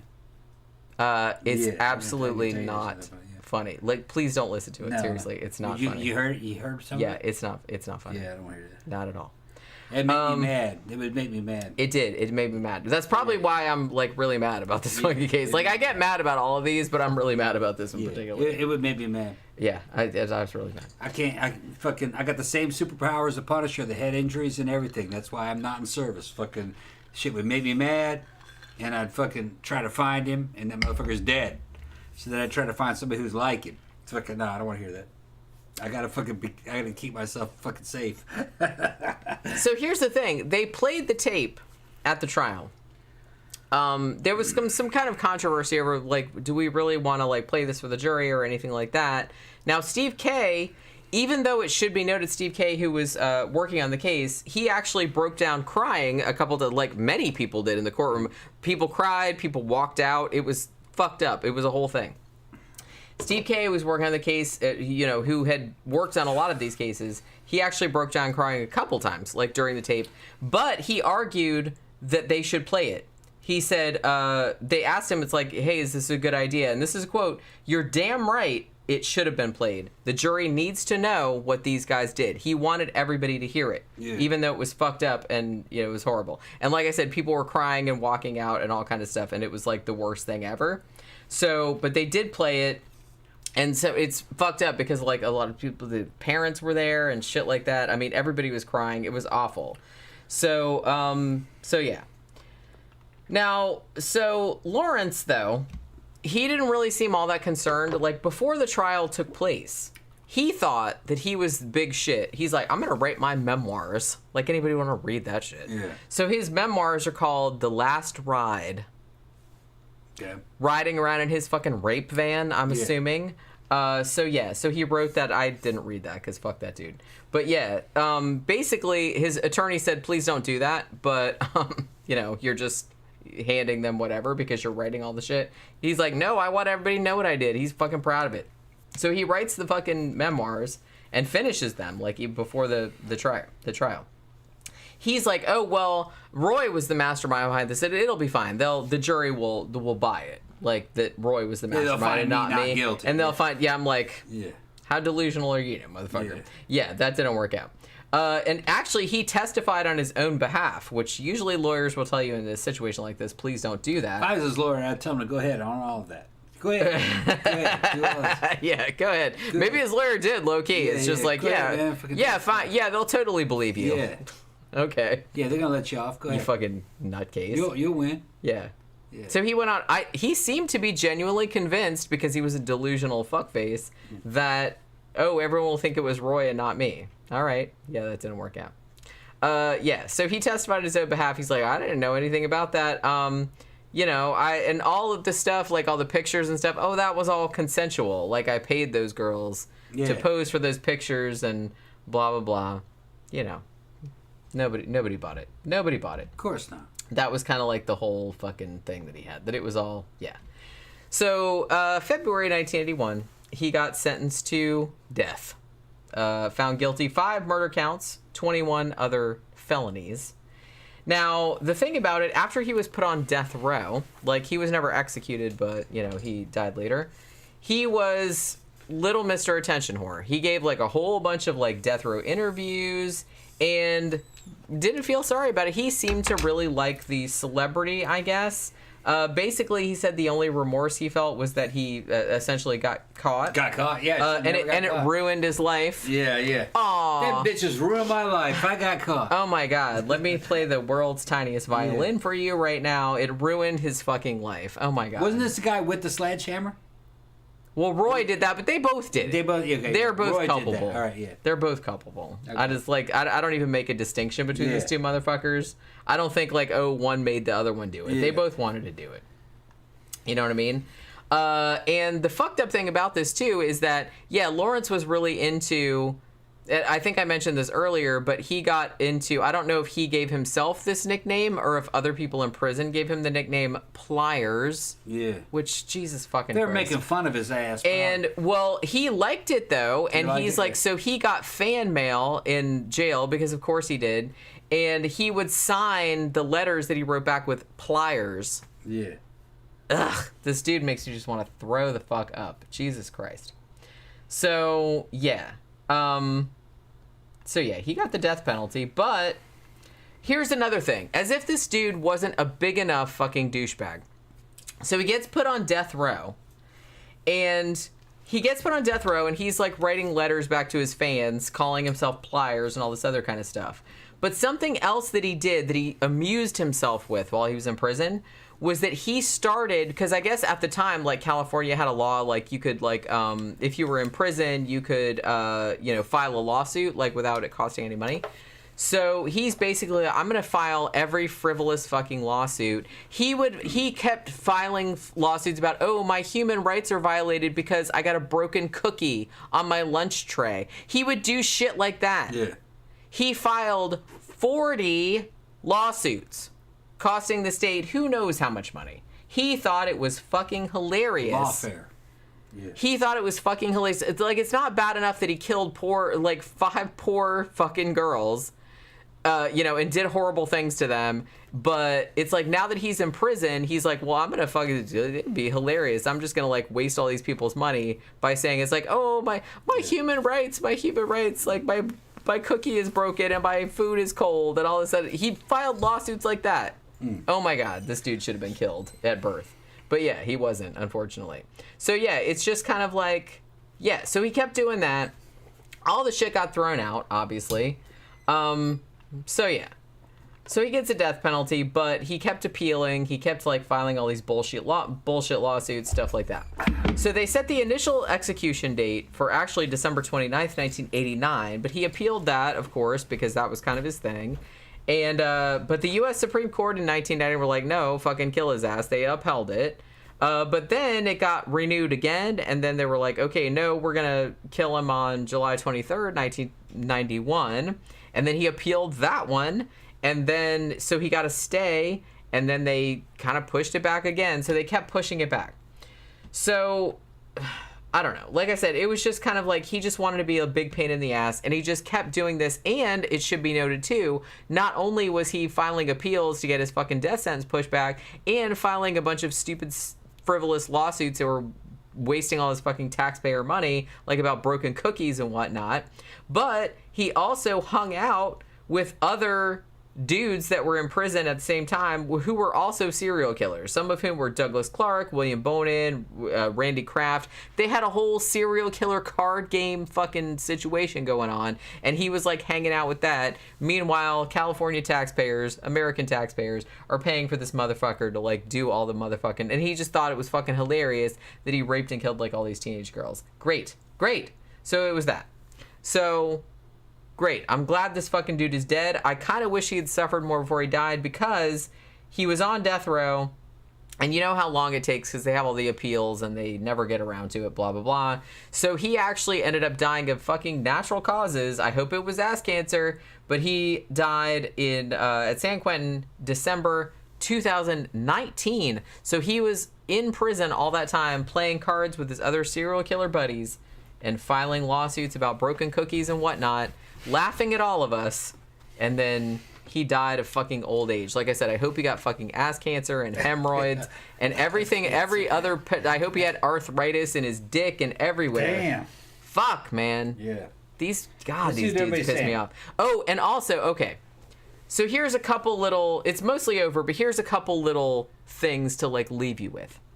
Remember I mentioned Paul Bynum, the chief investigator, who was, the chief investigator behind this case? He committed suicide in December of 1987. He was 39 years old. And in his 10-page suicide note, one of the things that he brought up as spurring it was this fucking case. He couldn't take it. He had investigated like a bunch of shit. He's like, yep, I'm out. So that's how fucking bad this was. And this is like, we probably don't even know all the worst details. He was an investigator. He was like the lead investigator on the shit. He was 39 years old, and he's like, yeah, I'm checking out of this shit. If this is what the human race is like, I don't want any part of it. Bye.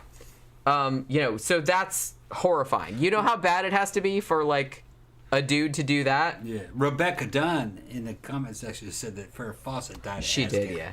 Yeah, she did. She was But cute. I didn't wish that on her, Yeah, though. yeah. She didn't deserve ass cancer. Farrah This guy deserves ass cancer, if anybody. Farrah was cute. She was cute. If there was a God, if there was any justice in the world, then dudes like this would get ass cancer and suffer for years and years and years, and nice people wouldn't get it. Farrah came off as dumb as rocks, but she was cute.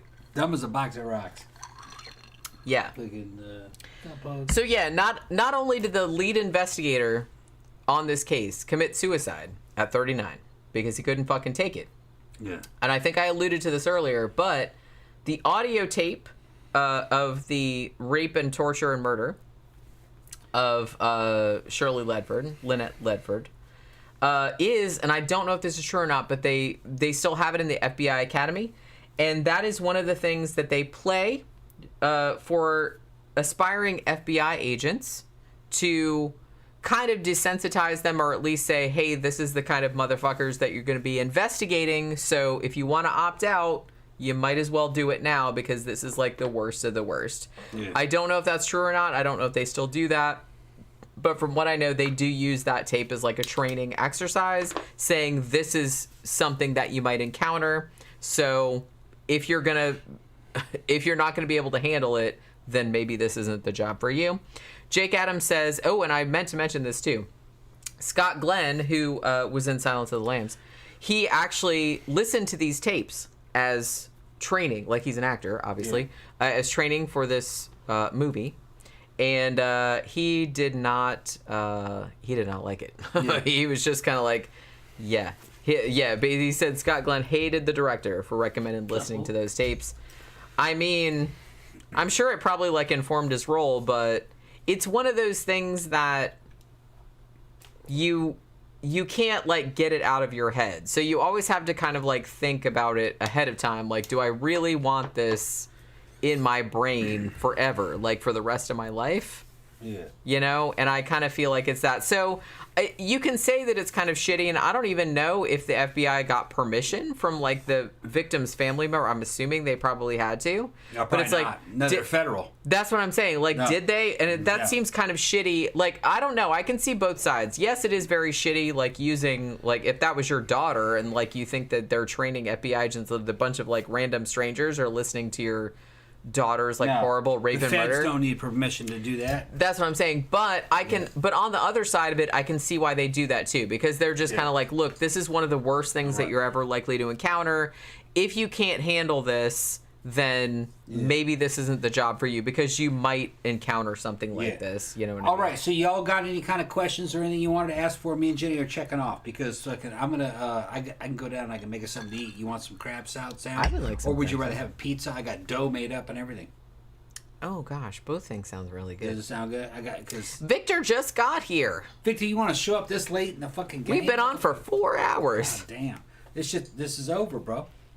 Tammy says, great show, Jenny. Thanks for going down this dark and gruesome hole for us. Yeah, Bless you. I ain't into this shit. I mean, yeah. And I mean, like I said, I'm, to an extent, I'm pretty desensitized because I write about this stuff all the time. I see this stuff all the time. And it's just kind of like, you know, I'm not a cop or anything like that, but I read enough about it. I see enough about it that I'm just kind of like, okay, I don't like it. But this case, I don't know. I think what pissed me off the most about this was not only the extent of the shit that they did, but the fact that they just thought it was funny. They thought it was funny, and they were like willing to say in front of other people, yeah, that tape was like funny. And they weren't even being like I don't know. Maybe they were being edgelords or whatever, but it's like, you know how much I hate edgelords.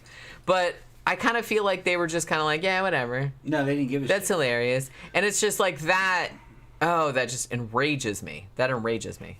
That's why I'm more like fucking like fucking paranormal stuff. This stuff makes me mad, you know.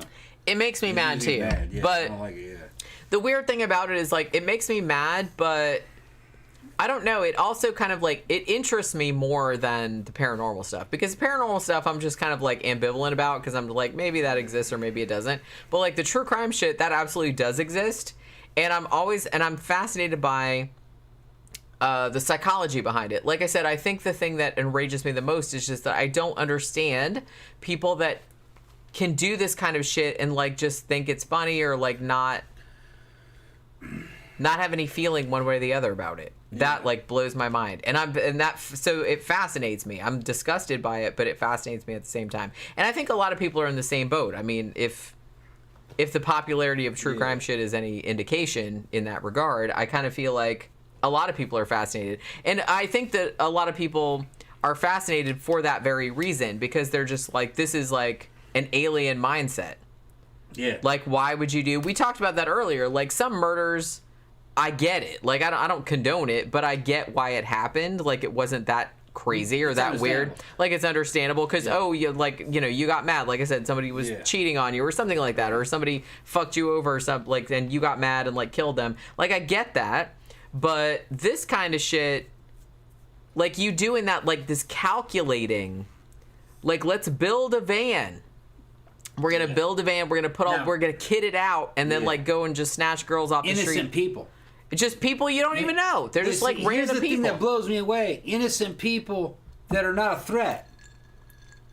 You know what I mean? That blows my mind. You know, that's not a military type situation. You know, it's just not a threat. I mean, I can understand a mass of people that might be a threat in the big picture. But an individual person who is not a threat, and the motive is sexual, no. I just can't mentally do that. And the fact that they could just do that coldly, and then like laugh over hours and days, it just makes me and then they get caught later, and then they're just like, that shit was funny, whatever. It's because they weren't people. They're not people. These dudes are not real people. I kind of feel like maybe not. Because something is definitely missing. Something is definitely missing. A big. Like I said, fucking anytime fucking I was ever involved in any kind of violence, there was a goal behind it. You know, and there's a bigger picture. It's just you're trying to protect people or things that you care about. You know what I mean? And but the thing is, there has to be empathy. There was always empathy for the enemy. They're seeing things from another side. It's like professional sports when you're in the army. Just like all these Middle Easterners and stuff.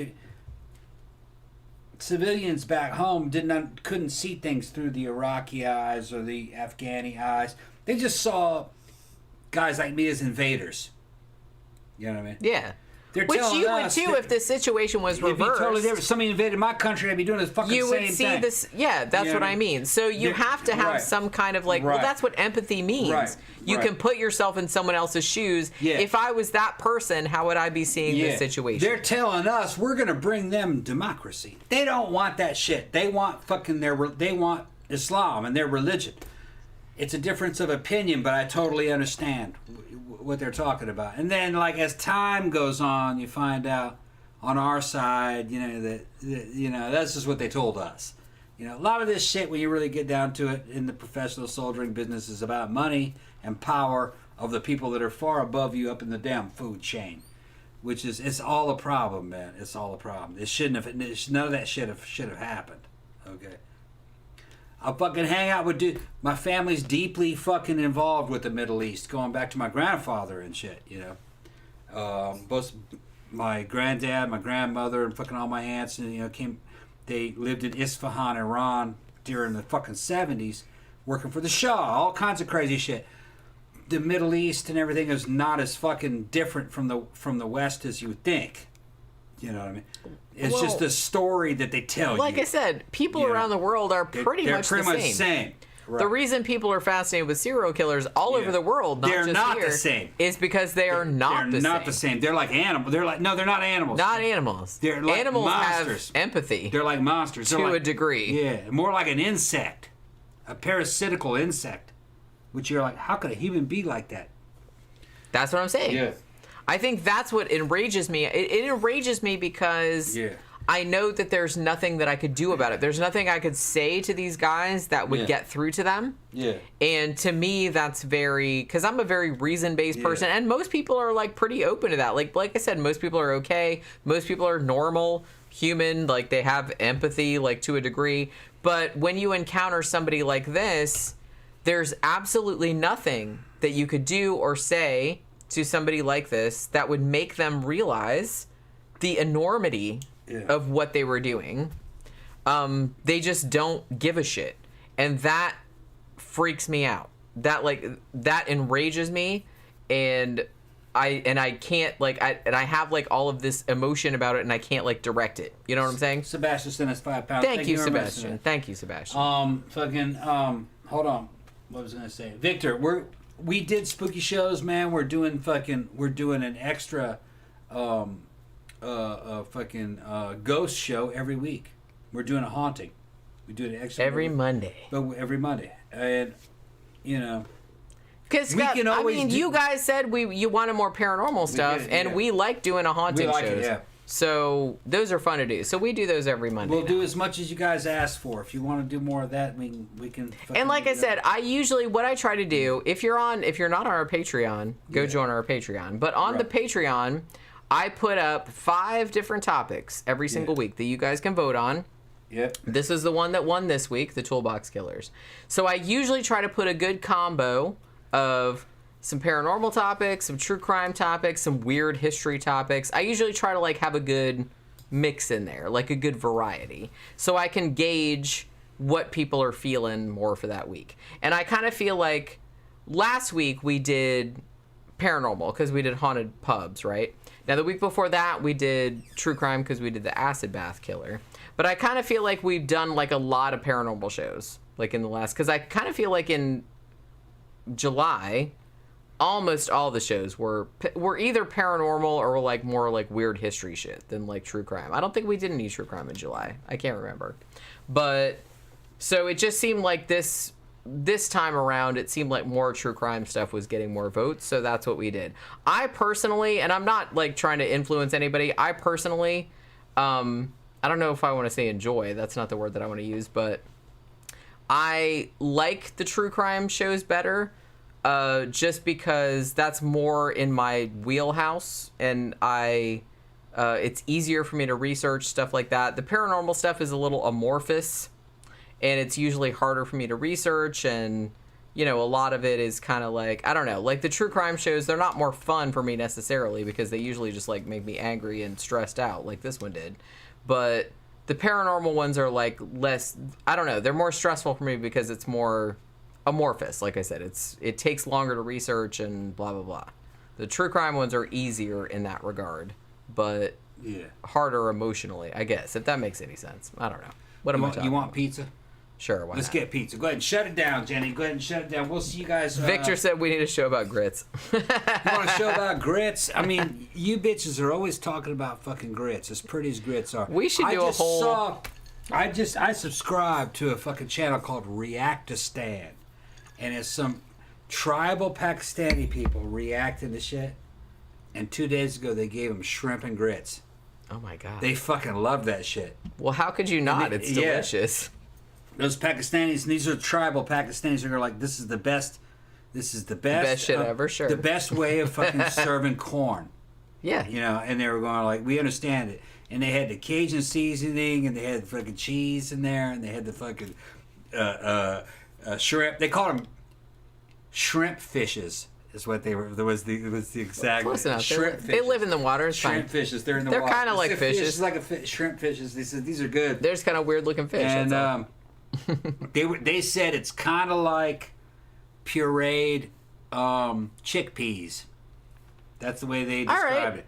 Like pureed chickpeas. Yeah. Okay, they liked the flavor, and they. Like I said, I don't know why everybody's weirded out by grits. It's like other. It's got a funny name. People eat polenta. And people eat rice. It's not that different. Yeah. You know what I mean? It's basically the same kind of shit as like rice or polenta or something like that. It's like it's a blank canvas. Our cookbook covers grits.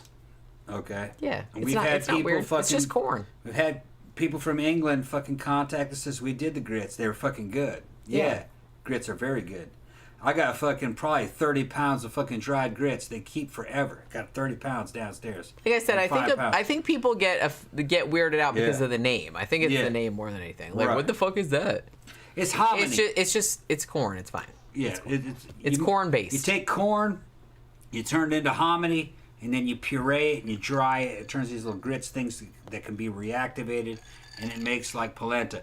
Fucking one guy, Pakistani guy, says it's kind of like rice pudding.